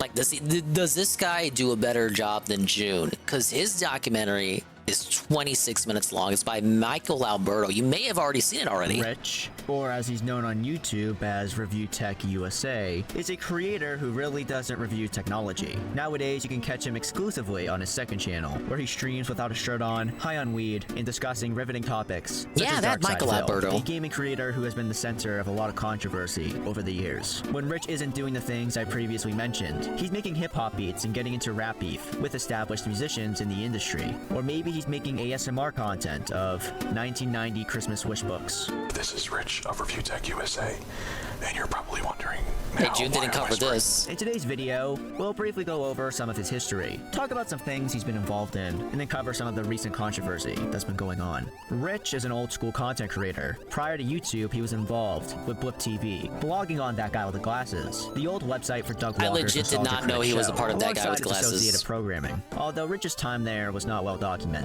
The oldest videos currently on his YouTube channel date back to 2009, in which he discussed and showcased his video game consoles, both old and, at the time, new school, which is clearly where his username comes from. Although as we continue, Rich doesn't really know what he's talking about when it comes to tech, nor does he really even review it in the first place. Despite posting frequently for years, it wasn't his full-time job, from what I can gather. From 2008 to 2013, Rich struggled with jobs, with him blaming the economic recession, although in 2013, he finally usually it's a started doing post-game YouTube thing, Benjamin. due to receiving enough success on his channel. Evolution's Review Tech found locked. his niche. You gotta do It was like a not special actually quest or reviewing tech, something. but rather discussing controversies and news within and adjacent to the gaming industry, frequently centering around crimes and sexual allegations that were tied to gaming. Or he would talk about odd stories related to gaming. Even a decade later, these types of videos from the early to mid 2010s are still his most viewed. His most successful being Father forces kid to destroy Xbox after bad grades. The video opens up with his iconic video. Skip it up, but up. I can't do it. Him talking for 30 seconds giving context I can't do it to the either. final clip he's about to show, playing the clip in its entirety with no editing or added commentary whatsoever in between, and then after the clip, he talks about it for a few minutes. And that's the video. Now, Rich isn't solely a content thief, if you can even call this content theft in the first place. People who are just content thieves don't stick around long, because they themselves aren't the content. The content they steal is the content, and stealing can only get you so far. He became and stayed popular because he was consistent with posting his videos. He was always at the forefront of reporting clickbaity gaming news, and he's not a bad personality. He speaks well, and I can see why people liked him and still like him, and why other gaming content creators watched him before making it big themselves, such as Scott the Woz. Scott, I've been watching your stuff for a while, and Thank it's you. awesome. I've been watching your stuff for a while. I know, I was shocked. Probably like 2013 or so. Oh God, you've been watching me for a long time.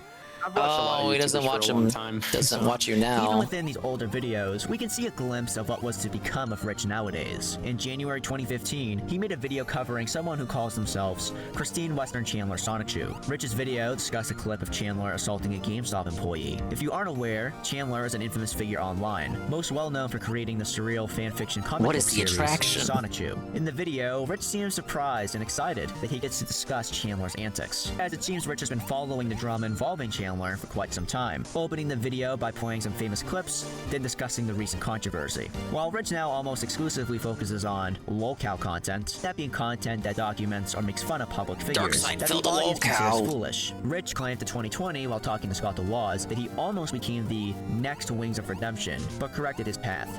I was on the verge of being the next Wings of Redemption, which would have been my own fault. now I don't know if you know now who you're he the is. next Darkside Phil. Well, I've watched a fair amount of the down the rabbit hole videos. Oh, so you do know? Yes. I was going down the same route, and that's what social media could do to you, man. Because if you get caught up in that, it could destroy you. And it almost destroyed my YouTube channel. So Wings is an old school Call of Duty creator who has attracted a lot of criticism over the years. Hi, everybody. While Rich's channel definitely peaked 5 to 10 years ago, in 2023, Rich was pretty successful, hopping on See, the why didn't AT&T June include Oldies this stuff with bandwagon. Scott the DK Woz? I didn't even know the Oldies is a pretty motherfucker popular talked to business him. and brand, with a store in Pennsylvania that sells retro video games. They have a large social media presence within Yeah, the he didn't bring up the community, DK Oldies shit utilizing either. short-formed TikTok-like like content. That was like a featuring prominent what they arc sell for to him go last viral. year. However, they've received a lot of negative attention. As The people channel feel they exploded mark up because their he kept prices. doing videos According on to a them. Game Rant article, they'll mark up products over double the market price. DK Oldies seemingly DK Oldies thrive guy off of won in people the interested end. in retro gaming, but aren't the most knowledgeable on what's a good deal. If you ever go to these retro game stores in person, they will always sell above market value. They have to do it to stay in business, because they'll buy products usually at the market value. So in order to make a profit, they need to sell it above. I don't see the big issue with that, because I feel you're mostly paying for the experience of visiting one of these stores in person. However, do not buy a PlayStation 2 from them for $200 online, or ever. Rich made dozens of these videos as they received hundreds of thousands, even millions of views a video, with him buying from them multiple times, alleging they were scammers, showcasing and discussing the products coming in dirty. Yeah, I and pointed this broken, out too when I covered his videos on. I covered them. I just watched them on the stream. Videos, not But just it's off like, AdSense, okay, you're but also owning the them by sponsors he was giving able them to money? get. And another way I know this is he bought from them. It's a lot like the multiple Kino arc times, right paying now. the huge, overpriced markups that they do. Although, as the DK Oldies criticism trend became yesterday's news, Rich's views dropped back to around 20k to 70k a video, which is still really good, but nowhere near as they were when he was riding the wave of criticism videos. True, Now, it's how what he is Rich trolled up to Sav these days? and Before Phil. that, we're gonna go over some of the drama and criticism he's faced over the years. There's a lot of it, and I don't want to be here all day, nor do I have the time to research 10 years of someone's online history. So we're just gonna be focusing on some notable moments, and then we're gonna talk about the position he's in the Kiwi today. Farms thread. Now, when Review Tech does cover consoles, aka technology, it seems to be surface level, because even when diving ankle deep into the technological aspect of it, he would be wrong in ways that I don't even know how you could be wrong. In 2013, around the launch of the PS4 and Xbox One, it was reported that Call of Duty Ghosts would run at 1080p, 60 frames per second on PS4,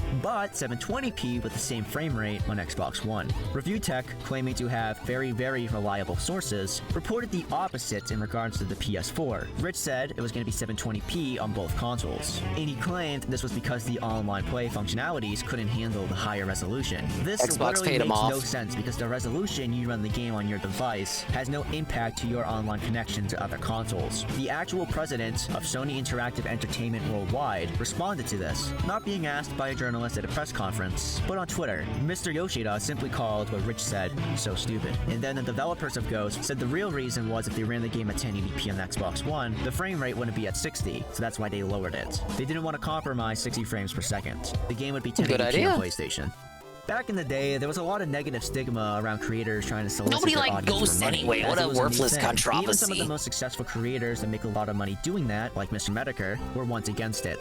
Although times have changed, money is money, and audiences are now normalized to it for the most part, and a lot of people are willing to help keep the content they enjoy. Good point, consuming afloat. bringing up Mr. Rich Mediker received there. a lot of criticism due to asking his audience for things. Mediker At one was point, he very wanted much a Sony against making money on the camera and asked internet. his audience for PayPal donations for it. In response, a creator named Buster made a video where he showed he had a brand new Sony camera in his possession and bragged about buying it himself without needing to ask his audience for it. Even though he never Nowadays, mentioned he'd Rich, ask you it was to buy a clear hat sneak for your diss hat. and he responded to it. This seems That's minor. okay, I What's get the it. point of even mentioning that this? bag. Well, it helps set the stage and Get leads that us into bag, Rich's Cancer drama Man. involving a Something YouTuber wrong named with it. Big Cheese. He was an associate of Rich, and the two made a deal. Rich needed a computer, so Big Cheese loaned him one of his. In exchange, Big Cheese was to get 3 shoutouts from Rich a week for 6 months on his channel, and also $200. However, Rich wouldn't hold his end of the deal, and decided by himself he no longer needed to pay the $200 or keep promoting Big Cheese. While negotiating with Cheese, he threatened to go to court over this dispute. Although after Big Cheese made a video and Rich got public backlash, he admitted fault and gave Big Cheese the $200. This became a meme to mock Rich because the phrase "pay Big Cheese $200" is humorous to a lot of people. But also he did agree to this arrangement and decided not to follow through, even though it wasn't a lot of money at all. Rich's growing number of detractors then started calling themselves the Big Cheese Crusaders, and they produced content criticizing him. The most well-known one, who we will just refer to as The Critic, produced pretty long videos with text-to-speech. The Critic garnered a couple thousand subscribers, and had somewhat successful videos criticizing Rich, although he didn't just critique, at one point going as far as writing emails to sponsors of Rich, asking them to drop him. According to Rich himself, The Critic succeeded in getting 2 sponsors to drop him. The existence of this channel would cause controversy and discussion, being was this just RTU Critic, criticism, or was why? it also harassment? This was covered in a pretty popular video released in 2016 by YouTuber Becky Boop, who even got to interview Rich about the situation in a follow-up video. Between the release of Becky's coverage and the upcoming release of the interview, the critic took down all but one of the videos. He was afraid of being mass-reported while threatening people against him. The situation got ugly. A lot of people rallied around Rich, including big creators like political commentator Mundane Matt, with him claiming the critic had doxed him, threatening to release it if Matt didn't disavow Rich. During Rich's interview with Becky, he alleged the critic would harass him on Twitter and stalk him, which does appear to be true from what I've seen. Although the critic would eventually disappear from the internet, with detractors of Rich claiming he paid someone to dox him to get them to stop. In a now deleted video, Review Tech USA promoted some sort of person or group that was supposedly dedicated to cybercriminal investigations and preventing them. A lot of people thought it was sketchy and led to backlash. Regarding the doxing allegation, Rich disputes he paid this organization to dox, claiming someone doxed a critic without being paid. People sent me information. I've never personally. They just sent it to me, man. I didn't ask for it. They just sent me this shit. Phil says it. Ralph says it. Claim that he paid to dox. He publicly pondered ask for this releasing it on his information, you Twitter. guys. The critic It just challenged fell him into to. my lap. Rich responded saying he would, and also doxed the guy's child. Rich would later try to walk this back. But I was very tempted to release it, and I got angry and tweeted on Twitter that I was going to release his personal information and release a picture of his child. I didn't do it, thankfully. Even though he did publish the guy's docs on a now deleted Facebook post. Rich also claims he was not paid to promote the group. Instead, Rich paid them $30 to promote their organization. So you presented them as a sponsorship then, saying that they had sponsored you, but they did not pay you money to sponsor you. You gave them a token amount of money, the $20. Token would be an overstatement. It was like $30 at most. And the reason he did this was to try to scare off harassment. So what was the benefit for you out of the arrangement of working with them? They would have basically tried to keep, the harassment at bay. The person who ran this group allegedly ended up being a convicted criminal, with dozens of separate convictions, and Rich would eventually distance himself. Rich is a big fan of hip-hop and rap music. He's been producing his own beats going as far back as 10 years, appearing to be mostly done as a hobby on the side. As of recently, Rich has decided he wants to become an actual hip-hop producer, and have it not just be a side hobby. The closest he's gotten to achieving this dream was with his remix of rapper Rome Streets. Rome isn't the biggest in the industry at all, but he did release a celebrated album in 2022, which was listed as one of the best rap albums of the year by the Rolling Stones, and received a 7.3 out of 10 by Pitchfork. Rome did not like Rich's remix at all. Wow. It whack. He also referred to it as a Frankenstein science project that sounded worse than his original song, and told producers who make stuff like that to not release them. Rich responded, claiming his remix was superior. He also accused Something Rome else of being not covered by racist June and King? ageist, citing that as the reason why Rome didn't like his remix. Adding on that no one outside you're of right, Joe incels Blood. knew who Quantum Rome TV was also not there. before That was him. This beef an is arc I covered would have by liked to actual have learned hip-hop about. bloggers. And I don't blame Apparently, them. This was a pretty odd beef still between two sees that public Quantum to this figures who day. would never expect to interact. A critically well-received underground rapper and a gaming YouTuber. Despite the naysayers, Rich remains married to the rap game, tweeting out how people told him he couldn't become a YouTuber, and they were wrong, as now he has 1 million subscribers, and how the same type of person is going to be wrong again, and he's going to become a hip-hop producer in his 40s. A lot of people have mocked Rich for this, but it may not be impossible, as Rich has actually had some success producing popular tracks before. In 2016, Rich released the Exposed song, in which a voice I believe to be his basically just says exposed over and over again, on top of a copyright-free Kevin McElroy instrumental. Imagine Daft Punk's Around the World, but as a 2016 YouTube meme song, mocking the at the time rise of drama content on the platform. The song was well liked at the time. It currently sits at around 1 million views. In early 2024, Rich had a very similar controversy We're not gonna to play the that song? from the Big It's Cheese okay, you days a guys have decade all heard it. prior. Rich decided he didn't need his editor Jay anymore, and Oh. apparently fired him on his birthday. His reasoning being he no longer uploaded that many videos onto the channel, so there was no reason to keep him around. The drama comes from a pay dispute. Jay and Rich seemingly couldn't agree on what the final payment should be, and things got heated and got public, with Rich making dehumanizing comments about Jay on Facebook. Rich claims prior to all this, You've he never was paying heard Jay it? $2,500 Alright, we can play to with edit for for guy him. with two It's a bit names. confusing, but for the final payment, Jay was apparently paid $3,275. Rich made it sound like Jay wanted this exact amount, citing extra work he did for Rich, being live streams. But the way Jay described this final payment, he made it like Rich was trying to be nice to him after the drama. What seems to really make this whole thing heat up was Jay publicly saying Rich left him horrible voice messages, but not leaking them, which led to Rich leaking them himself to show the audience what he said. The Please sympathy don't. card that you played Fair enough. after we had a payment dispute, which is something that happens constantly. It is a very normal thing. is going to be one of the worst mistakes you've ever made in your career. Judging by the comments on these drama videos, it seems like the vast majority of the audience sided against Rich. While Rich has a dedicated amount of detractors, this drama left their little bubble. It was exposed to a much larger audience, one who doesn't know who Big Cheese is, and a lot of those people seem to side with Jay. I mean, he is the little guy after all. He was getting fired and simply wanted the payment he had been receiving. And Rich didn't want to pay until it was made public. And he seemed to be all over the place while this drama was going on. It didn't help that Rich seemingly kept flip-flopping on the issue. He was going to go on Lolcow Live, but then he wasn't. And he talked to Jay and they were going to do their own video together discussing the situation. And then Rich went out of his way to try to sabotage a collaboration between Jay and Darkside Phil. And then Rich did go on Lolcow Live. During his attempt at the DSP collab sabotage, he also accused Jay of admitting to extorting him over the phone. The DSP stream never happened, with Phil citing critical tweets made about him from Jay. Phil would tell Jay Jay fucked that up big time. I still don't understand why he did that. If someone told me he's a chill, down-to-earth guy, he'd like to have a chill stream with you just to talk about games or whatever. That's what I proposed. He said, yeah, that's what I would like to do. Let's have an offline conversation about it. Okay, how do you want to do it? All this over the Baldur's Gate 3 title screen? Get a life. Get a life. No, really, Jay, get a life. No, really, Jay, get a life. What are you talking about? I don't know what you're He's trying to get right. into. Jay's a weirdo. Get the fuck out of here. Prove me wrong. That's the God's honest truth of what's going on, and I'm not involved with it anymore. Obviously, I'm not going to talk to the guy again. Hey, there we go. That's According right. to Jay, in an alleged leaked DSP DM, this stream Jay was planning with him No, was Wendy's apparently turn? just a way to try and troll Rich, at least on DSP's end. Despite all of this, and Rich's years-long criticism of DSP, Phil would wish Rich well. That's all I had to say. I wish Rich well. I wish Rich well. In April 2024, Rich started claiming his Dropbox was hacked by someone in St. Thomas, Canada. They even got past the two-factor authentication. He said the hacker went through his 1099s. Yeah, of course, Worski did it. Other kids. Worski knows all about getting past two-factor authentication.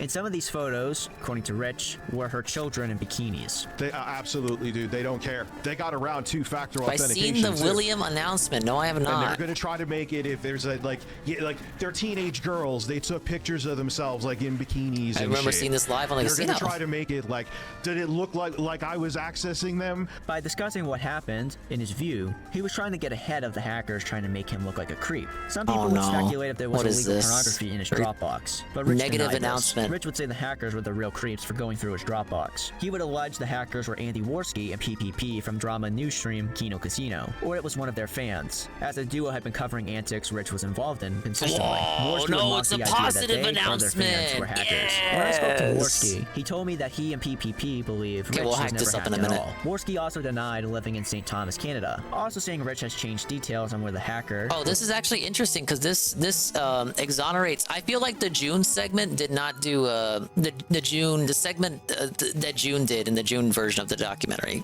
You know what I'm trying to say? When June covered the same drama, I don't think he did a good job of exonerating Worski here. I saw a lot of people during the various RTU reacts, seem to come under the idea that it was in fact Worski who did the hacking, even though that is not the case. I think it would have behooved June to provide the direct evidence provided by Michael Alberto here that Worski was not behind it just because he is Canadian.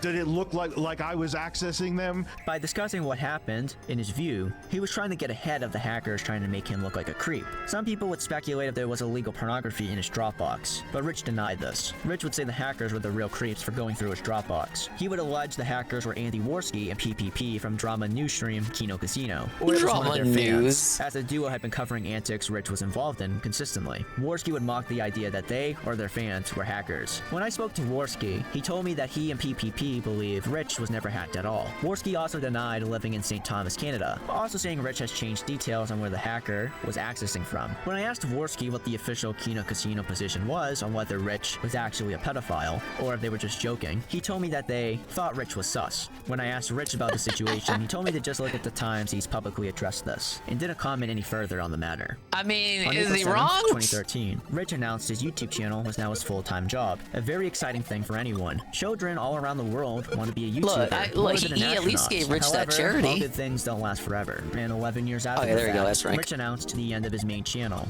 although he would post one more sponsored video the day after, and he didn't leave completely, he was just moving to his second channel. But not too long after that, he announced his audience would be seeing him less, as he got a new job. I don't think we're gonna see him fully quit anytime soon, but for now he's just a part-time YouTuber with a normal day job. He went from popular and successful commentator to just a guy who has detractors online, whose streaming career is now just attacking mocking those more successful than him, while he acts as if he's above them.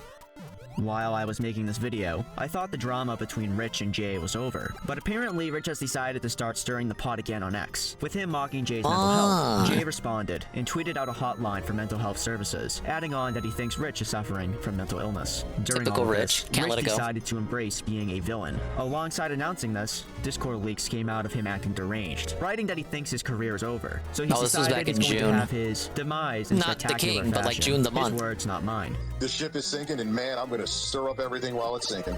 With him asking his remaining fans for any info on his detractors. Whoever has stuff on any of these assholes, by all means, post it here. On June 21st, 2024, Rich went live at the same time as both Jay in the Kino Casino. While he did secure about 800 live viewers, saying very unsavory things about Jay, the casino duo, and commentator 8-Bit Eric, that I cannot repeat or play because of how out of pocket they were, Jay in the casino still made more in donations than him. From my understanding, Rich later said he was going to do another stream the day after, discussing journalist Smash JT and alleging he was involved in a crime. But Rich didn't go live, and he stopped posting on X. In a Discord server, he posted an audio message about collecting dirt on Jay to send to business associates of his. You're gonna look real fucking bad. That's another thing I could send to his employers now. And then, some shocking allegations about Rich came out from the Kino Casino. Keep in mind, this is all allegations from a drama news show, but it's gotten a lot of traction, so I think it's worth mentioning. After talking to Jay, they alleged the Dropbox login came from Jay's computer. This was because Rich gave Jay a computer. He had previously used it, and he didn't wipe it. So Dropbox was logged into the computer. So that would explain how somebody from Canada got past Rich's two-factor authentication. The account was just there. They also alleged Rich had a backend on this computer, so he could remote access Jay's computer without him knowing. Originally, this computer was meant to be given to DSP. The casino alleged Rich messed with Jay's YouTube channel and PayPal account, while Jay would be live streaming. That's what Jay alleged to the casino, and the casino reported it, and then Jay walked it back because he's a weirdo. Dropbox, trying to build onto the narrative that Rich is a creep.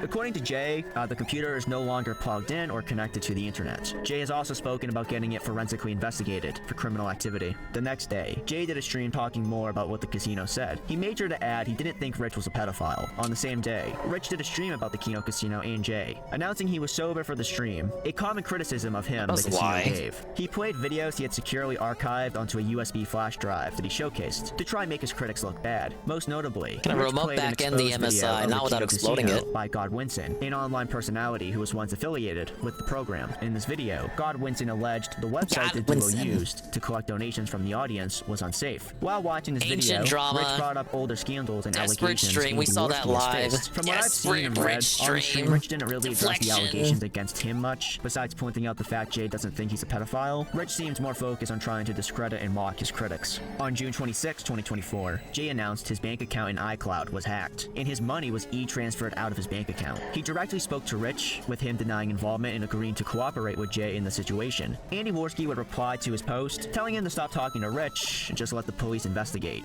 And since this, I don't think much has happened. There was a lot of leaked audio of Rich that came out, showcasing poor behavior of his. Rich has been streaming again, and he released the beat he made onto his main channel, which I covered on my second channel, Unwell Miguel, because I thought it was interesting. Also, Mudahar from Some Ordinary Gamers spoke negatively about Rich, despite previously going on his show, and that got attention. I might have to come back to this topic and story another day, as I think this is just the beginning of a extremely long saga. Make sure to follow me on X, at Unwell Miguel, and other social media, Instagram, Kick. Just go to michaelalberto.com, you can find all my social medias there. God bless. Oh, there you go. I thought that was pretty good. Not as long as the June documentary, but kind of hit the same, the same major bases, and even touched a lot of stuff that June did not talk about, which I think is the biggest critique. I feel like June could have stretched that out to maybe, I don't know, 2 hours. It's a bit short. Okay, we have what is this, a promo cut? Saru has a promo cut for our good friend, William the Alchemist. That guy.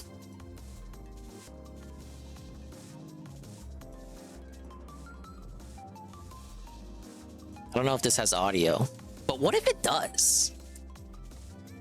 On August 31st, I'm going to be doing a late celebration of my 3-year anniversary. Here's a trailer with some of the stuff you can expect. Told you guys I would announce something neat today. Oh yeah, we should listen to the song too. You're right, Carl. All right, what is he announcing? It's William the Alchemist. Wow. Cool title. Full royalty-free music. Whoa, it's a new model. It costs them $500, I bet. New things are brewing. The cult video is here. We have new merch. I got my pre-order in right now. The 3.0 debut stream is coming. Dude, we should join Niji Sanji, the English one, the one that got all the controversy. I hear they got a lot of slots open. Okay, it was a small little teaser video, like the promo videos the corporate ones put out. Yeah, I want to consume content right now. I'll keep an eye on that. We do appreciate William here. Okay, the song. Yeah, the song. We gotta make sure Guy with Two Names hears it for the first time. Viewtech USA exposed. Exposed! Oh. Carl, I'm sorry. I typed in ReviewTech USA exposed, and instead of the song, it just comes out with a bunch of drama videos about Rich and how he literally got exposed. I can't. I'm scrolling. I still can't find it. This was like 1 million viewed video. 1 million views. I can't see it. Okay, there it is. I had to scroll a lot to find the video. What is up, ladies and gentlemen? I am completely pissed. I was going to write a script hope for this Rich doesn't video. strike me for this. Why am I still getting hate? Hey, what's up, guys? It's Scares here. So from now on, I'm going to report the news. Let's go inside the stories. Exposed, exposed, exposed, exposed, exposed. Yeah, this is Rich doing his gay voice. I forget what the name of the character was. You know, Dr. Coco.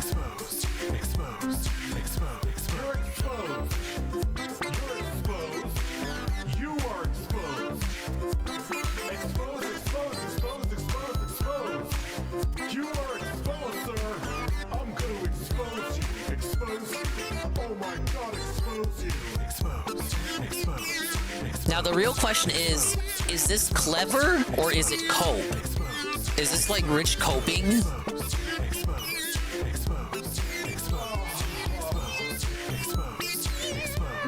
It's time for some exposure. Some exposure. Some exposure. Ah, expose myself to you. To you. To you. E-X-P-O-S-E. Exposed. Exposed.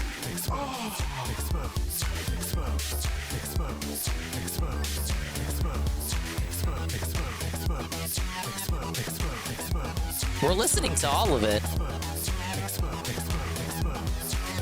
Cry if you must, but we're listening to all of it. I didn't even know the song went on for this long, to be honest.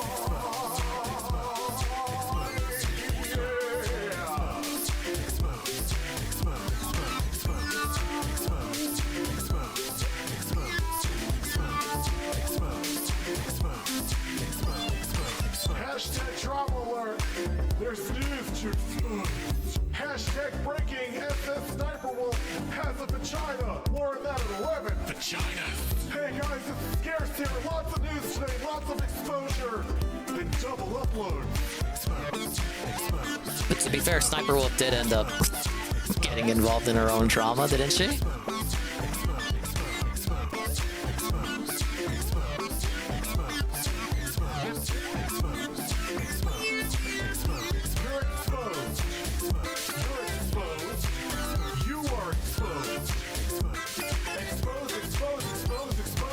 Yeah, she docks the guy's house. I remember now. I remember that.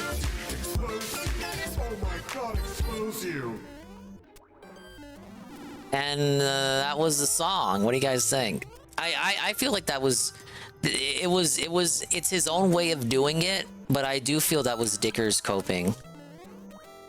Like, haha, I can't stand that you make a news show where you expose drama, so I'm going to cope about it ironically. It's like the meme of the guy putting on the sieve mask. No, the smug mask, but he's actually seething behind the smug mask. That's Rich, as he was making that song. Expose, I'm exposing you! But like in reality, he's very much upset that Keemstar gets to do that and make a lot of money in views. So his idea of the cope about is to make a silly little song. That's why he's so passive-aggressive. Like, it's passive-aggressive. That's what it is. The whole song is passive-aggressive. Yeah, Arcadius. Why do I hate you so much? I mean, guy with two names asked. You think I was gonna tell him no? He probably left before we even played it. I did make you guys suffer. You're right. Such an awkward level to do a speedrun on.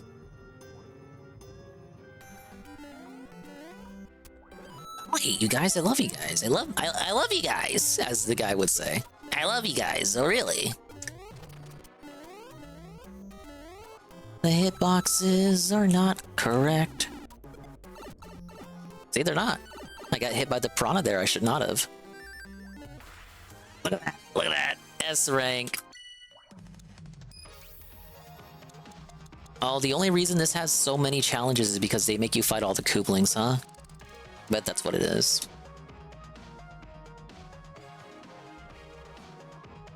No, I agree. It is a rough song. What else? You know what?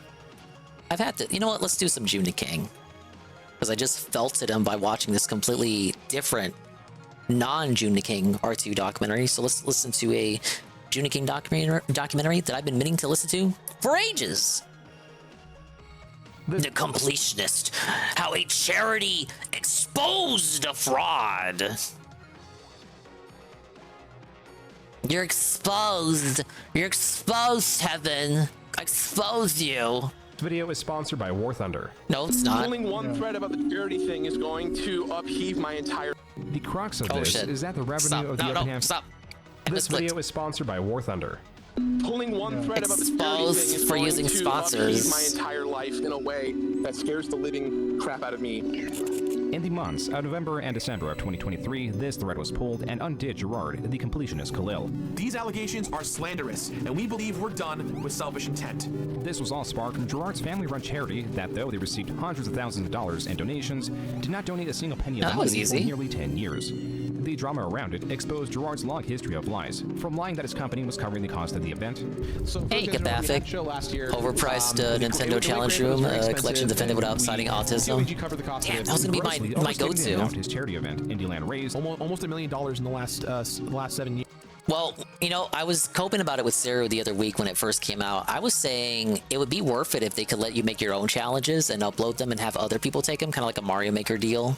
But that would allow that would like force them to allow you to have free reign and access to all of the games in order to edit them around and fuck around with them. And for the price you pay to purchase it, yeah, they weren't going to let that happen. But that's my cope. My cope is it should have been a completely different idea going in. But yeah, big ups, Kapatic. Hello, we're checking out the Completionist. He got exposed already. Ages. This is an old video. I've been meaning to watch it though. Years. And this year we're doing it in person. Even lying about the disease he's fundraising money for. Of course, that's Shoe Mario. Lasts about 6.5 months. His sudden dip in views reflects the distrust the community now has with him, and this is how it was all. One right to left. What is this? Manga? Well, from the outside, his life seems picture perfect, but for a local high school student, looks are deceiving. That was a circa 2006 story on Gerard Khalil's high school senior project. The description reads, quote, "I was on K-Count News a few years back for my first feature on the true story of my mother's illness and battle with dementia." Unquote. Gerard's mother, I didn't know at the age that. of 56, after years of exhibiting strange behavior, was diagnosed with frontotemporal dementia. The Khalil family, a family of 7, had their lives changed forever. Charles Khalil, Gerard's yeah, the father, shoe only an immigrant appears from in Lebanon, 1 or 2 the same year levels Gerard's in mother was Mario 3. diagnosed, began a yearly golf tournament for the disease. being that Charles had amassed his wealth through his company that seemed to operate in consulting gas stations and convenience stores with the knowledge and resources gained from operating his own gas stations. With these connections, major brands like Monster, Pepsi, Coca-Cola all could be seen participating in the golf tournaments. But Gerard did not want to run golf tournaments or tread the path his father had laid for him. Instead, he chose a ubiquitously uncertain path. Gerard wanted to make it in entertainment. It is not clear how his father reacted to this, only that he was not entirely supportive of Gerard, and no matter what success Gerard brought forward, it never matched his father's towering expectations. Wanted Gerard to redeem. The money I've made, the lives that I've changed, the people that I've helped, all the amazing, the opportunities that I've had, the cool things I could have done. My father still thinks that I'm not doing the right thing. Regardless, Gerard persisted, enrolling in Fullerton College in 2006. This was the same year he made his first YouTube channel, JB Super Badass 11. This appeared to only host his school projects and related material. This 2009 video is likely the first appearance of Greg Wilmot, who was one of Gerard's very close friends. Thank God you're paying me for this. I hate to break it to you, but we actually aren't paying you for this. There wouldn't be much else on this channel as Gerard was building a habit of scrapping projects and rebuilding them from Yeah, the I ground heard up. that. That's Like what the second YouTube sparked channel, interest in me checking this out. Been on the back burner for a This minute. channel, as The name girlfriend implies, leaving him? was a sketch-based channel with Gerard and a friend playing Stone and Ari respectively. Stone was the foolish, happy-go-lucky character, and Ari was a prude that sought to bring order to his friend's chaos. While much of the comedy is bland and this trope has long been utilized to much greater effect, this series captures the looseness of a 2009 YouTube. He's right there. We found Osama. Hello, sirs. Would you like some homemade lemonade? Yes, we would like to try your product. Could we please have a sample of your product? And What a product of its time. Stuff like this just could not exist now. This series was a flop. Another People are too unsuccessful channel self-aware. led to Gerard warranted the creation of a new channel, one that wouldn't be so pigeonholed and one that would be set up not only to host his content on YouTube, but to also try to promote his website, thatonevideo.com. Unfortunately, this was never archived to the Wayback Machine when active.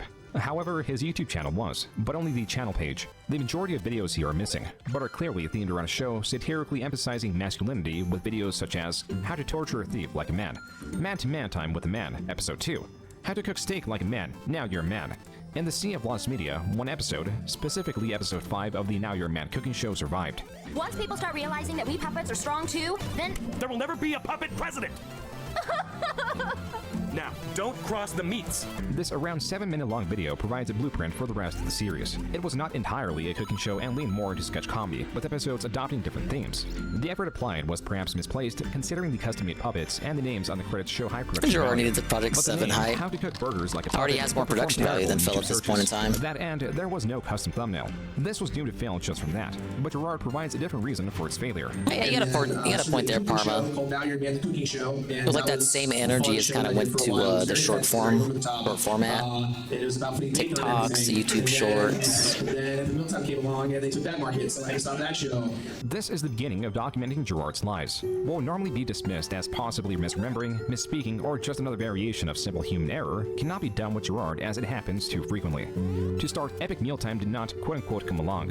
Its first upload predates the Now You're a Man cooking show by more than 2 months. Gerard also claims that Epic Mealtime took quote-unquote that market.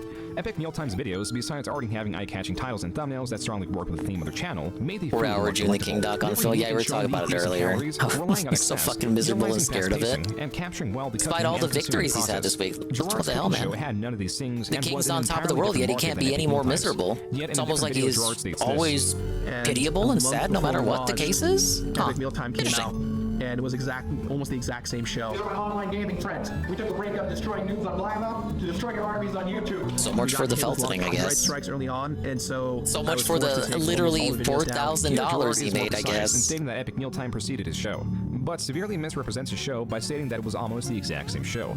The only similarities between these two are that they involve food. And then Gerard pivots to talking about copyright strikes and being forced to take the videos down, but doesn't expand on where the copyright strikes come from. Whatever the case, the cooking show failed. And not only was his channel later abandoned, all the videos were deleted. This is where his YouTube presence likely would have ended if it wasn't for John Jafari, known to the internet as John Tron, a popular retro game reviewer that expanded coverage to retro media and then to whatever he wanted to make. According to Gerard, they went to rival high schools, yet somehow became friends within that time. But now in 2012, with Gerard recently graduating from California State University, Fullerton, his previous channel failing, and being dissatisfied with his job at Best Buy, Gerard needed direction, and in a way, he got that from JonTron.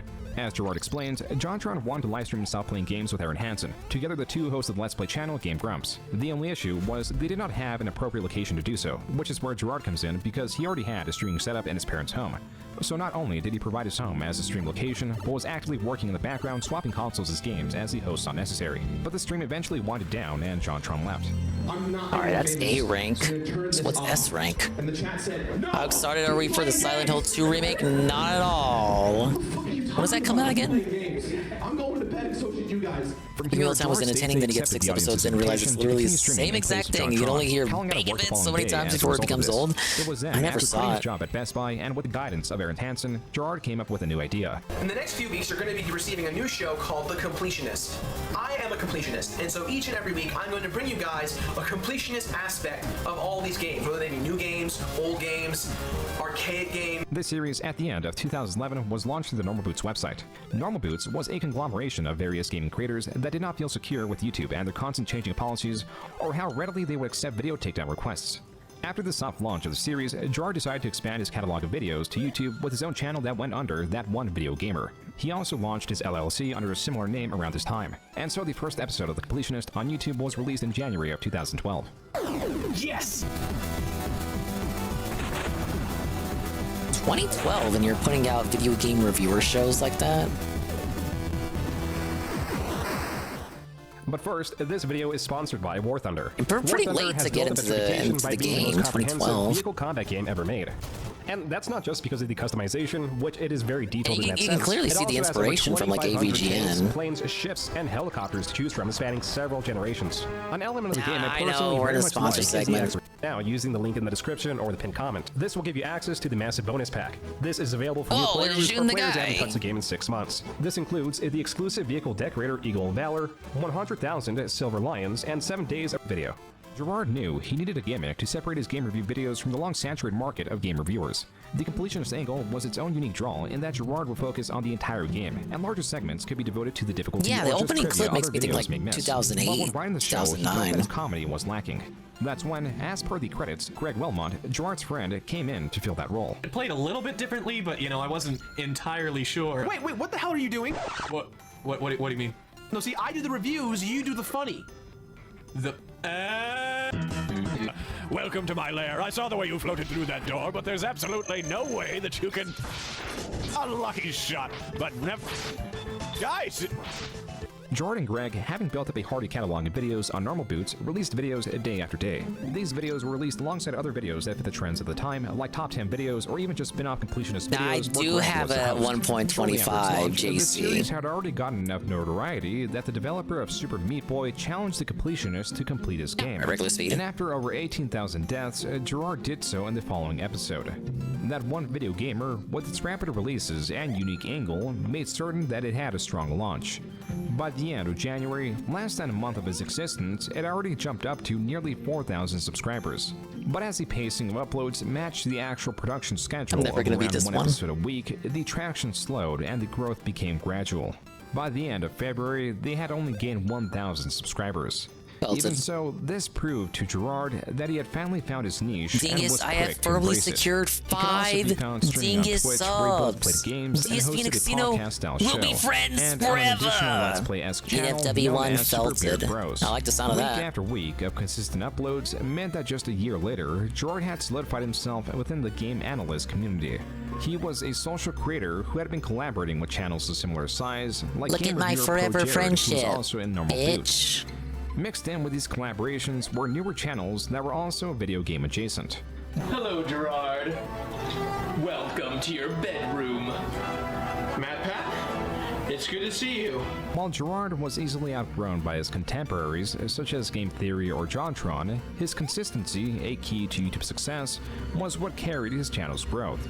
Momentous as this was, Gerard's life... These people will not play Paper Mario. I'll take the L on that. I saw this woman go from saying, give me that fork, give me that knife, give me that spoon, to give me that gray, give me that blue, give me that silver, to even give me that thing. I want that thing, to thing, to nothing. Gerard's mother, 10 years after being diagnosed with frontotemporal dementia, had passed away. Gerard and family, bearing witness to her slowly regressing state and to her eventual passing, decided to allow her memory to live on through what would be known as the Open Hand Foundation. This charity is a 501c3, Open hand is right. and it would be basically family operated, with the Kilo family working hundreds of hours yearly to quote-unquote evaluate charities to donate to, among other responsibilities. Virtually all the expenses went to the yearly golf charity that the Open Hand Foundation was now sponsoring. Quote, applicant estimates that it will expend approximately $23,000 to cover its expenses for each tournament, resulting in a net profit of approximately $27,000. Unquote. In basic terms, the golf tournament was to happen annually. The proceeds would go to the Open Hand Foundation. The Open Hand Foundation would then distribute the money to whoever they saw fit. Gerard was a director and was in charge of marketing alongside the shared role of evaluating charities to donate to. It was also during this time that the Completionist was seeing a major upswing in traction. Though there were no breakout videos, his catalog as a whole was getting increased interest, enough to obtain an office. Why does it look different in here? We have an office now. You have a desk. What are you talking? Holy crap, we have an office! Unbeknownst to viewers, right as the channel was picking up in momentum, there was a major conflict between Gerard and Greg. The issues were never exactly specified, but there are implications that these conflicts were related to the direction of the show, or at least the background elements that eventually saw their friendship degrade. This came to a head February 2015, right after episode 120 of The Completionist. It's hard for me to announce that Greg Wilmot will no longer be a part of The Completionist or anything that one video gamer related. Greg, thank you so much. And I'm sure everyone at home appreciates all the hard work that you've done for the past 4 years. Gerard thanking Greg for his time here while simultaneously being the perpetrator of his departure infuriated Greg. To this, the Greg audience tweeted didn't know out, that at the quote, time. "We are no longer friends. I did not leave willingly. Don't mistake quote-unquote How far off are we from late night DSP showing up in a detractor chat? Not that far off. Anything is possible now. We're not even 2 degrees of separation away. It's either going to be raw fill or, well, Duty doesn't stream, so raw fill. The falling out. We had been slowly drifting apart. I like to get my work done quickly and efficiently, then be on my way home. However, I feel I was removed due to our failing friendship and punished by the business DSP destroys who he thinks is raw fill, pops on the stream. Because we were best friends. Wait, he literally types wet fucked raw fill. We did so many years prior. Unquote. The reactions all the to LARPers this were pog mostly out. of support. Though the comedic side of the show was now dead, the audience understanding that Gerard was continuing the show were happy enough with that. All over the internet, in relevant Completionist posts, there are comments stating that DSP Greg should show up here. He should. But also comments stating that they did not like Greg at all. These can be found in the same spaces. Ultimately, the departure of Greg saw far different reactions. Regardless, just the fact ask Seven. is, the month that Greg stopped appearing in episodes was the same month that Gerard's viewership stagnated. This is not to say that Gerard was not attempting to improve his content, because by the end of 2015, he had hired a team to help with production. Though he was still trying to expand his craft beyond the Clip Club. That's where big We're gonna bad run out of bosses clips came eventually. in, his video game themed boy band. And then we'll reopen video redeems. This led to his most viewed video ever, but nothing else was working. To expand on this, Gerard is seeing how his contemporaries were expanding their craft from video games to popular media to just even food, wanted a piece of that pie. MatPat was a great example of this, as he was taking his theme of theory videos and moving them onto film, which brought success overnight. Gerard sought to do the same, but his format was not enticing nor was it viable. MatPat could play with ideas and just research the elements around the related story. He takes a simple concept or happening in a movie and or show and expands on it greatly. But Gerard, carrying his completionist theme onto shows, had to watch all that was available. Being a completionist of a show just boils down to being a regular reviewer. This is to say that Gerard's gimmick could not be expanded beyond games. Well, most people don't finish every show they watch. It worth the time investment. This realization that he may be stuck as the completionist worried Gerard. Oh boy, what is next for the Completionist? Well, I'll tell you what, I don't want to be completing games my entire life because that just seems a little bit daunting and depressing. I've been working on a lot of big projects that aren't necessarily... Well, Angry Video Game Nerd, you know, he was able to do board games. All he did was change his name to Board James whenever he did a board game review. Completionist could have did something like that. Game reviews are not just sourced from the fear of pigeonholing himself, as most creators hold this fear that their craft is one note and their talents only exist in a single format. Gerard also has a task of expanding because he still deeply wants to please his father. I thrive off of doubt. I thrive on people telling me that I can't do something. It really drives me crazy. And my parents every day would I'm the tell king me, of that hate. What are you doing? Go get a real job. Give up on this pipe. It's probably 40 seconds. I kept telling them, no! Gerard, now in 2017, has built up quite the reputation. Not only is he liked by virtually all content Did a bit of creators in his YouTube, sphere, Craft is pretty companies 1-0. like Nintendo indirectly endorsed Gerard by allowing him extremely It's high-level like interviews. This year, his views do were what you picking up a do, bit, but then there was and do good also at this it, massive change. and you'll be Greg okay. comes back.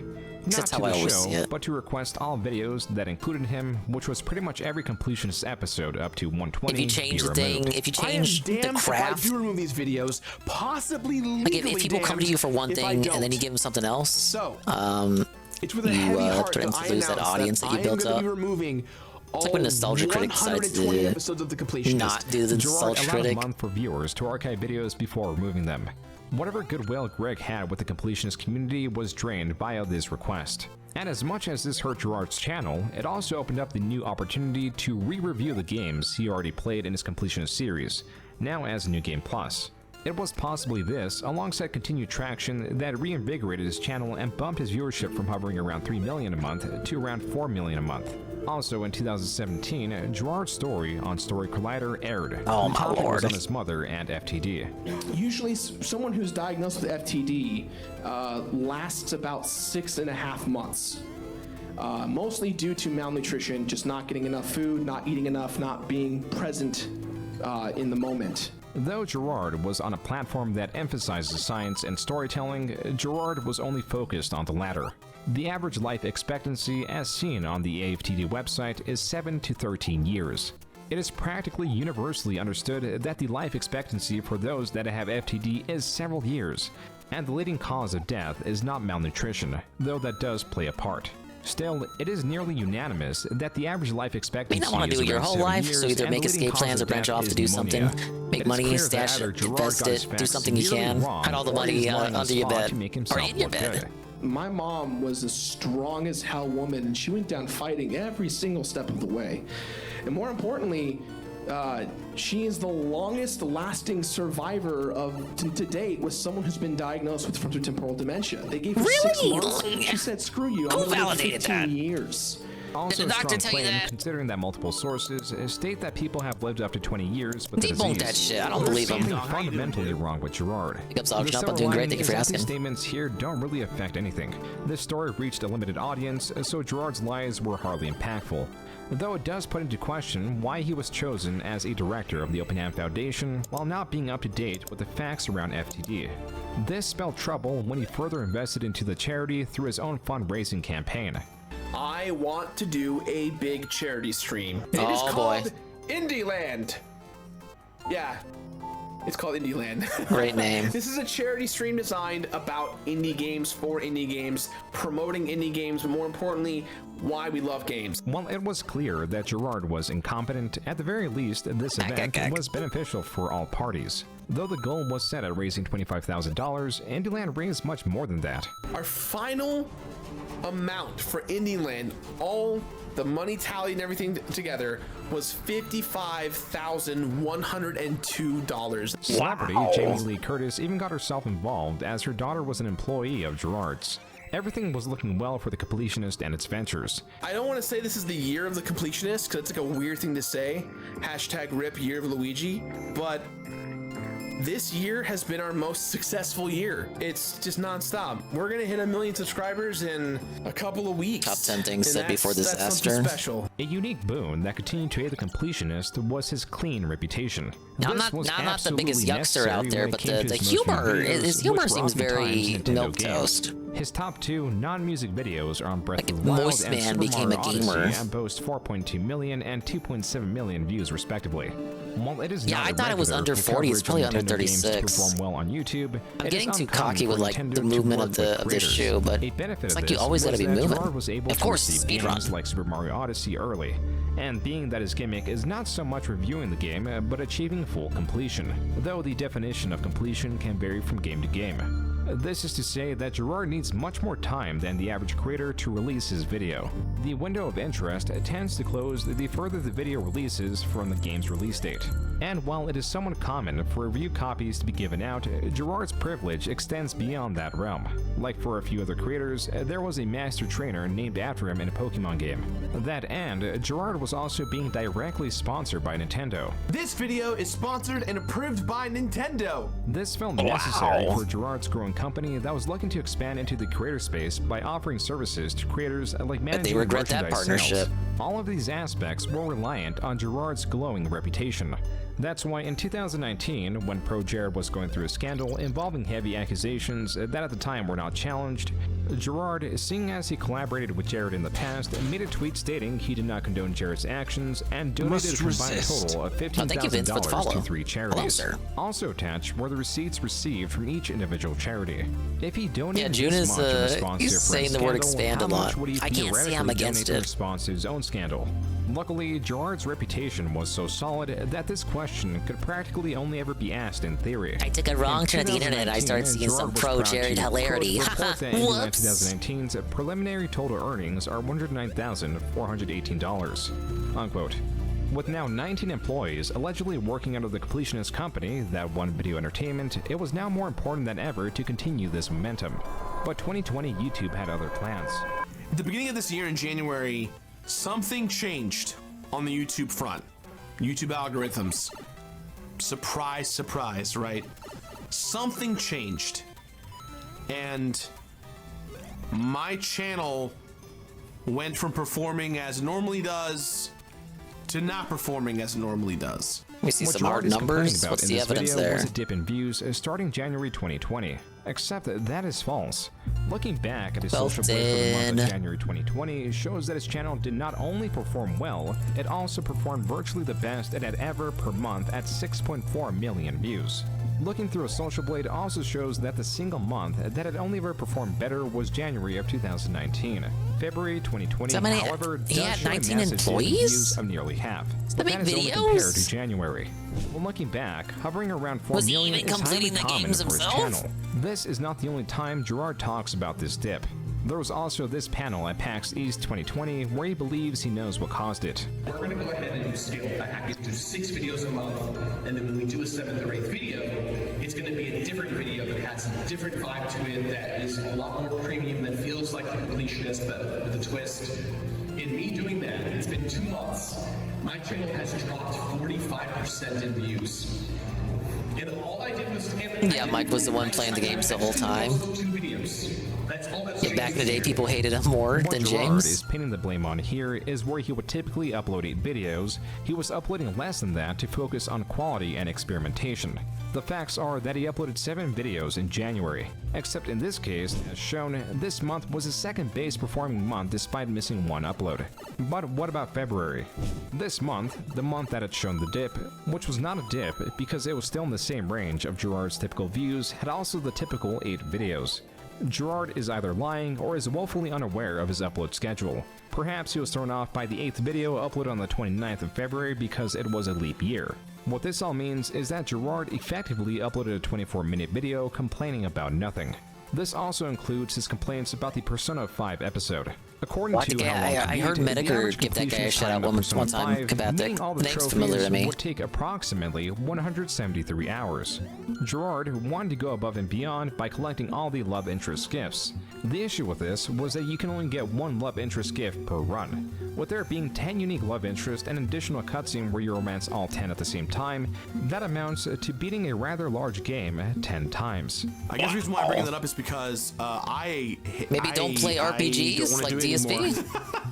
I mean, DSP can figure it out. Surely you can. Though he claims he started playing it since it was released and was further challenged to complete it after Indieland raised $100,000 in 2019, after 500 hours of gameplay, Gerard could not persist. I do not want to play this game anymore. So he issued a poll to his viewers asking what completion meant for this game.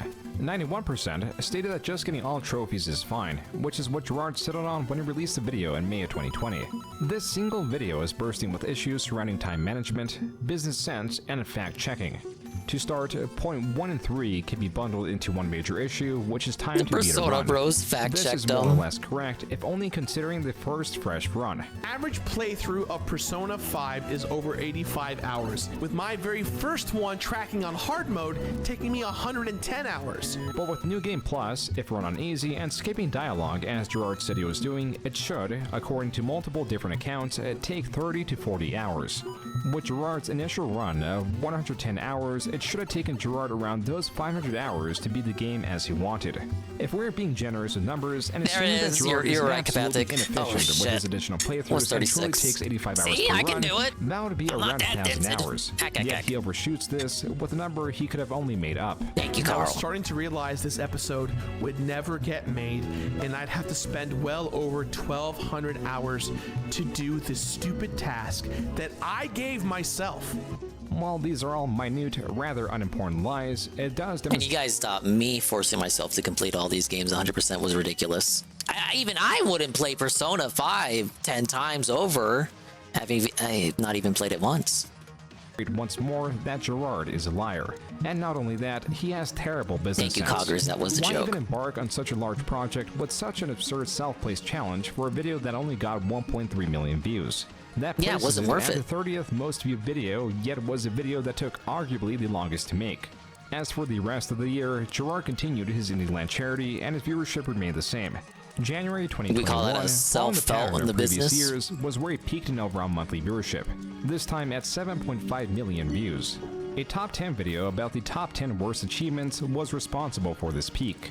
This is the perfect example of a low-effort, high-performing video that does not sacrifice quality. It still has Gerard's personality that directly relates to the subject matter of the video. However, after this month, his viewership would see a true decline. Never again would he see beyond 5 million views, and after February, that was 4 million. Gerard continued to look elsewhere for whatever could build his empire. And I think the next step for us is my ultimate goal is I want to get Awakami's the into canon the choice. video game Isn't she the industry, teacher? Hearing the company, using the Completionist brand to get people. I always thought it was kind of kookly how like the first antagonist of the game is like the gym coach and he's like supposed to be bad. Oh, he's having relationships with students, and it is bad. It is bad. But then later on, you're allowed to romance your homeroom teacher. It's like the exact same situation. It's just like, the dichotomy is not. There's no commentary on the dichotomy there.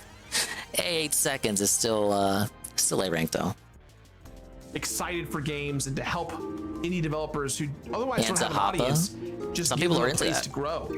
That's a big reason why Indieland's been so successful is because we're taking indie developers who are usually these 1 to 8 people teams that have no funding. Gerard at this time was experiencing difficulties all around. See, Newly Renchek added, agrees or with me. rather appropriately diagnosed as he has had it since birth, was a syndrome that was reeling back with issues. After 33 It's a years of sick being diagnosed with motherfucker. spinal hemangioma, Motherfucking Japanese I was actually culture. diagnosed with something called blue rubber Bleb-Nevis syndrome.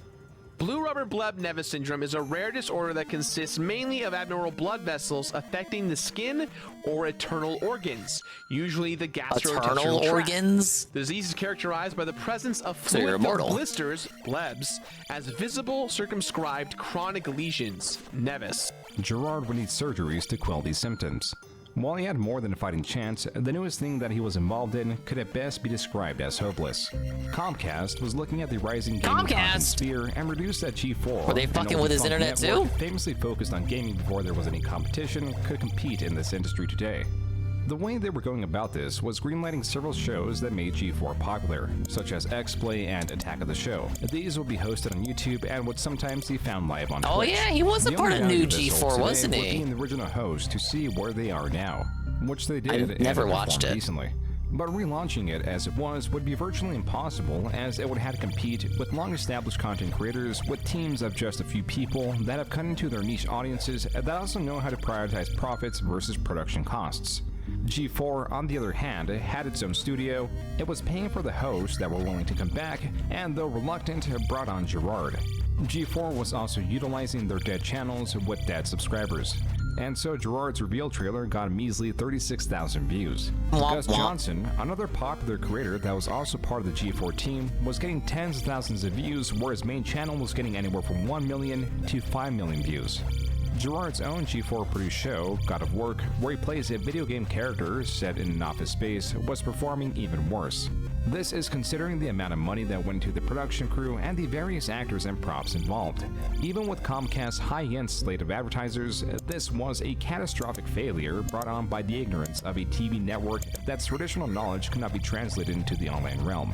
Weekly, the budgets for the show would increase and decrease. There was no consistency in the studio, and changes in strategy of how to garner attention would happen on the fly. The max amount of viewers that the G4 stream got on Twitch was 64,000.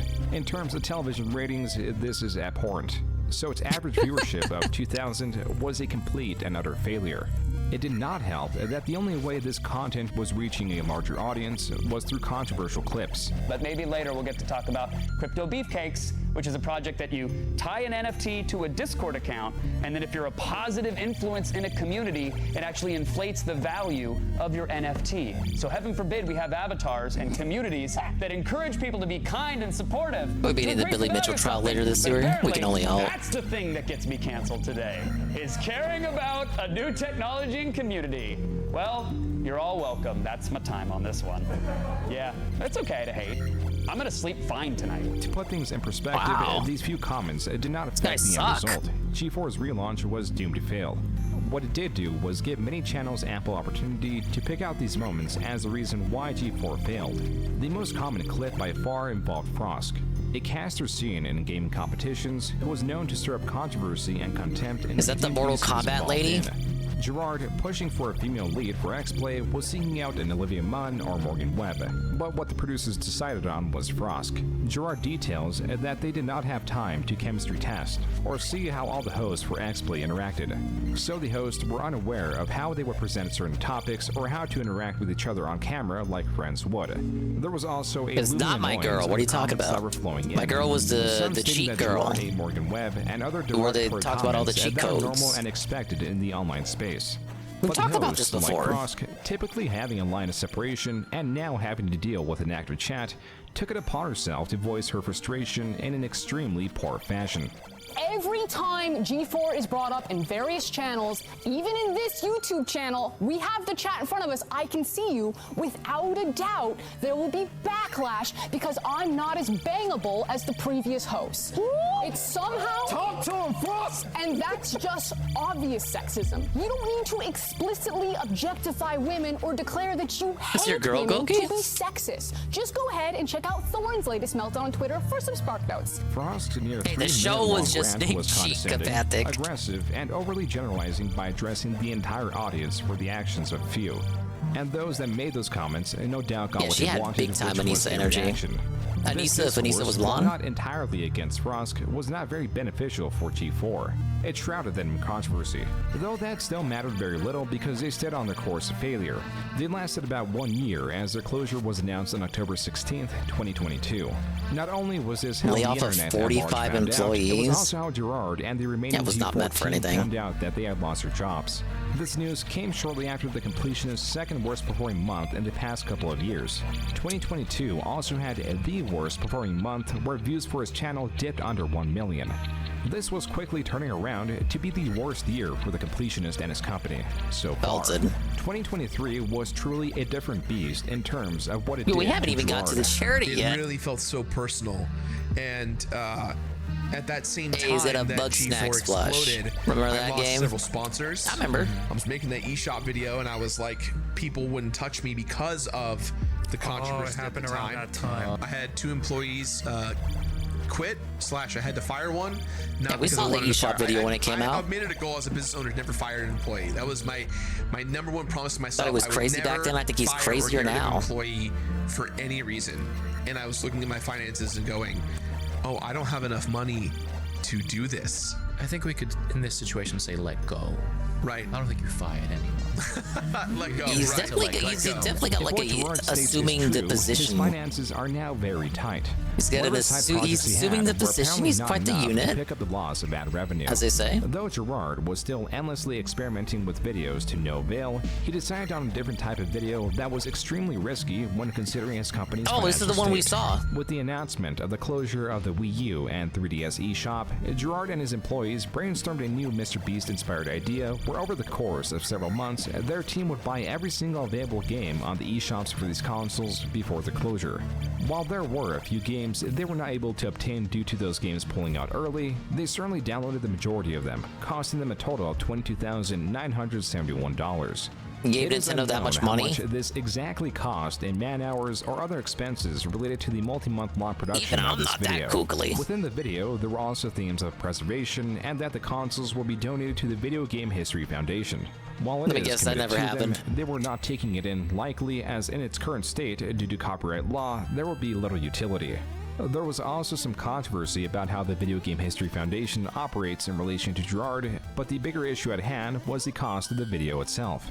Gerard, over the course of several months, was able to finance this through sponsorships. Today's video is brought to you by our sponsor. I want to give a quick shout out to our sponsor. Today's video is brought to you by today's sponsor. Thank you and shout out to our sponsor. But these Hey, sponsors the were Disneyland likely regular Paris. sponsors, Oh, not doing it it's not directly even to the finance good the eShop Disneyland. video. So $22,000 was spent on a video that currently sits at 1.4 million views. Yeah, I would say that's the most This means meaningful that it video. performed marginally better than its Persona video. This was a massive loss that was Hated that likely Nintendo not sponsored him? profitable. Yeah, you're At right, this he did have point, that Nintendo virtually everything sponsorship. was working against Gerard. Sponsors did not come easy. Nintendo was not even giving But what did he him have to review disclose copies. that? His views kept on dipping, and though he continued to experiment, Yeah, see, they these said they videos were stopped sending him performing review so copies. poorly that they were hurting his channel. Gerard was not doing well. You know, it's gonna sound weird. Like, I have 5 therapists. I genuinely have 5 therapists. Each I have one.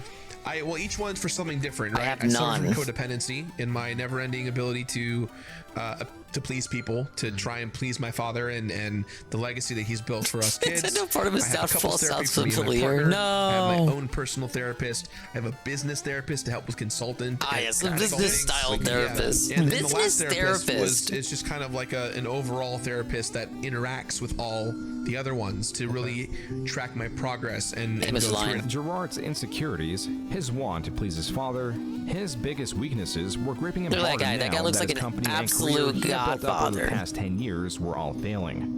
As much as he reflects on the fall of G4 and the backlash it got, this was truly nothing in terms of scale for this upcoming scandal that he would be the center of. Everything over the past 10 years would be dredged up, and a reimagining of his character that was so conflicting, no one wanted to believe it was true. This is how a charity exposed a fraud. And I just know because of my track record of Hey, things red like firearm. G4 exploding. Oh, me it's being that friends weird with John VTuber who Charles, I've been he was seeing a lot racist. of this week. You know, I've been a part of like, you know, it's Craig, that guy. Pulling one thread about the charity thing is going to. It's that upheave guy my with the entire dried life blood in a on way his that walls. scares the living crap out of me. It is November of 2023. Carl Jobst, a content creator who typically Carl. covers video game speedrunners and their falsified runs, Hello, you received an absolute anonymous tip. legends. Billy Mitchell is suing me This again. person alleges that the Open Hand Foundation, the charity run by the Khalil family that Gerard raises money for every year, has not donated a single cent. Yeah, Harmful This is Opinions a put out a very video bold on him, accusation, Carl. especially He's- since Gerard has he's a stated really- in the past he's exactly quite a strange how the money fellow. is being used. We are raising money for dementia research and treatment, more specifically helping families and those loved ones who've been affected by early onset dementia and who are learning how their lives are going to be changing forever. Raising money for dementia research. We're trying to help those who are affected by Alzheimer's, all types of dementia. What is he doing?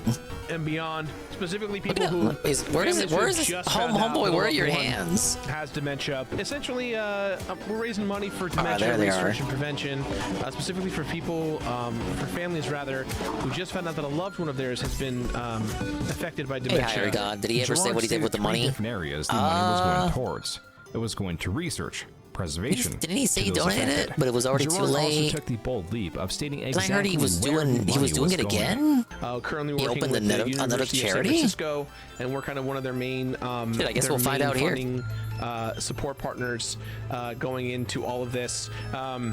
Main funding partner, support partner. This is a very strong statement. Luckily, charities like Gerard's need to file what is called a 990-PF.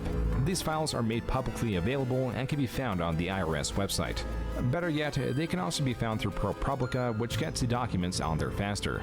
It is here that you can find the most recent 990-PF from 2022. ProPublica also has a very user-friendly interface that charts revenue, expenses, and total assets. Immediately, it is apparent that the revenue is matching the total assets, and the total assets keep rising, which means none of the money has been donated. But then again, third-party website-generated charts are not always the most reliable. Checking the actual 990PFs show that for 2022, the gross revenue was $170,000. The net was $106,000. This was added to the pile, which at the end of the year was, quote, cash non-interest bearing $655,520. Oh, a bit of that was shown earlier, Higher God. The foundation truly did not donate a single cent. It was just sitting there. To make matters worse, it was not even being invested. This means on top of the money not being donated, it was actually losing value over the years as it was sitting in a bank account not moving. In disbelief, Carl Jobs emailed the Open Hand Foundation. What he got back was an email from Jacques Khalil, a board member and brother of Gerard. Here he stated that, quote, we have been evaluating potential beneficiaries who align with our vision. Entities it's crazy, the inflation argument. Without a substantial portion being diverted on the one hand, it is kind of like being petty, a little extra, but it is objectively true. The money is worth less now because they waited. 2014 has not made a donation. Jock also details that they donated body parts, alluding to donating their mother's body to help with research. And likely through the PBD West golf tournament, they donated money before they were an official charity.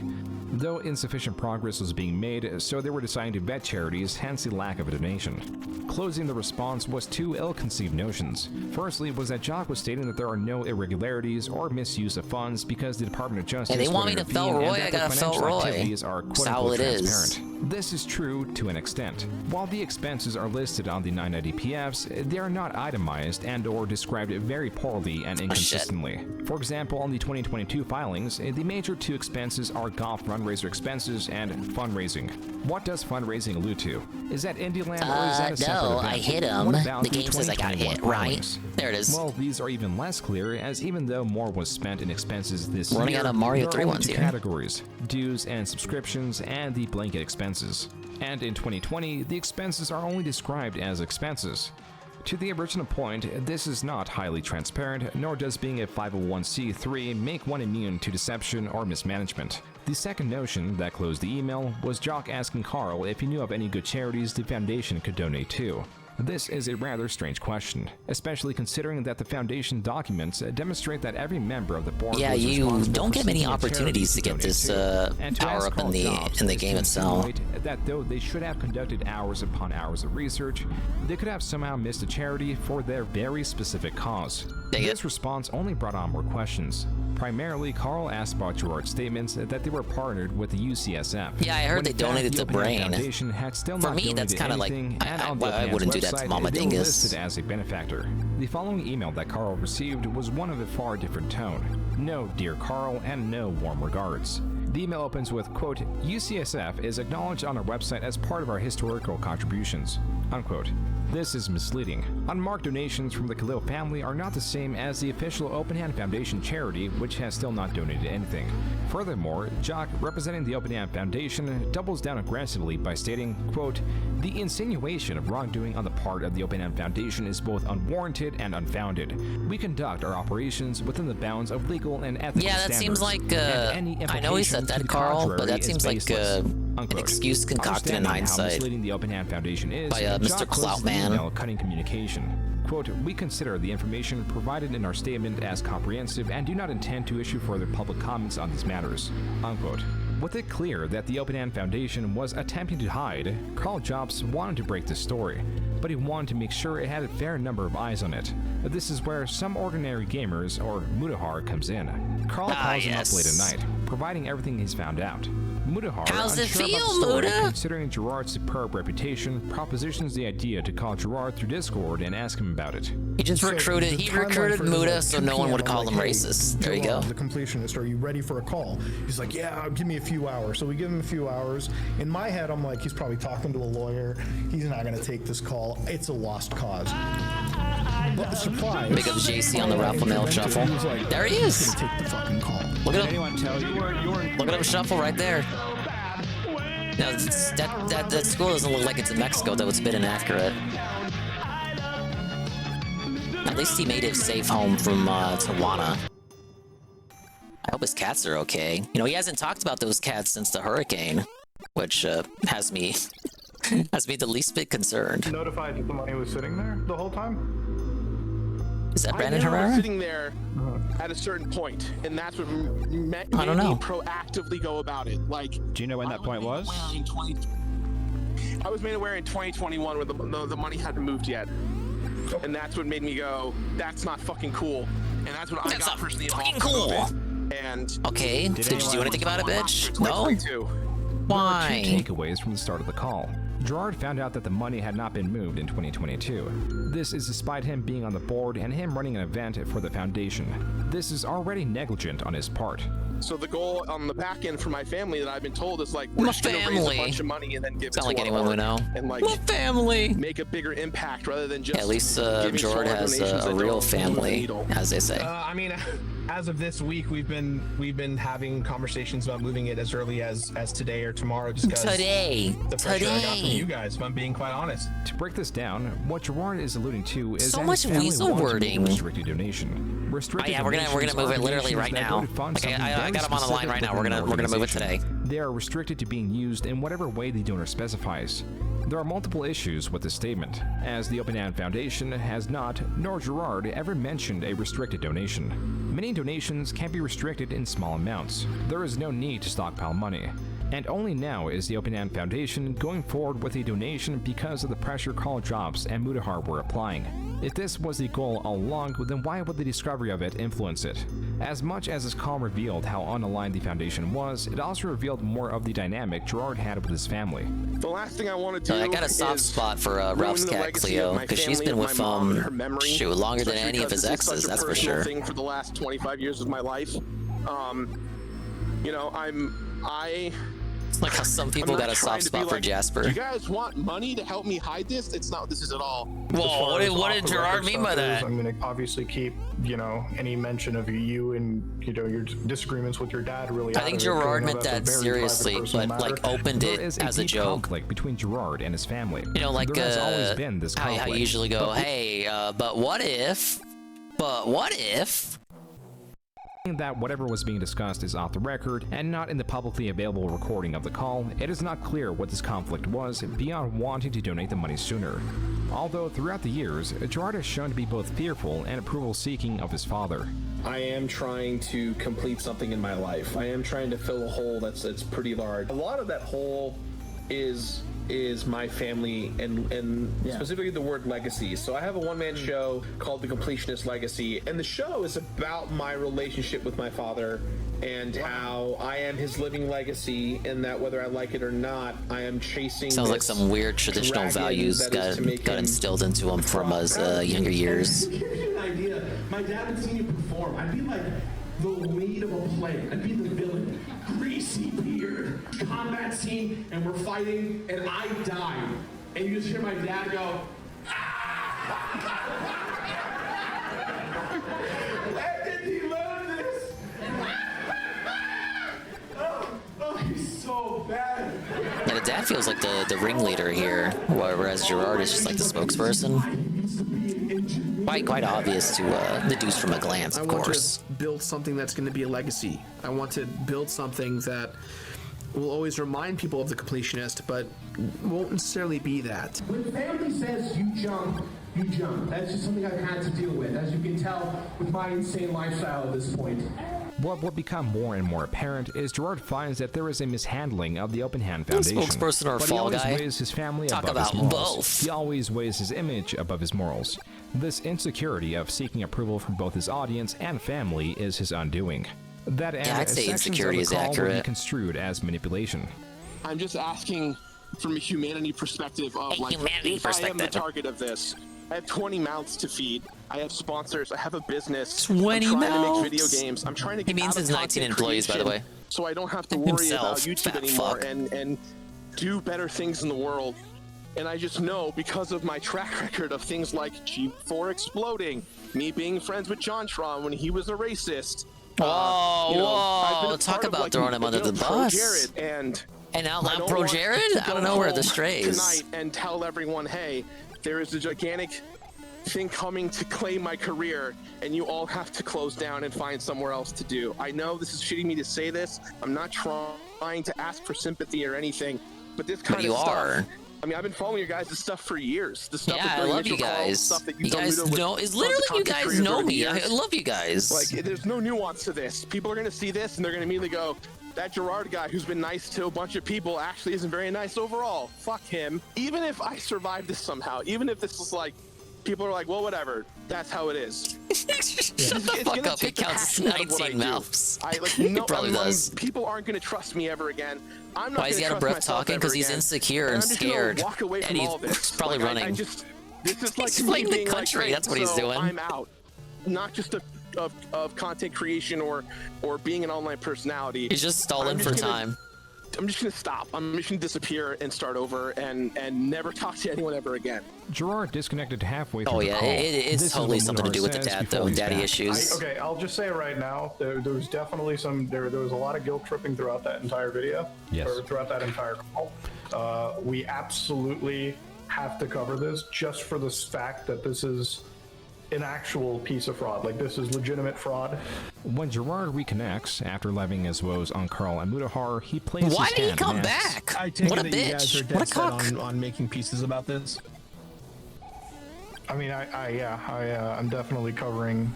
All right. Well, I guess that's it. I guess that's all she wrote. This was all happening behind the scenes.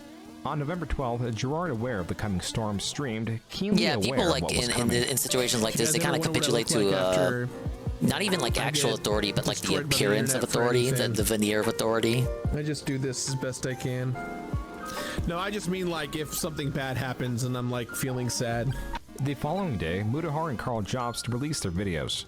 Their website clearly states they support the UCSF, and they have a quote from David Kessler, the Dean of the UCSF School of Medicine, thanking them for their gift. But the interesting thing about David Kessler is that he was fired as the Dean of the UCSF School of Medicine in 2007, 7 years before Openhand was even officially registered. If they have been looking for a beneficiary since 2014, Ran down the Merida with why is Ralph. Gerard Ralph being would claiming not they like this support dude. He'd call him a organizations weenie. across the world, including the UCSF and the Alzheimer's Association?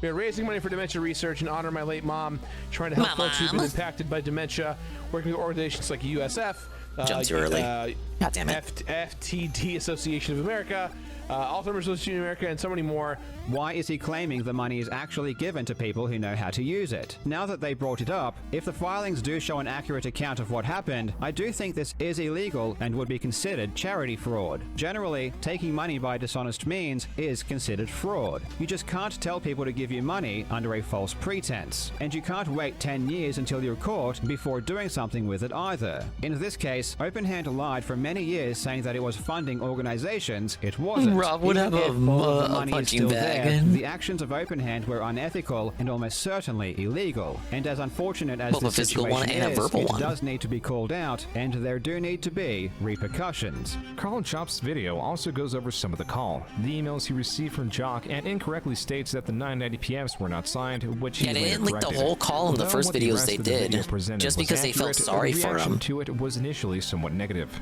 But they Friends kept of it the in the back of their Completionist awaited pockets, his response, just in case but a he few were snaked them. egregiously misreporting what was in the video. Pro Jared lying by stating that, quote, "This is horseshit." They're both making a lot of assumptions and accusations without being able to actually prove anything. Almost like they're presenting the worst and trying to get views off of it.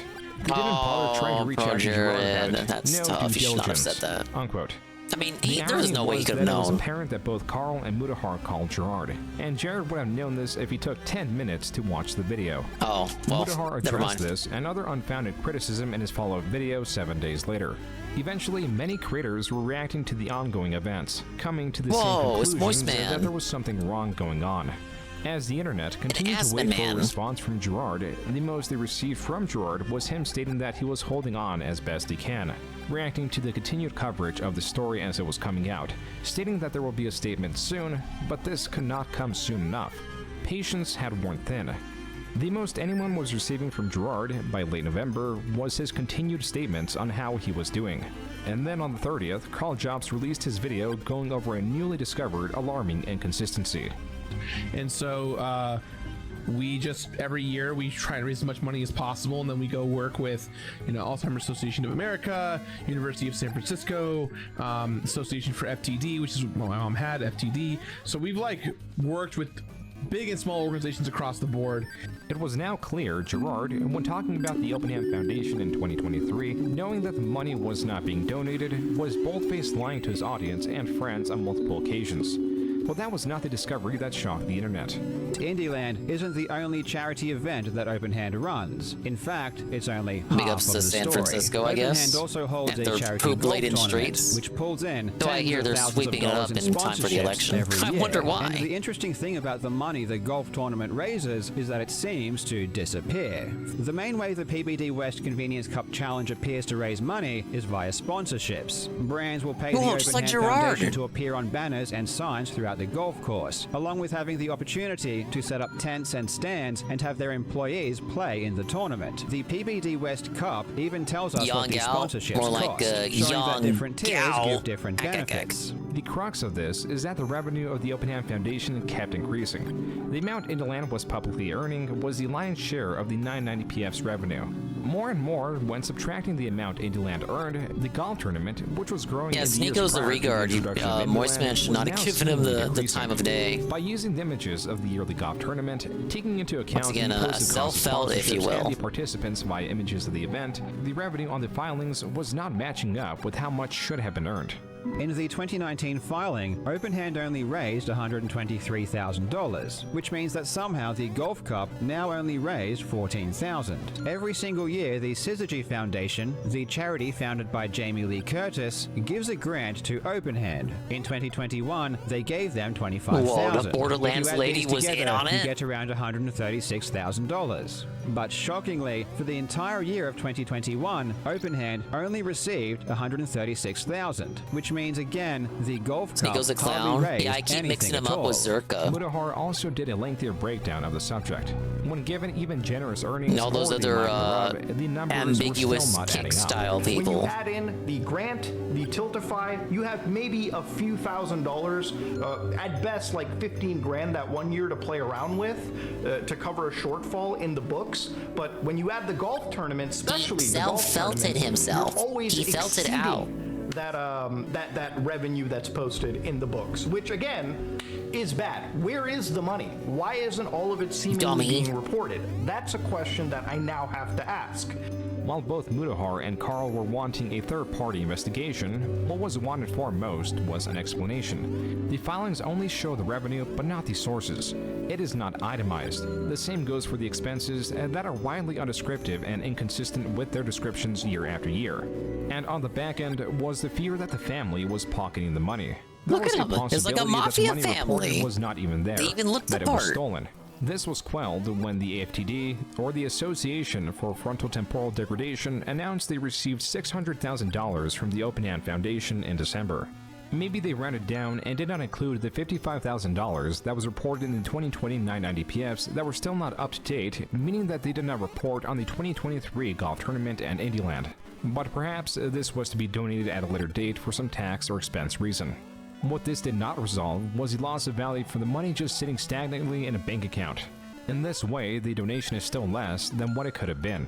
Additionally, when Pro Jared was going through his own controversy, Gerard donated $15,000 on a whim when he was truly not involved at all. It is also possible that Gerard's company is dry, that it has lost so much money from its projects in 2023 that Gerard could not donate additional money if he wanted to. There was so much just called him a speculation that broke was meant to bum. be silenced by a response, which finally came December 9th, 2023. Oh, this is that Set the video. record Higher God straight. mentioned it. Oh. I want to make it 100% clear. At no point in the Foundation's history was there any criminal or financial fraud. None. A lot of folks have been saying that if I didn't do anything wrong, that I should have said something sooner, or that my conversation with the accusers was considered my full side of the story. But when there is allegation after allegation being made, it takes a long time to gather the evidence and facts to refute claims. This will be my only video response on this matter. Wrong. Wrong. Incorrect. He came back with the Super Mario RPG video and immediately cucked out and mentioned the controversy and how do you have to win back everyone's trust. delay of this video Because everyone hated that response video. Fact-finding, his video containing virtually no receipts, itemized breakdowns of the filings, nor clarification for his own lies shows how incompetent and ignorant he is. Though Gerard does make it quite explicit that he is not involved with the golf tournament. My father runs an annual golf tournament, and this golf event hasn't always contained a charitable component, but has always been in dedication to my mother to bring awareness to FTD. I would often there it be is again present with the at these mother. events, but beyond giving an occasional speech, I was not and still am not involved in any of the event planning. I want to stress that not a dollar raised from Indieland and its supporters was ever used on anything to personally benefit me, my family, or any of our companies. This is okay, but like the main contention isn't that so much as that it was just sitting in a bank account and depreciated thanks to Joseph R. Biden, our lovely president. Ah, yes. Very strange statement that implies no wrongdoing on Indieland's part, yet negates to bring in the golf tournament into the conversation. What's more, Gerard did attempt to clarify some of the numbers, though the lack of receipts did not do him any favors. In 2019, the foundation reported $123,816 in revenue. This is correct. The 990 PS for 2019 Why does is it show got better that research than exact RTU amount was for better revenue. pace? But the Kind of wild accusers too, allege because it's like that it was a hot $14,000 topic issue, unaccounted so I'm for. sure he kind of Our rushed books it. do reconcile, and these accusations are the result of bad math and missing information. The 2019 Indieland's net proceeds were $82,409.19. Here's where the issue lies. In 2019, the year in question, Gerard stated on Twitter that the preliminary earnings from Indieland Yeah, I feel were like the RTU doc could have included way more than what was actually included, Preliminary Carl. earnings are net earnings. Yet somehow he states the net earnings for 2019 were actually $82,409. That is a $27,000 difference. But perhaps Gerard meant gross earnings. But when checking the 990 PF's expenses, they were not $27,000 for 2019, they were reported as $13,000 in total for 2019. And when combined with $31,371.55 in revenue from the golf tournament and $10,000 from a direct supporter, it adds up to $123,780.74. Using Gerard's prior statements, the lack of reported expenses still doesn't add up, and Gerard still fails to provide a receipt even after this video The came Goddard out. nuke is incoming. On the Oh topic of no. expenses, Indieland throughout the years was making the bold statements alongside Gerard that all the money was going to the Open Hand Foundation. And even We're all in gonna go to Indieland Gouter heaven after the 2023, DSP he doc reiterated drops. this. Thank you, Bernie Link, for the Prime. As a reminder, all bits and subs, including Amazon Primes, go towards the charity as well. So it's How would they all calculate that? Through, all going for a good cause. Yet in his response video, he said this. Income from Twitch subscriptions and bits, along with merchandise, have offset some of the production costs. It is common for fundraisers to recoup Whoa, the costs for events, he though it is lied. uncommon for fundraisers to claim all the money goes untouched, then turn around and use the money. Gerard taking donations to pay for Indieland is not only him spending donations on himself, it's him paying for something that he directly benefits from. But besides, what he spends that money on is ultimately irrelevant. He said he would give that money to charity, but instead, he spent it. That's There we go, fraud, S-rank. that's theft, and that is embezzlement. And what makes this even worse is that he would then go and lie, trying to take credit for paying for everything himself. So for those of you guys who don't know, we had a show last year, and it went great, but it was very expensive, and TOBG covered the cost of it, but we have kind of a rule of like, we want to make sure that like, as we do charity events, that we're not costing the charity organization or really anyone outside of our awesome sponsors. The guys at FlyQuest who've been so supportive, we want to make sure that the money that we do raise actually goes to charity and is spent properly. Carl's video has 3 minutes of clips back to back of Gerard stating how all the money was going to charity. While some of these clips can be excused as Gerard states proceeds, which can mean net or gross income, it is clear that Gerard was misleading his audience and that he was recouping the cost for Indieland. Regardless, next we going got forward, Lemmy. Gerard We stated got that he four was more. stripping the charity aspect of Indieland. One of the few receipts he did provide was an autopsy report that none of the content creators requested. When my mother passed away in 2013, we donated her brain and spinal cord to the same academics and doctors we worked with to further advance their research. There's a link in the description to her autopsy report that confirms her brain and spinal cord were both donated to science. This was an extremely personal decision for us. Because of my family's history, we had considered all legacy efforts that we had personally made to be a part of the Open Hand Foundation's history. With as much confusion as there But was no surrounding one the cares scandal, about, there are like, two no one things asked that are about the mom. reinforced Why as is he fact hiding in this behind video. her? Gerard is a liar, and even when apologizing, he No, inaccurately portrays what he's June, apologizing don't say for. it. Look, any way you say this, action needed to be taken. And to that point, I'm sorry. I'm disappointed that I was not more straightforward regarding the Foundation's timeline for making donations, and that I made statements potentially implying donations were made when they had not yet been.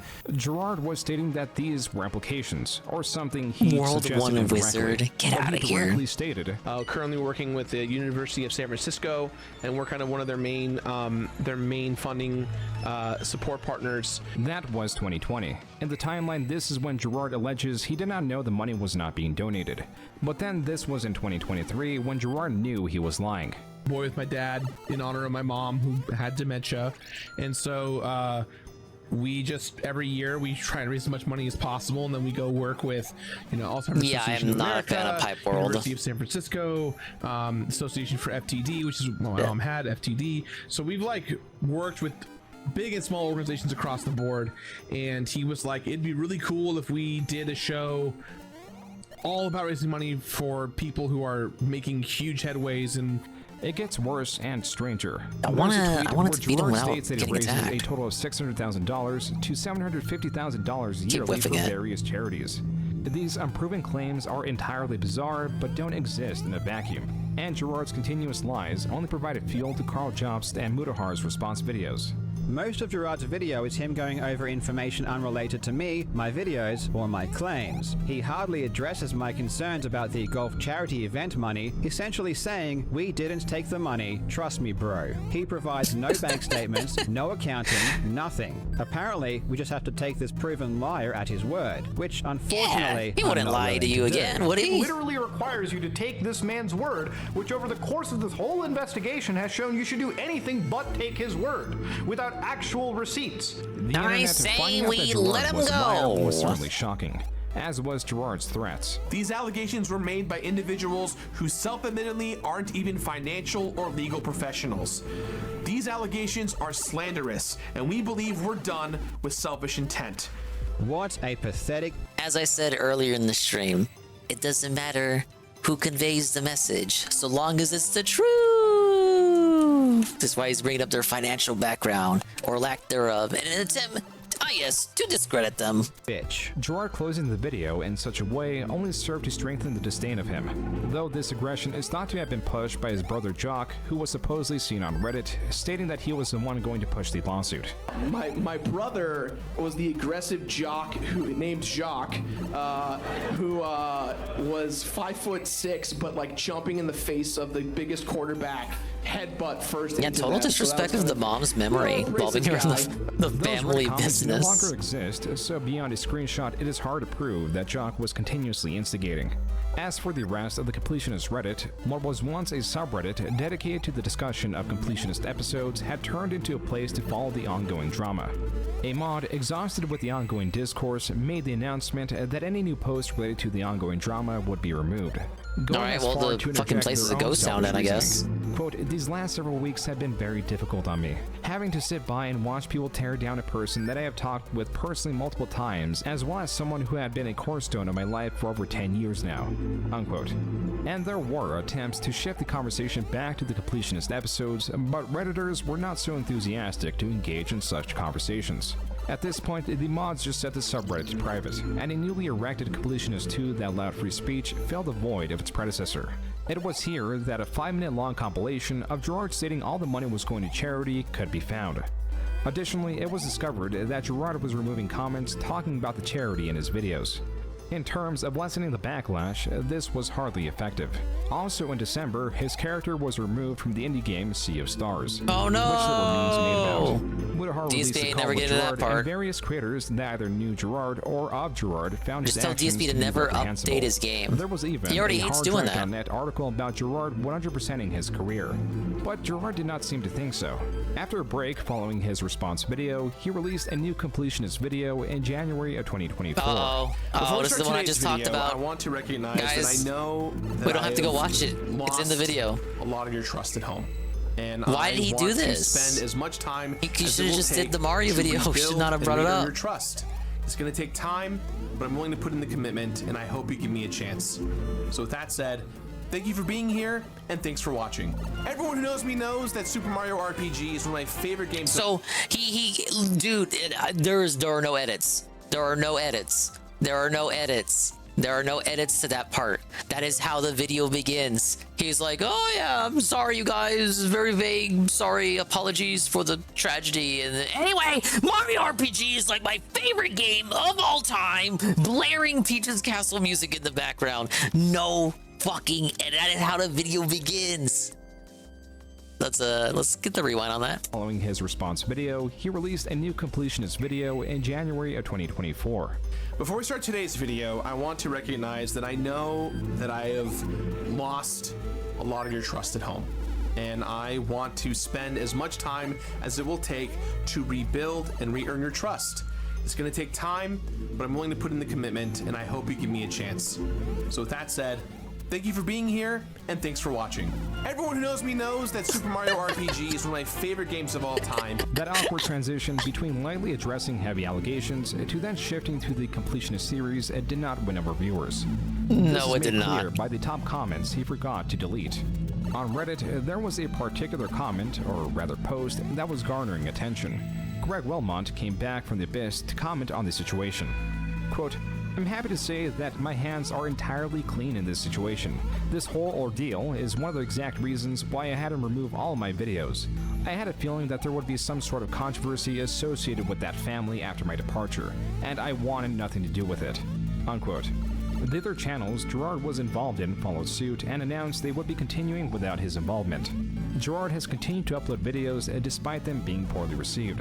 His Social Blade shows that his views have fallen to 500,000 a month, and his videos, though they have been rebranded to exclude his image from the thumbnails, cannot wipe away the stain of a serial liar. Yeah, I wonder why he's not on the thumbnail anymore. TOVG is now. I've made the tough decision. Oh yeah. The casino covered this one. He started another charity, except this time he did it through Twitch's charity option. So you can, if you're a creator, if you're not a creator, you can do charity. It's like a charity thing, and if you stream on Twitch, there's like a charity thing. There's a charity feature, and he's doing it through that. He's like, oh guys, you don't have to. He literally said this. So if it's not covered in the next part, he said the following: oh guys, you don't have to worry this time because it goes through Twitch. I literally don't touch the money. Yeah, almost like he should have done that from the start. Exactly. Why didn't he just do that feature for his Indie shit, which I know he did on Twitch? Why did he instead say, ah, yes, we're going to calculate all the bits and the subs and the primes, and we're going to do it. We're going to crunch all the numbers, and all of that is going to go towards a charity. This is just too complicated. Just have Twitch do it. Just do the charity through Twitch. He's too dumb. On a stream in March, he expands on where TOVG is now. I've made the tough decision to close down the office. And so we're in the middle of closing operations, and are you really expanding, or are you receding by closing the office? You know, we're kind of trying to build like a completionist set, if you will, in my garage, where he once posted all the employees that worked on his videos in the description. Now in current uploads, none are found. Though the charity money at minimum was donated, this scandal changed his image. Where Gerard was once viewed as a pillar of the community that had the purest intentions, has He now was been fake even rebranded back when as a people liked pathetic him. manipulator who will lie on a whim to enhance his appearance. Gerard is untrustworthy, irresponsible, and morally conflicted. And at most, Gerard is a fraud. Thank you again for War Thunder for sponsoring this video. Don't forget to play for free Big ups, on War PC, Thunder. PlayStation, or Xbox. This is using why the link people in the don't play pinned games comment on or in the description of the video. PC. There's also the massive bonus pack There for we go, new and that's returning right. players that haven't played in 6 months. Again, this is available across all platforms. Did June and use a includes different mic multiple for this premium video? vehicles This and part of the in-game video? currency and more. That was a very, very good documentary. Not that long either.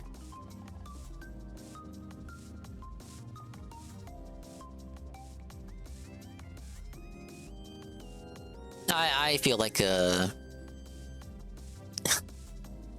was probably the foundation, Carl, and just all the sponsorships. But like, well, I don't know how much they were paying him, but I can't imagine like what the views he was making, sponsors he was getting. It's like sponsors really pay for everything, but aren't the sponsors you get dependent on the views you get? He wasn't like, all of his videos weren't bangers. He was. They say that early on, like he wasn't, like every video wasn't like a donkey video, like a million fucking hit banger view, just a million views just for existing. His videos kind of just did okay, even back before this drama, but it was more like the consistency of it. Like no one video did amazing. More so that like the whole channel was just of a consistent quality, so that across the spectrum, if you will. All the videos were progressively like benefiting over time. Like they had legs. The videos had legs because they were so consistent. But no one video truly outshone among the rest.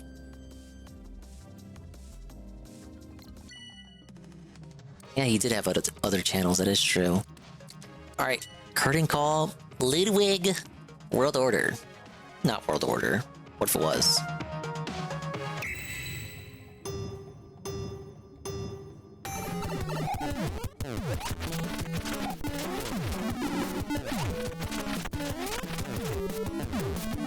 God damn it.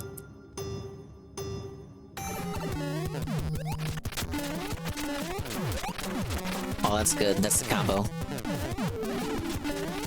Online combo. Belted. Second try.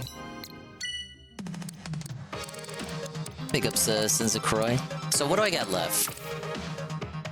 Oh wow, we're in the home stretch. Okay. Yeah, probably one more stream of this then. Right. Then I can successfully say I got all the S ranks. Seru's felted. And I don't know, I got bragging rights? Yeah. Just knock it out tonight. It's 2 a.m. I gotta work in the morning.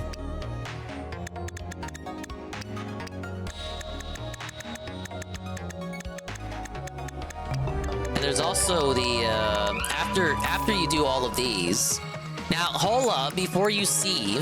After you get S ranks on all of these, and I know because Seru showed it, you unlock the all legendary speedrun. So all the legend challenges all in a row, and you gotta do all of them. So there's still that as well. But for progress, I gotta finish up Metroid. And Excite Bike. I'm putting off Excite Bike if you couldn't tell. Mario 3, Zelda 2, and Kirby's Adventure, which, if I... this is Kirby's Adventure, we're not finishing it tonight. Like, I get it, Carl, but fuck Kirby's Adventure. We hate that game. It's not made for speedrunning. Did I surpass the guy's time? You know what? I don't know. I could look back over his footage and see what times I have better than him and what times he has better than me. Generally, he's also kind of aiming for all S ranks, but there have been some challenges he gave up on. Super Mario World version of this. I think they should do an SNES version. A lot of room for variety. Thank you, Tevin. Ow. Let's buy some icons, man. I see some A+. Yeah, those are ones I wanted to come back to.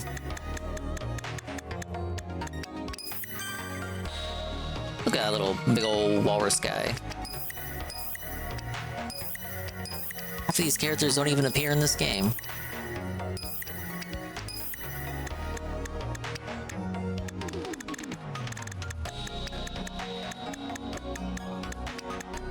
Go back to the Shy Guy with the Ostro. It's a classic. Now, as for pins, these are all just relevant to challenges that I haven't done yet, right?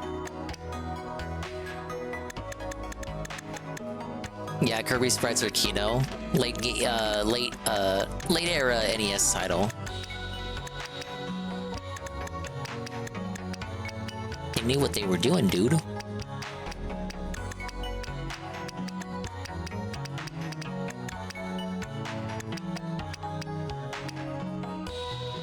Yeah, so the remaining pins are just based off getting A ranks in the challenges, do all the challenges for the remaining games, and then the remaining ones I already have. Well, earn A rank or higher in all challenges, so nothing for S rank, sadly. Okay, so we got Kirby's Adventure left, Excitebike, Metroid, Mario 3, and Zelda 2. Everything else, we got nailed down. Okay. You know what? Yeah, let's continue it tomorrow, and then we can wrap it up. We can, put it off the conveyor belt, as they say. We did good. Sarah was gonna be coping in the morning. Feels great. And then, you know, we still gotta complete a couple other games. Maybe Monkey Ball for the rest of the week. We'll be conveyor belting shit. So we can make room for the hot gaming season, hot gaming releases. Thought there were weekly there are the championships. Thing is, so the weekly challenges, you're going up against everyone in the world and all that. But it takes the challenges from the pool right there. So it's not like the challenges for the World Championships are unique and change, like they're like different. It's not like they're different from what you find here. Yeah, it's a different pool that rotates every week. I do think it's unique because you do get to see what people do. So I played it earlier, but let me play it again. Like, I think this one is interesting. I mean, you're already here for this part, Carl, but whatever.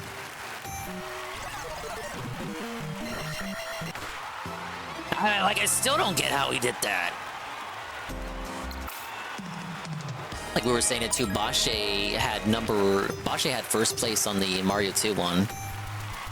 This one I'm intrigued by. Just the movement tech. DSP was like, you can't get this under 8 seconds. Guess what, idiot? Try under 6. Or under 7. Yeah, the secret tech. And this is the one that Bashe got first place on.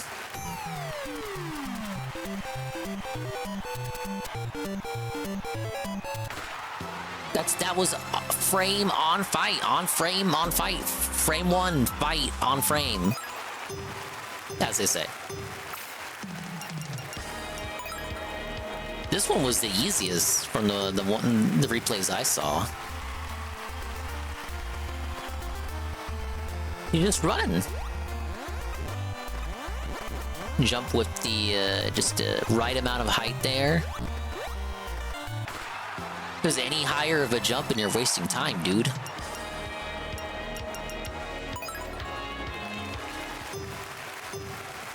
This one's kind of like your more staple. Pretty basic, just don't get hit.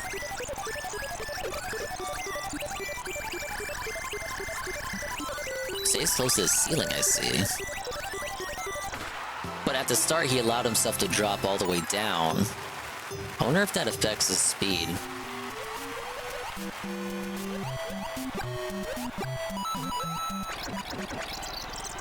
Flops all the way down and starts swimming. It has to be a momentum thing. That must have been tied for a lot of people, yeah. What was the dingus results? My best one was actually Kid Icarus. I guess people hate that one. I'm one of 3,000 people who actually have the S rank on that shitty 1-star difficulty challenge, right? Yeah, I like it. I think they should do an SNES version and then include more games. And the possibility to make your own challenges would be cool, but they would never do it.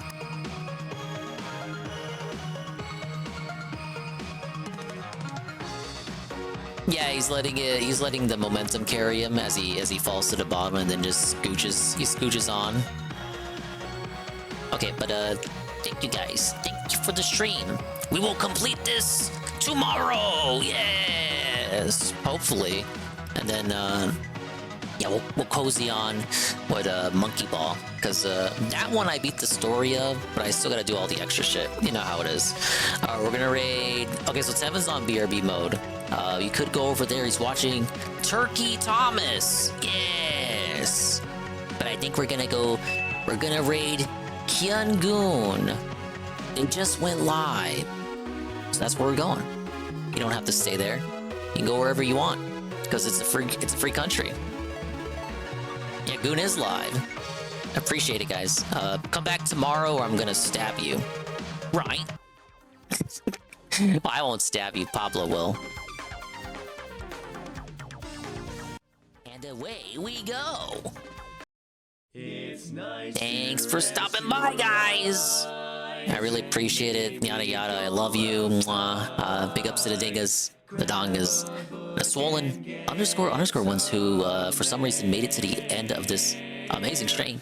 Like Mr. Pun, Rencheck, JC, Carl, Algernaut, Red Firearm, Golem, Almighty underscore Tevin the guy, Parma, Higher God, Iggle Wiggle, Iggle the stream's over. Iggle, no!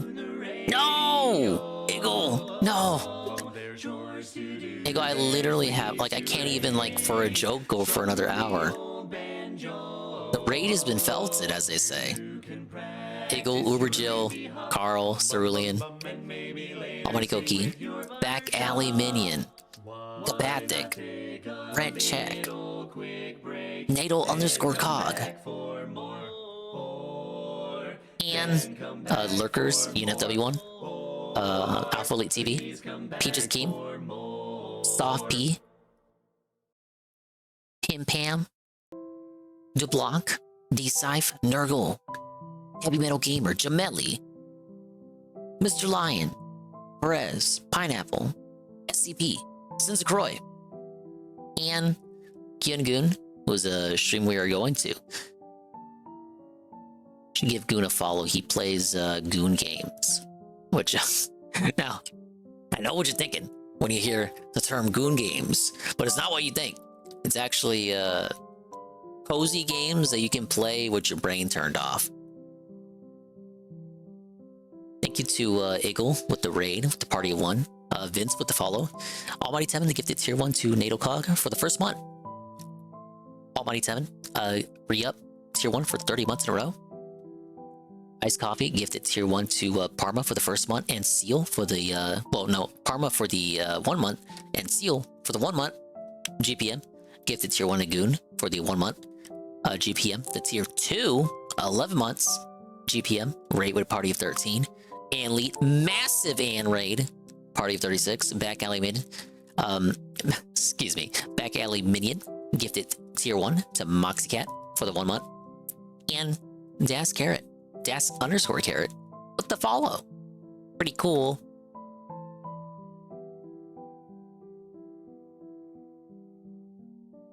You'd want to turn your brain on for that one? I'll try not to. Alright, Goon Raid. Give Goon a follow when you get there. And you don't have to stay there, but I would appreciate it if you did. Because I always fall asleep to a Goon stream. You know how most people do like the toxic raided run? Wrong. I'm actually going to stay there for the rest of the evening. So if you want to hang out with me and fall asleep to Goon games, just participate in the raid.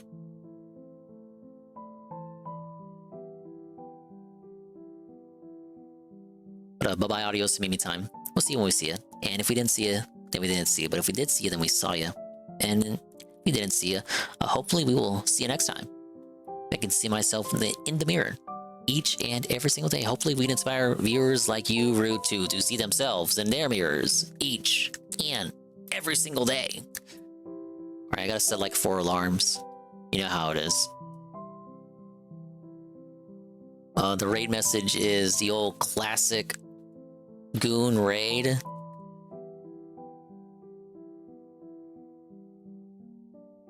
With a Swola 5 the guy.